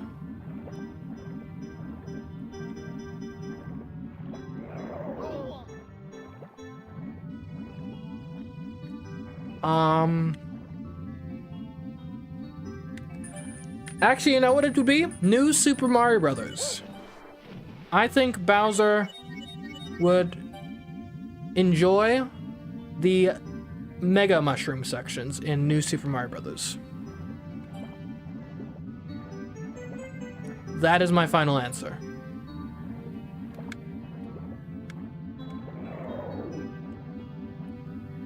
Speaking of which, I saw, and it almost made me upset in a certain sort of way. Not really, but like, I don't even know how to describe the feeling, but I saw a clip. It was Who Wants to Be a Millionaire, which is a game show.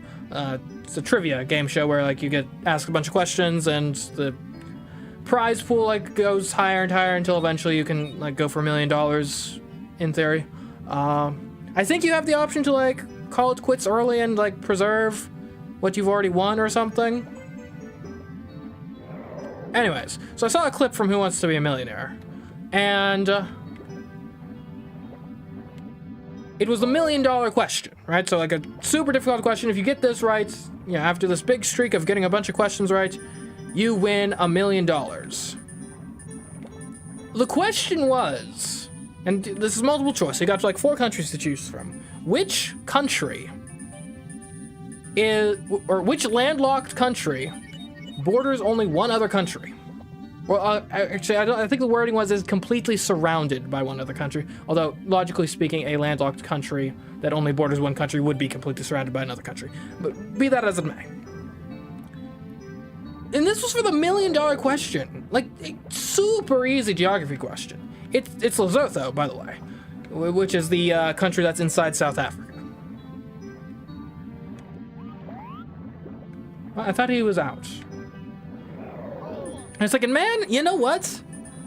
Yeah, granted, I don't really have a history of going on game shows or anything, but if I was around, and if I was a participant on that game show, I would have been a millionaire. And it's just like, man, life's unfair sometimes. Sometimes you're not the guy who's on the game show to get $1 million when they ask, what country does Lesotho border? Was it the Vatican? Well, there's a multiple choice question. So they had like 4 options. It was like Lesotho, Luxembourg, some other country in Africa, and Mongolia, I think was the other one.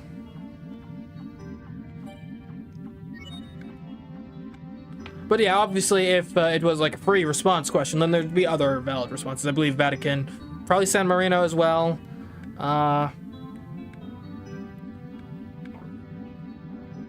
Not Andorra, because that's on the border between France and Spain. Trying to think if I know of any others. Obviously, micronations are going to be your kind of most likely.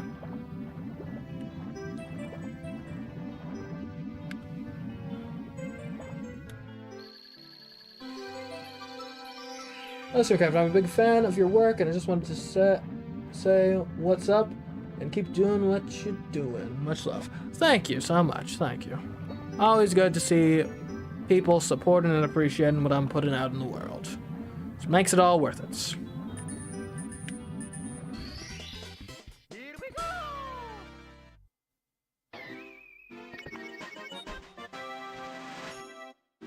Alright, can the eel come out to play? Yes. Okay, so we've done... Alright, I'm going to go to, actually, menu mode here. Alright, so number 5 would be blast to the stone pillar. There's no way we're doing that. We could conceivably do the 100 coins. That probably is in the cards. And we obviously can't do the one that requires the metal cap yet. So that leaves one more, I think. Right, because, yeah. Or, hold on, is it that every level has 8 stars or 7 in this game? I think it's 8, right? So I don't know what the last one is. Geography question. Australia, island, continent, country, a combination thereof. Oh, well, that would depend a bit on who you ask. Obviously, it's undeniable that Australia is a country. It is, like... Yeah, if you go to the United Nations, there's going to be a spot there for Australia. So that much, at least, is undisputed. Now, there is a debate as to whether, from the continent perspective, in North America, the typical thing we're taught in school is that Australia is a continent.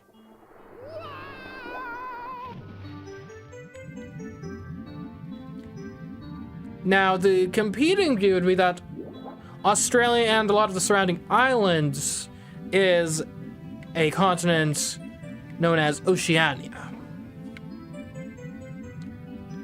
Which I'm not sure, I think that might technically be more accurate from a tectonics perspective, but Europe being a continent is like not accurate at all from a tectonics perspective, so I don't think anyone actually cares about tectonics in this classification.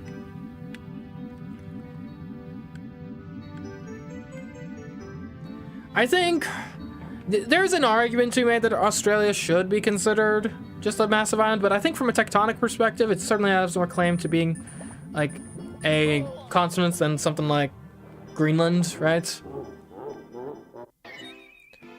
That is certainly like the microcontinents.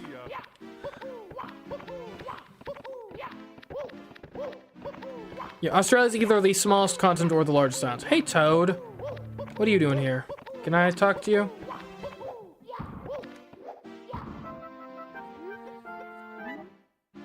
Well, that wasn't very useful. But this thing might be. It looks good.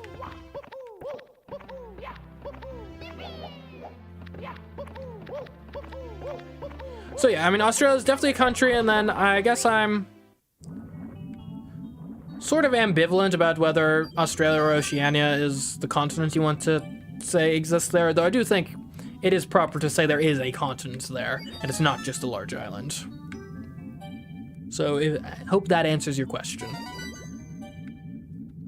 And now that I've weighed in, we can stop having any controversy on this topic whatsoever. I have spoken, it has been decided. Shut up your arguments now. Oh, hey, Starburst. Glad you could catch the stream. Playing Super Mario 64. Yo, how you doing? I'm doing pretty well. Oh.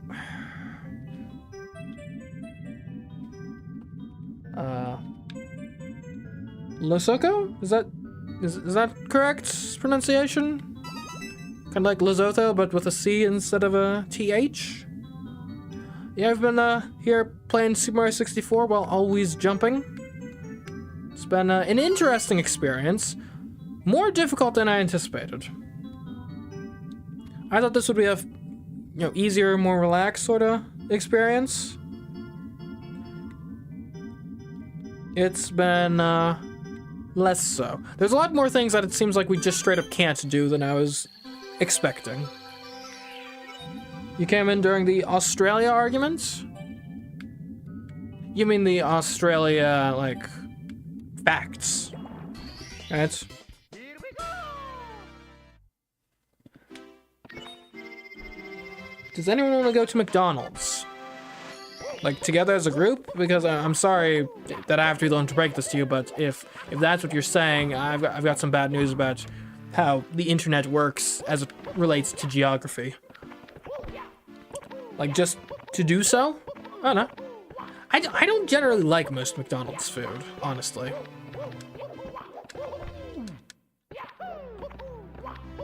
Like, I mean, I know there's, like, the stereotypical, like, oh, can you make a better hamburger than McDonald's?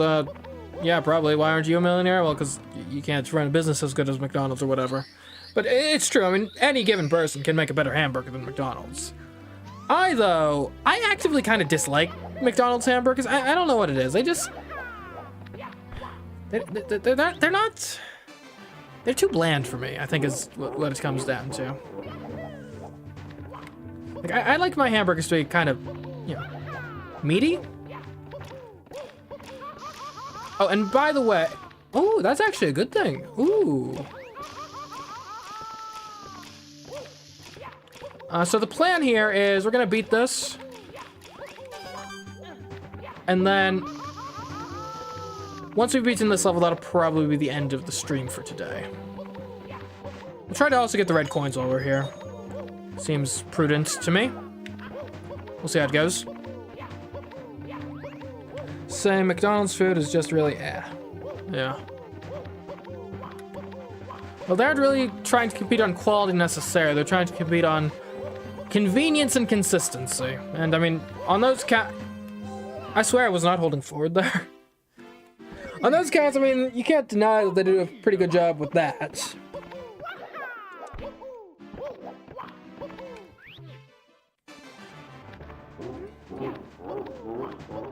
Just got here and I'm ending the stream. I mean, I've been streaming for almost 4 hours.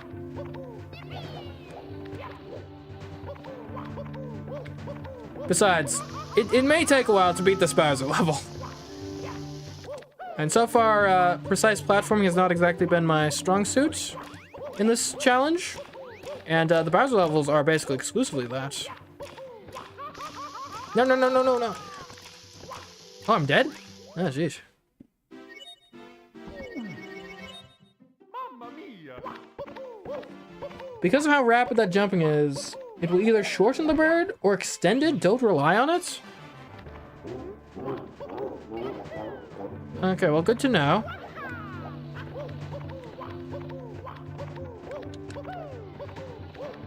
I'm glad I don't have to, like, ground pound these buttons. If this was Super Mario Galaxy, those would definitely have to be ground pounded. No! I thought I was safe. I was not. Mamma mia! Seem to do around 4 hours for a lot of your streams. Yeah, I think it's a pretty decent sweet spot.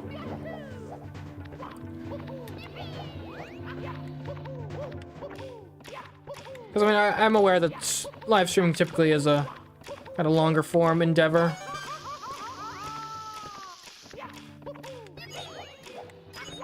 But simultaneously, with, running the, channels and stuff, along with other projects I'm working on. No, stop!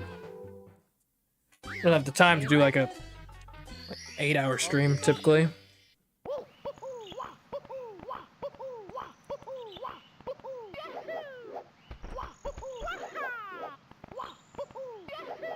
But also part of it is like sort of an audience, like, helpful thing. Because I recognize 10 p.m. to 2 a.m. Eastern is kind of a terrible time slot. Pretty inconvenient for most people in the United States, especially if you have something to do later, like tomorrow, that you have to wake up for. And so I find that the earlier portions of the stream generally tend to have the best viewership, so I try to, you know, not go too far into the evening when it's like too dead. When people aren't actually awake to watch the stream anymore.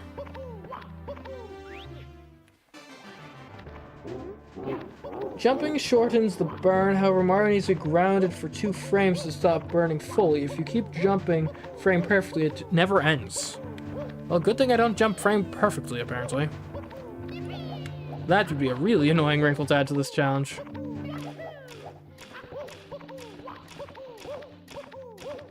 Oh, dang it. I'm so dead.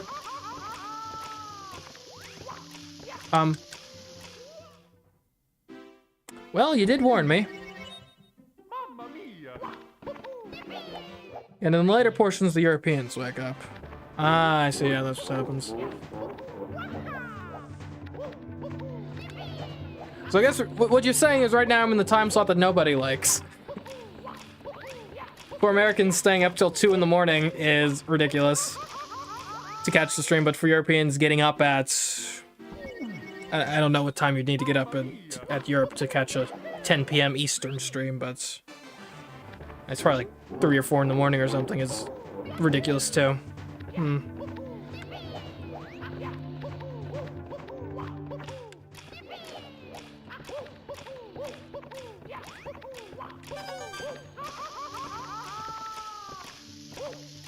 Stop. Like you. Ah, you're in Europe. Nice. You like this time? This is gonna sound kind of psychotic, but it actually works.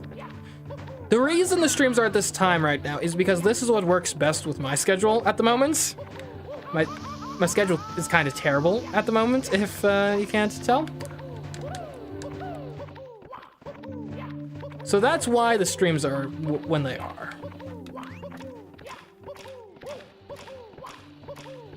Because of how my sleep schedule currently is.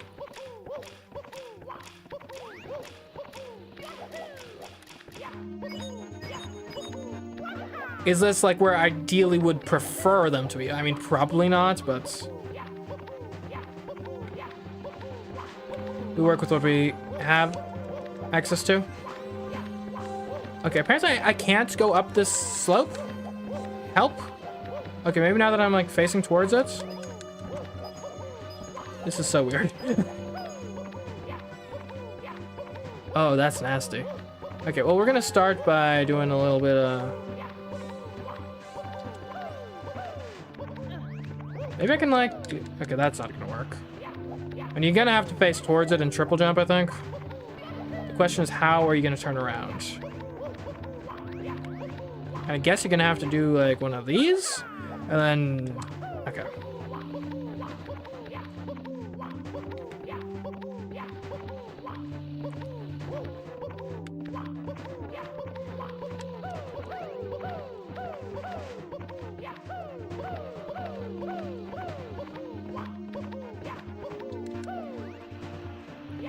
Okay. Maybe if... I should jump here. Okay, and now I'll go up backwards this way, and I'll already be facing the correct direction.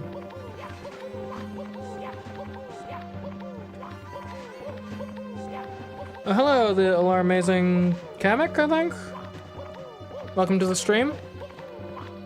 Hope you're enjoying. We're trying to beat Super Mario 64 while always jumping. Right now we're dealing with Bowser. Oh, this is a terrible angle to be at.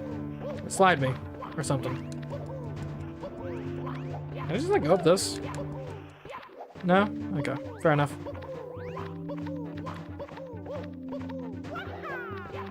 Oh, wow. Not at all what I wanted to do, but cool nonetheless, I guess. I'm dead, I'm dead, I'm dead! No! Weird man, weird challenges. Yeah! It's not the first thing you'd think of, that's for sure.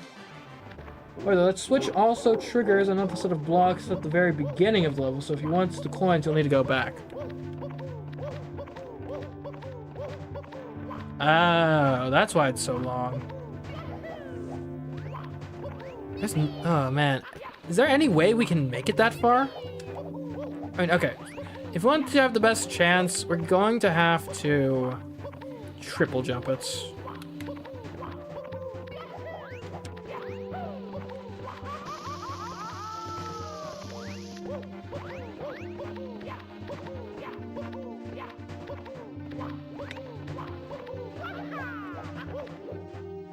Okay.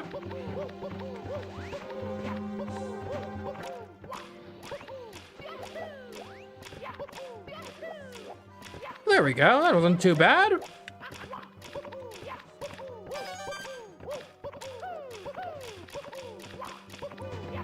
And now we gotta come back the slow way, but that's fine.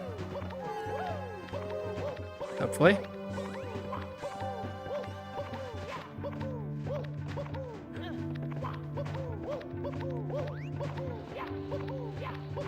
Who knows, maybe facing this direction will be better for getting this coin.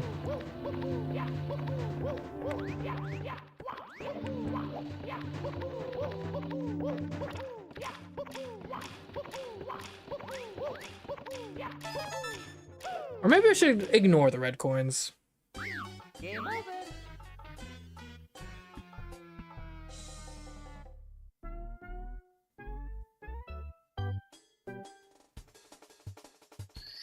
Okie dokie.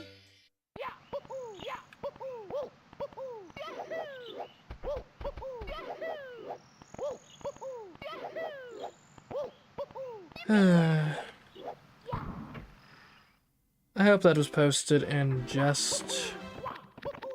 How do I...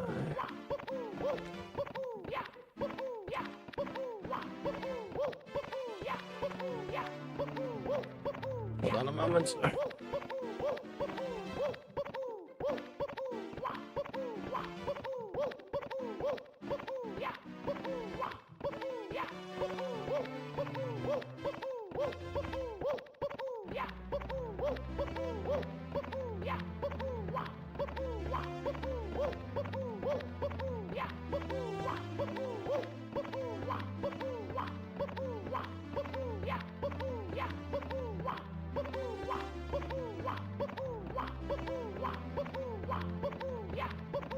Is there a way for me to just, like, do this?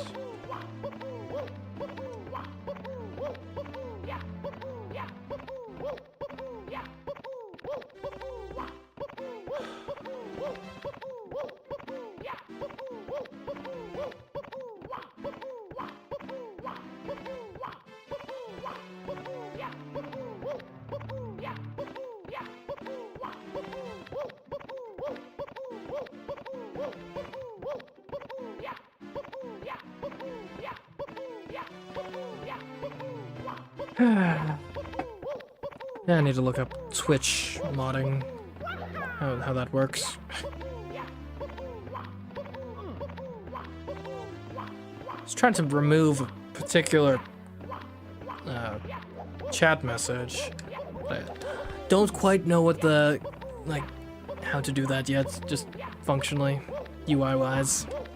Like, I figured out how to pin it, which is the opposite of what I want, but... yeah. And I guess I could ban the person that posted the message.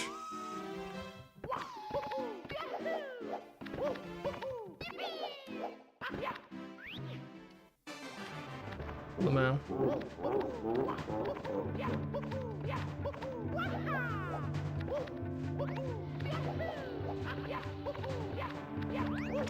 Like, I'm not even sure if it's like a legitimate spam link or if someone's like making fun of people putting spam links in.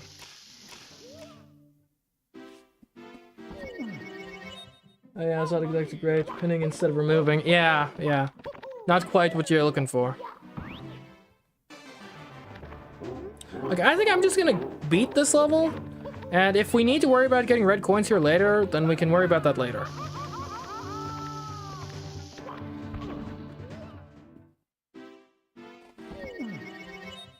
Mamma mia!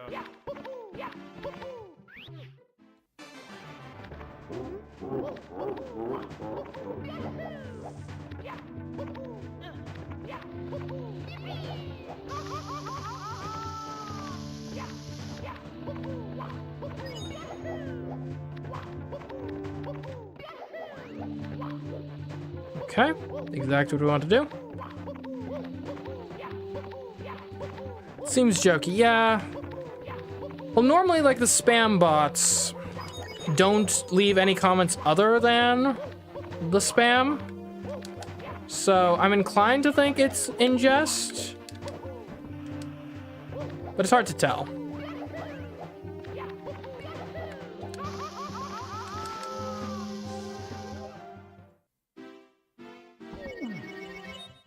Mamma mia! Okay, we got 10 minutes to beat this level. It's a joke. I'm probably gonna stream until this level's beaten, so... Who knows, it could be less than 10 minutes. I'm getting better at the whole turning around thing, I think.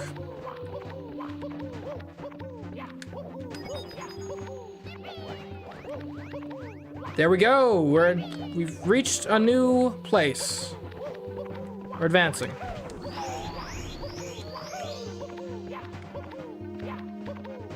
It's kind of funny that Super Mario 64 has 1-ups, honestly. Like, of all of the Mario games, the Super Mario 64 probably has, like, the least use for 1-ups. Because it has, like, almost no penalty for game over that's any different from just normal death. Like, you don't really lose any progress. You don't, like, lose stars or anything. There aren't checkpoints within the levels to begin with. So and all that happens is they just waste a little extra of your time by putting you at the front of Peach's castle instead of in front of the painting you died at.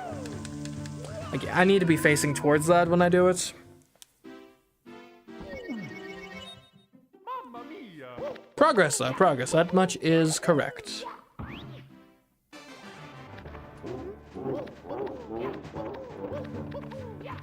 And I guess the reason for this game having a live system is because Mario games have live systems. It's almost, oh jeez. It's the definition of vestigial design elements. But I mean, the real wacky thing is, the live system was vestigial now in Super Mario 64. From like, what, 96, 97? It didn't get removed until Super Mario Odyssey, a full, like, 20 years later?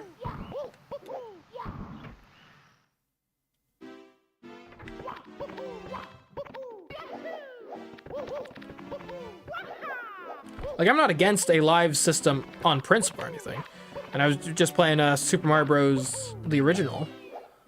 And I think it actually serves a quite important purpose of giving the game some real identifiable stakes. But here, it really is kind of pointless.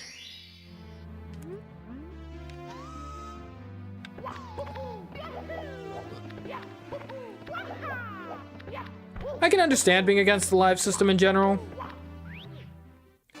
I mean, I think the fact of the matter is, like, I don't think there's anything inherently wrong with the idea of having lives. Just the issue, though, is there's basically no modern games that are designed in such a way that they benefit from a live system anymore.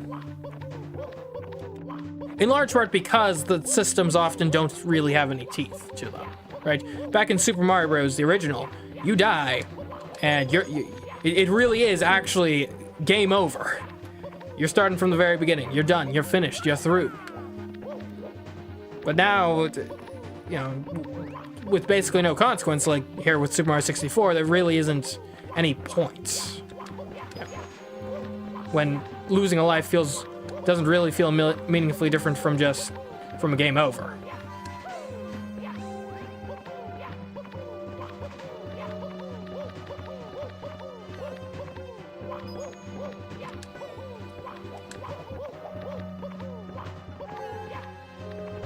What the? Can I get on this way? No? No. Worth a shot. I have straightened up, though. That is good.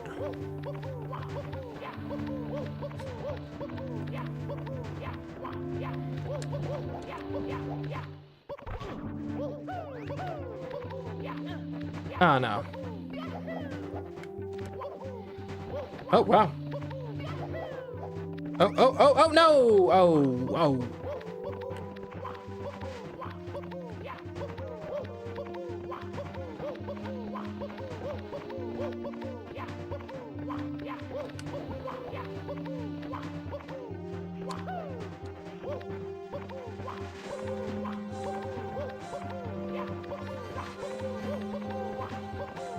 Imagine if the real-life system got one-ups added in. Man, that'd be sick. That'd be crazy. That'd be meta-breaking. Totally.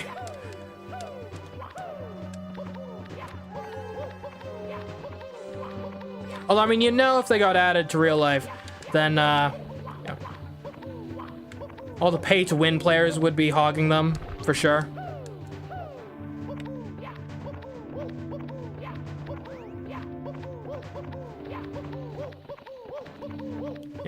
You'd have like Bill Gates would be functionally immortal, and then even you and me to just pick up the scraps. Okay, so hold on. We need to turn around like here if we want to be successful elsewhere. That was like the most stylish way to take out a Goomba. Shame it wasn't what I was trying to do.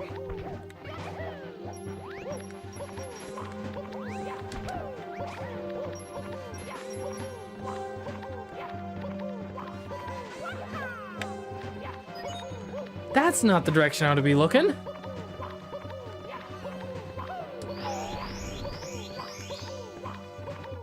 Yeah, it doesn't matter.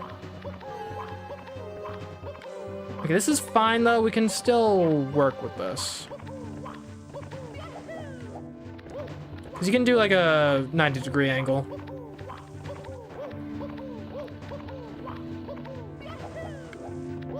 Oh, come on.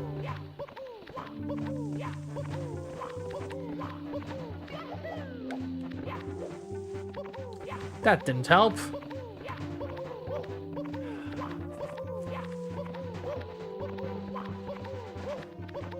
I guess the only thing game overs affect is like 6 checkpoints in the entire game. The pipe at the top of the Bowser levels, and the entering the pyramid of the volcano. Right, I forgot about those things. So I guess there's that. It's something.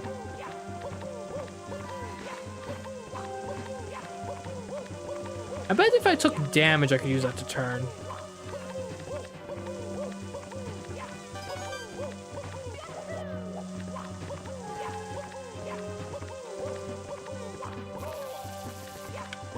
What did I tell you?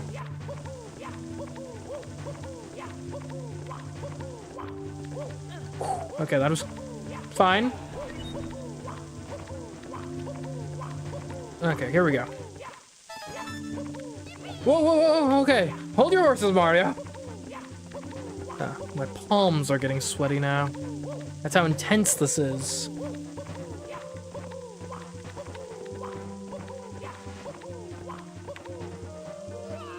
Dang it. $100 always makes a life. Imagine Bezos finding his fortune, turning it into more lives can't even give anybody else.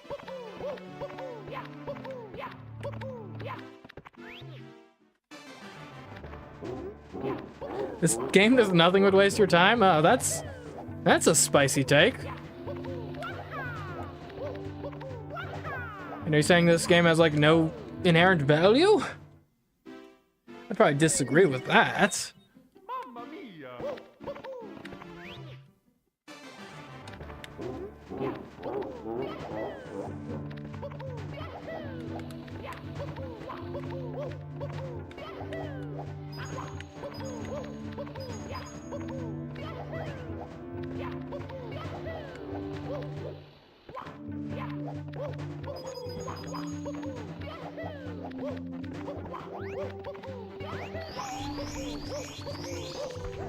There we go, speed running it.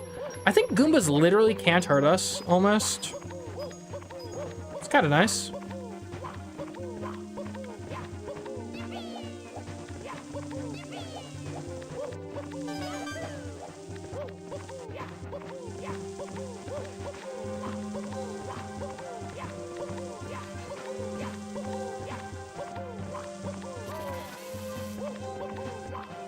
Okay. No! No! No! The block! The block blocked me! Mamma mia!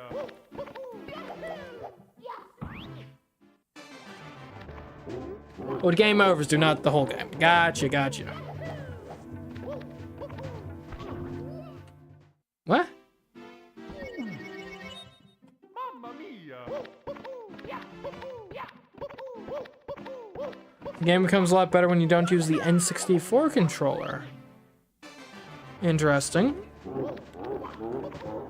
I mean, I'll take your word on that. I've never played this game with a Nintendo 64 controller, so I can't really say what that experience is like. Though I have, like, looked at N64 controllers. They, don't look like the best controllers, that's for sure. Okie dokie.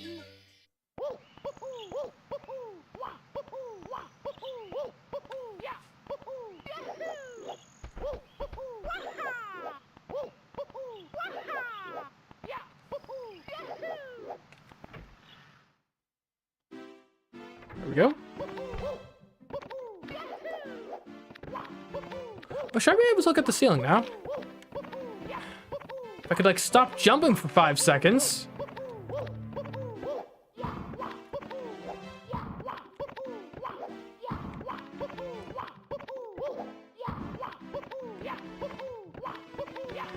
No, whatever.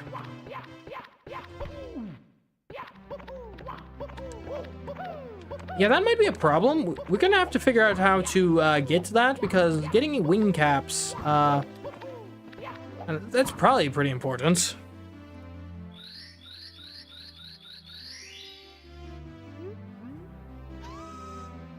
Yeah,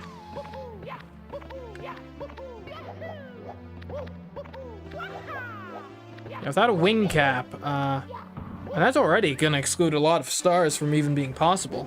Plus, there's a lot of other ones that, like, maybe aren't impossible without it, but would certainly be made a lot easier with it.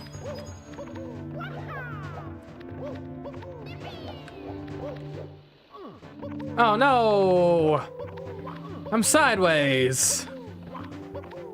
'Tis a fate worse than death.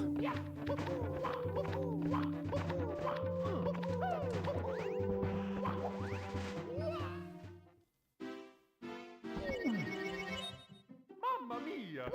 The 3-handle thing isn't really that bad, it's more so the control stick. Yeah, that thing always has looked a bit kind of flimsy.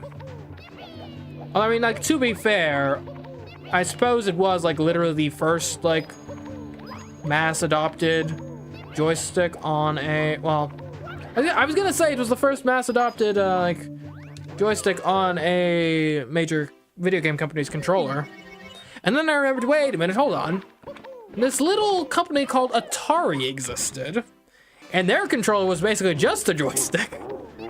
So, yeah, I don't know what their excuse would be.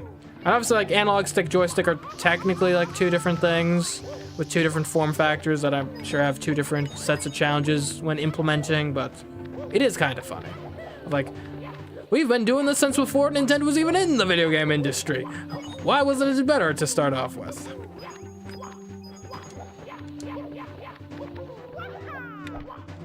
Did I just wall jump off that? What the heck? It's ridiculous.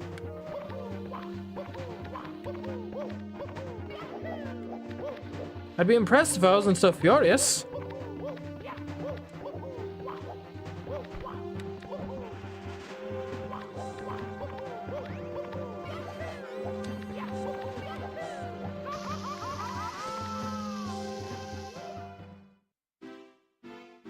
Fun fact, apparently the N64 and GameCube controllers are the most confused with each other controllers ever. Really? Are we certain about this? Because, like, if I had to compare controllers to, like, the evolution of man, like, the N64 controller is, like, Homo erectus over here, and then the GameCube controller is, like, you know, it's like the idealized, like, hunter-gatherer human, like, before we started, like, de-evolving.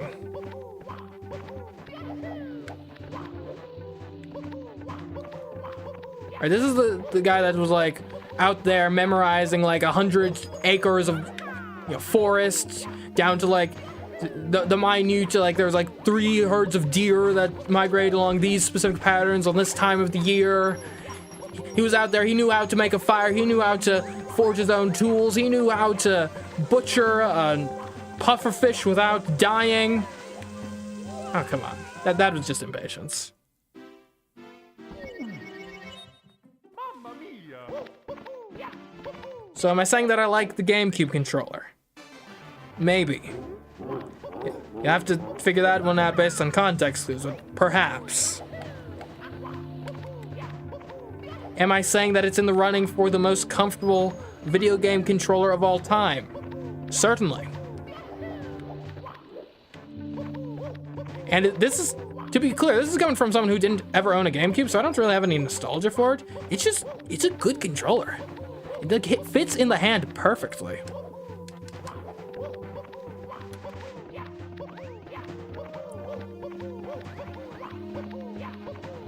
Now, the choice of having one of their analog sticks be, like, minuscule, it's a bit weird, but, you know, it doesn't detract from anything too much.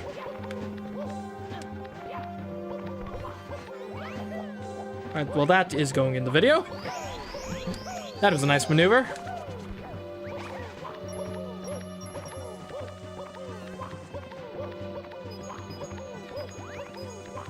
GameCube to Wii, though. And I like the Wii remote as well. Wii remote is very nice. And they're almost, like, non-comparable. Or are you, I jumped in the same exact place. Or are you saying I need to compare the GameCube and Wii controllers in terms of human evolution? Is that what you're saying?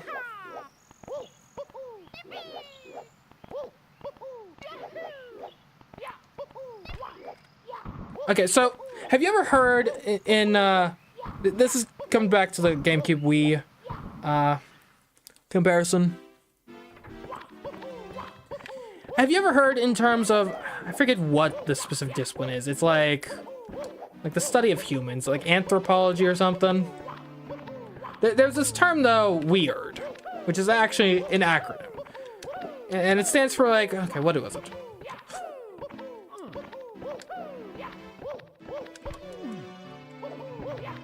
And the point of it was saying that, like, Western society, or maybe it was even just civilization in general, is like the aberration for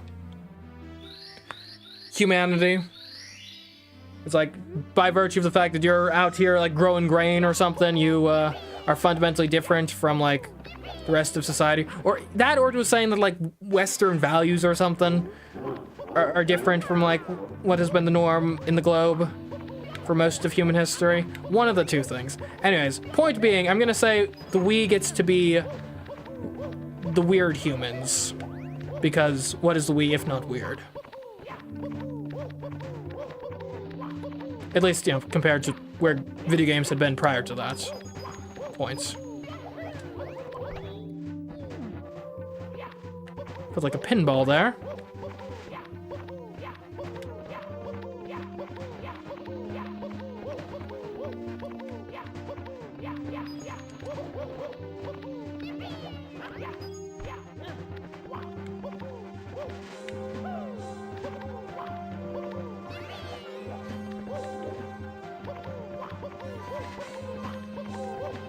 Do we agree with this? Oh no! I'm sideways. Might as well die.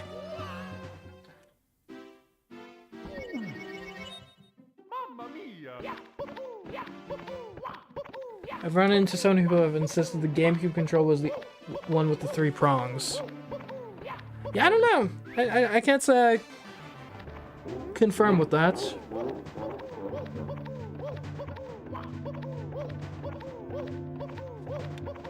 Alright, glad to see here my human evolution comparisons for video game controllers is going over well with the populace.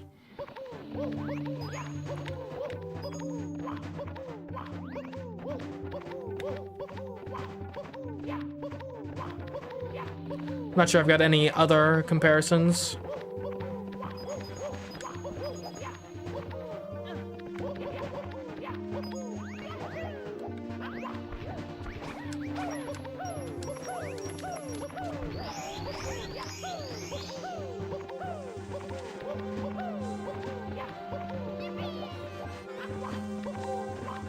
Let's see, I mean, what would the Wii U be under this framework? Good question that I asked myself. Who knows, maybe Chad was asking, but that's me asking myself a question. That's a good question. That is a very good question.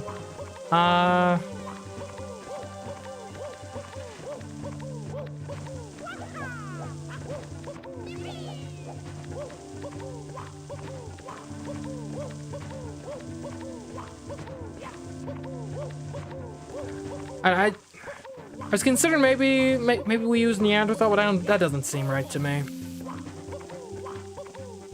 Because from what I understand, the sin of Neanderthals was being too good.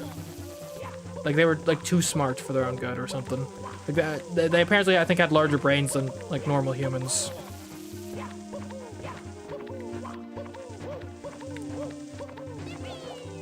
No, again, exactly the same thing? No, it was like frame perfect. The exact same mistake.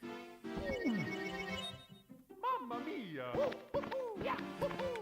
Welcome back, Ansel. Hopefully we get to Bowser. We'll see.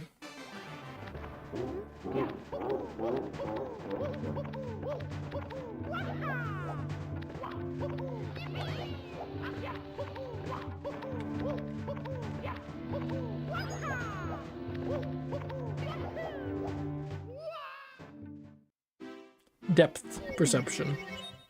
Mamma mia!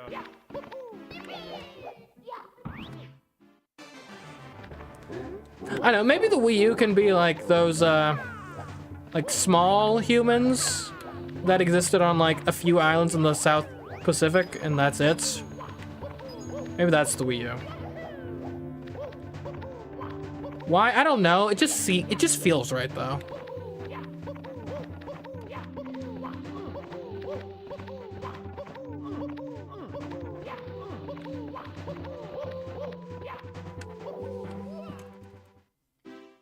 What is the handheld video game market to a society of controllers separate from their screens?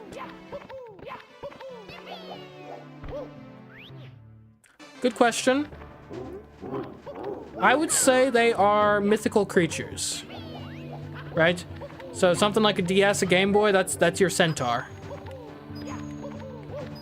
Or maybe like a harpy or something. A sphinx. Game over. Okie dokie. You know it to be true. Search your feelings.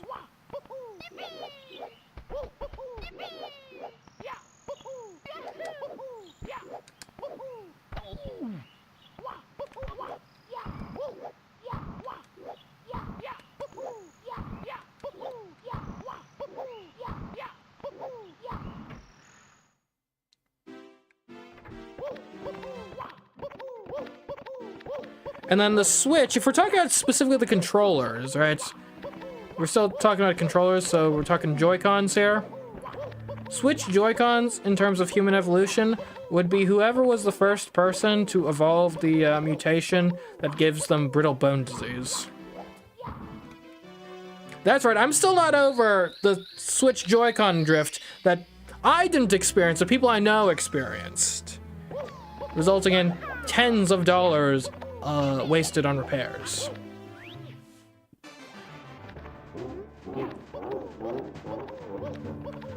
Yeah, no, my Joy-Cons haven't ever drifted. Like any that I specifically own for my Switch. That has not been a thing. My family, though, has experienced a lot of Joy-Con drifts.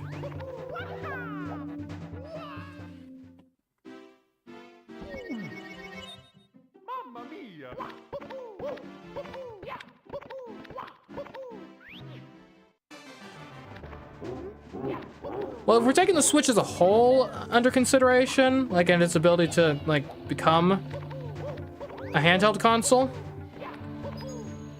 then, I mean, it's gotta be a shapeshifter, right? Mamma mia! That or maybe like a werewolf or something?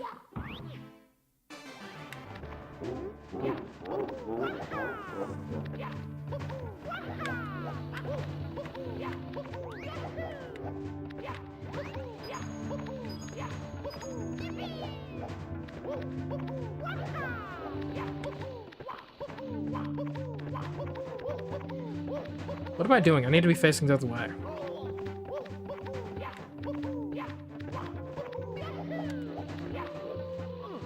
Oh no! Oh.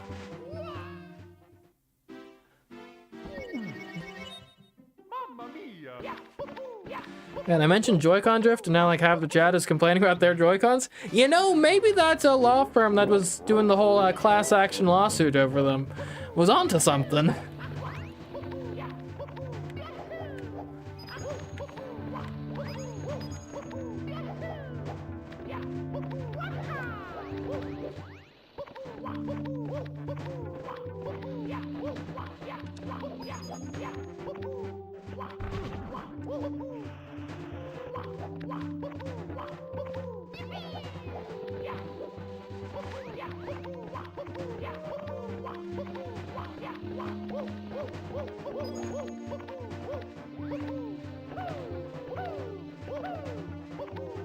Oh, this is such a weird playthrough of this game.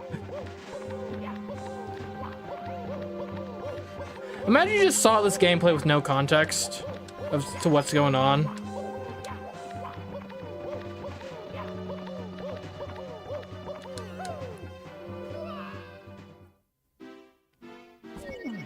Like, you'd think I was a madman. Like, more so than you already do.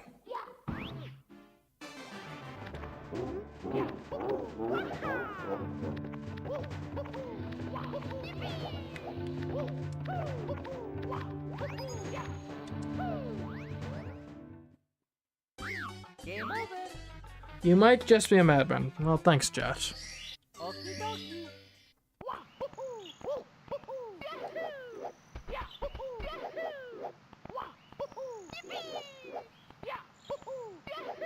You know, speaking of being mad, I'm upset with something. And I don't know how this happened or why it's happening. But it's been a scourge in my life for the last several weeks. Yeah, so a bit of background. Whenever I watch YouTube videos, typically, or listen to them like podcasts or something, I am a ×2 speed enjoyer, typically. I, have a fast enough running brain circuitry to be able to more or less understand like 99% of people at ×2 speed. And it's, more time efficient. So great, win-win. The issue is, apparently my brain clock, I guess, is faster than my computer clock. And I don't even know why this happens. But my computer, if there is a video that is 60 frames per second that I'm watching at double speed, it just like, it's gotten better recently, but there was a lot there when it was just not going to work at all. It would like slow down, it would skip, it would get desynced audio and video. Again, I don't know what the specific cause was. I'm not sure if it was because my internet sucked at the time, or if it was like a problem with my computer. I'm probably the internet, but who knows? Anyways, point being, it was annoying. So oftentimes I ended up resorting to watching videos at double speed at 480p, because typically the way YouTube works, I believe, it doesn't even show 60 frames per second if the video was not at least 720p. That if you're not displaying the video in at least 720p. That's my understanding. And so that would be kind of my workaround. Just like, well, I can't display at 60 FPS, so I'll just do it in standard definition and everything will be fine. And that works. It's fine. It's okay. The issue, though, is, and I've noticed this happening recently, I don't know why, but I've seen a lot of videos where 480p just doesn't exist. it'll be 720p, and then the next option is 360 for some reason. And, like, I'm not sure if it's product placement for Xbox or something, but like that's been my experience recently. And it's like random videos too. Like, I don't know what would cause these specific videos to have this problem. It's not universal. It's like specific videos. And I don't know what's causing it. And it's putting me in a real dilemma because, you know, like I said, my 60 frames per second viewing experience has gotten better, but it's still not perfect. So sometimes the 480p trick is still the way to go. But sometimes, 360p is getting to be a bit much. Like 480p I can tolerate. 360p is like looking back at like it's like not even watchable at that point, as far as I'm concerned.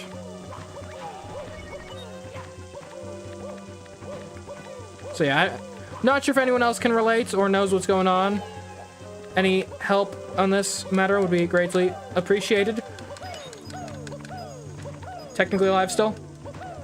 All right, I think that's the last tough obstacle. I think we're home free now, basically. That is odd.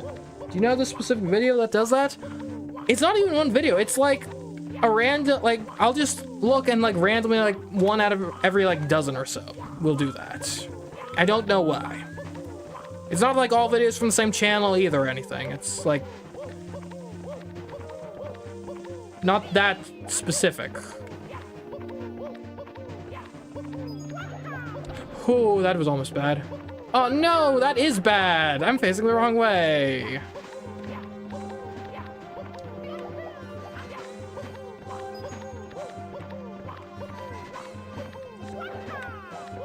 Why is it so much easier to turn the wrong way than it is to turn the right way?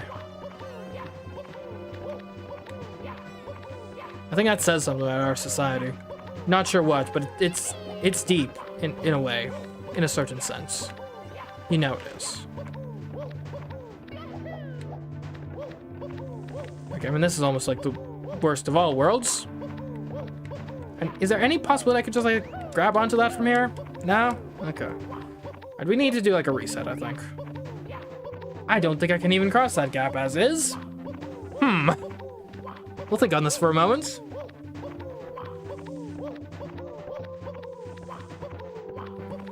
Imagine if 240p, 120p even. Yeah.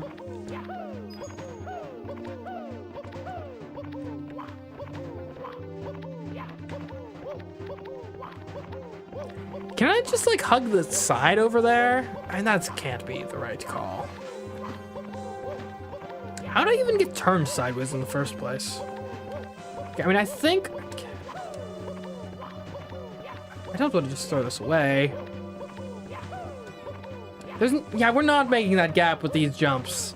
So I need to turn around as is, like this.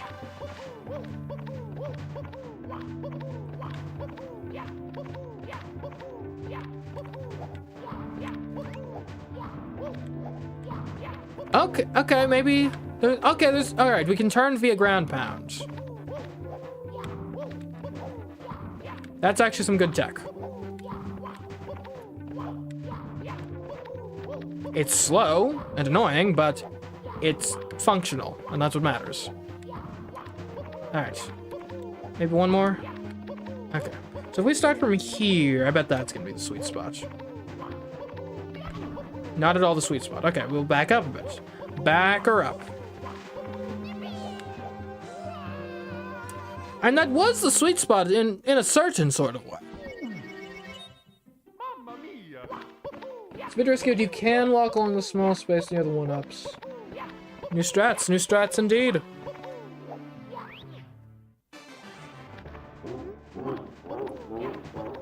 Real ones watch CMeeCraft at 12p and 240 FPS. That sounds dreadful.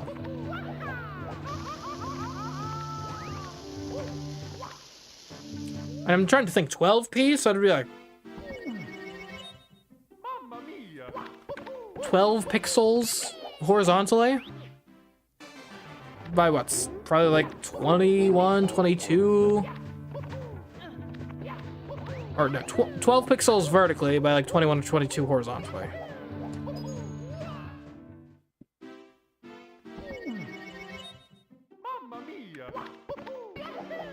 Yeah, that's definitely not a viewable experience.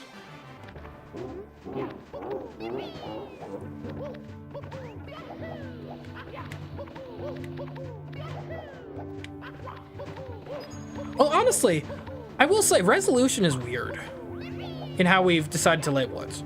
So we label our resolutions based on the vertical pixel counts. Right, so 1080p is 1920 across by 1080.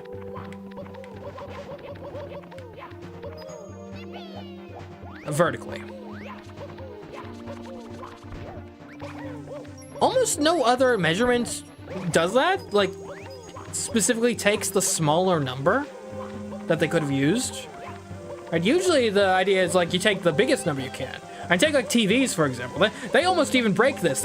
It's not that they take the biggest number available. They invent a whole different number to be bigger to give, right? Because when you're talking about, like, a 20-inch TV, that's not how tall it is vertically. That's not how wide it is. That is the length when you measure corner to corner.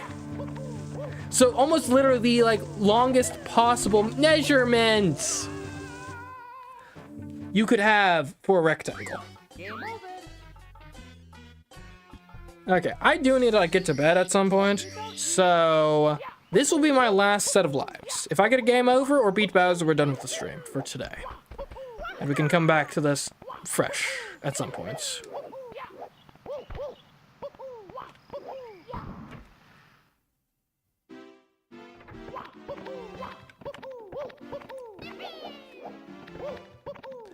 But yeah, no, it's weird though, because like resolution is the thing where it's like, oh, now we're actually gonna be honest, we're gonna use the smaller number. We're not gonna try to artificially inflate this.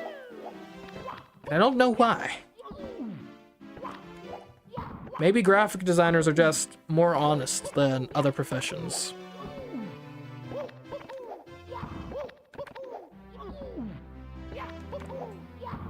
Although, you know what I would totally do? If I was a used car salesman, or just any car salesman at all.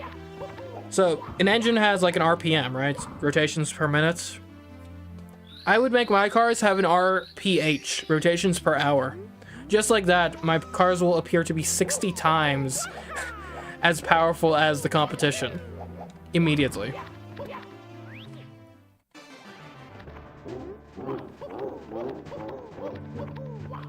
Alright, off we go.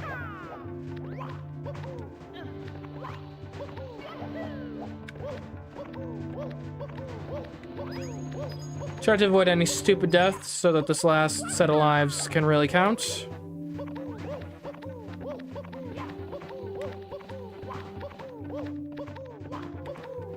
Are we in the A press and every frames challenge? Basically. I've got a... Oops. Alright, I gotta kill myself for that, obviously.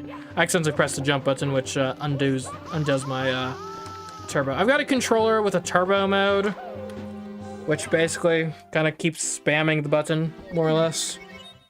Mamma mia! And so that's what we're doing. We're trying to beat the game while that's always active.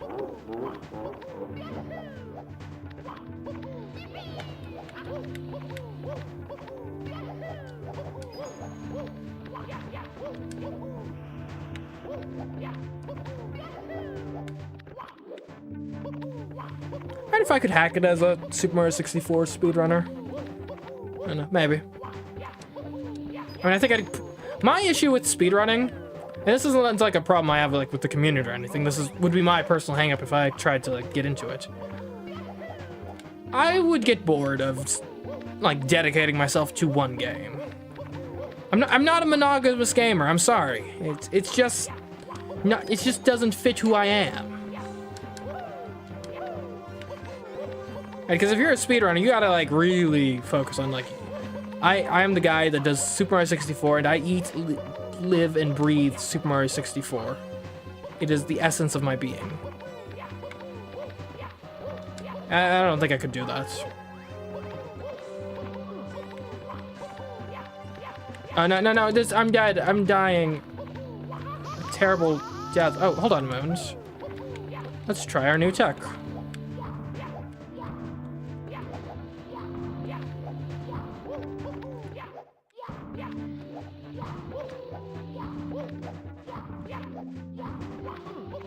Ah, come on.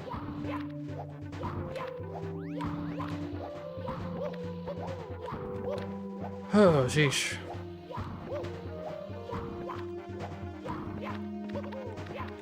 It's slow, but the progress is made. There we go.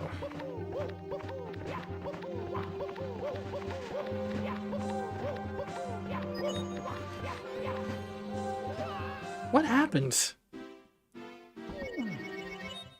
Mamma mia! Diagonal also only meaningfully tells you the vertical and horizontal if we assume static proportions between them. Imagine buying a 20-inch and you discover it's sideways. Yeah, that'd be annoying. Right, random question. How are you going to be able to grab Bowser? Well, I guess we'll have to find out. I think it should be feasible. Hopefully. And I know we weren't able to grab King Bob-omb, but I'm hoping, like, if I dive into Bowser, that might do the trick.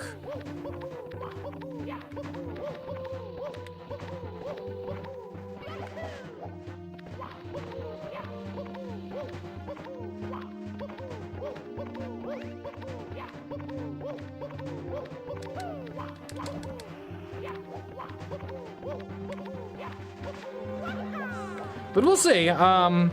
Might end up being disappointed, but hopefully not.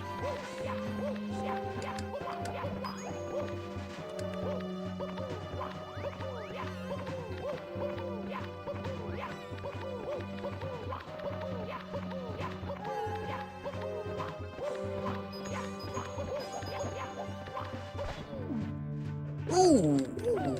Okay. Come on.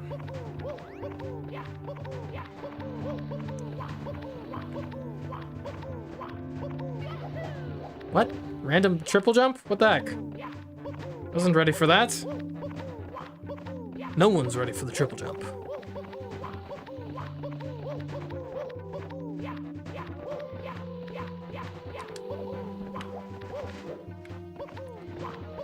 Let's okay.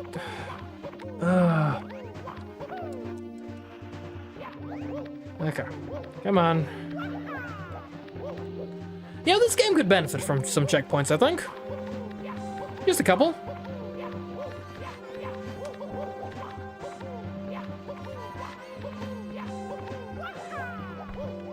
Oh, you're kidding me. I wall jumped off that thing?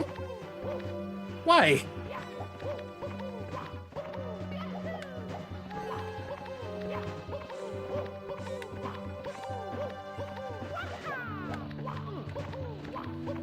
Okay, well.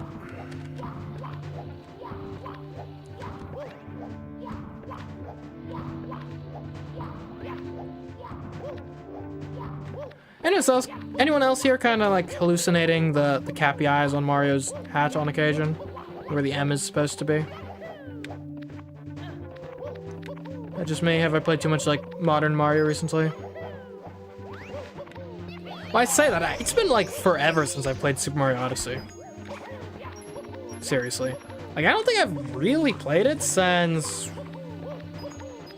Certainly no later than like 2020.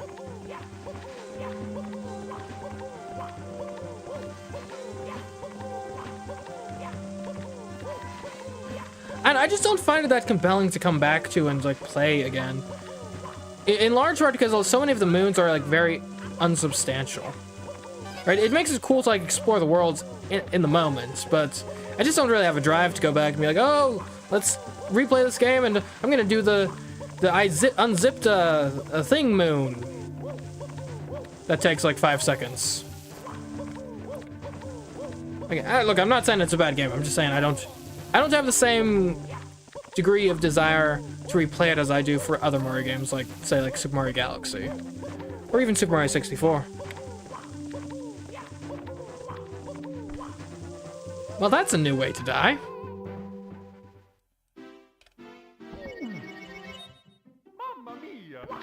can definitely dive into Bowser. Pressing A during the grab doesn't even affect the spinning either.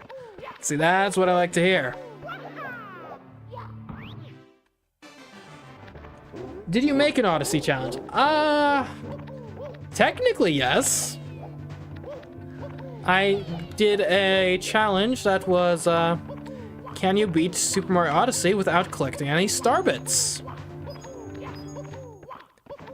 I think that was one of the earlier challenges on the channel, honestly. And you may be thinking, CMeeCraft, that sounds like a terrible challenge. Why the heck would you do a challenge on if you can, like, avoid getting something that, like, basically doesn't exist in that game? Well, fair points. Go watch the video and, like, take a look at some details, and I'm sure you'll find out why I thought that was a good idea.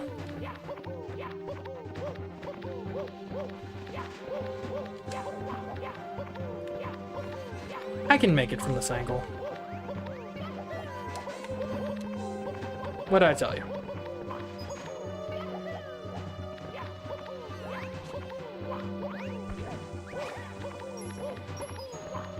Alright. So I got this life and like one more, and then I'm done. Okay, let's make the most of it.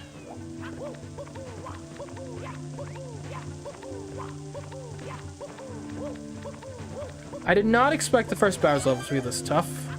Probably I should have anticipated that. Look, I'm gonna kick myself for saying this. I feel like the second one should probably be easier, though. Like, just remembering what it is, it seems like it should be easier. No, no, no, no, no!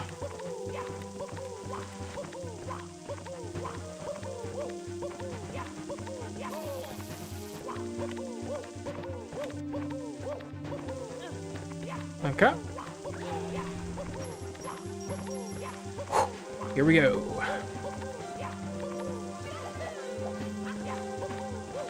Okay. So remember, your kicks are your friend here. You might want to actually transition successfully first. Mamma mia! Speaking of starbits, I did eventually do the crystal floating trick in Galaxy 1. That avoids 100 starbits. Yeah, I remember hearing about that. That apparently, like, there were some comments on the video that came up. Yeah, who knows, it made it... Also, I apologize. That was a terrible life to end off on, but I do need to be done, unfortunately. So yeah.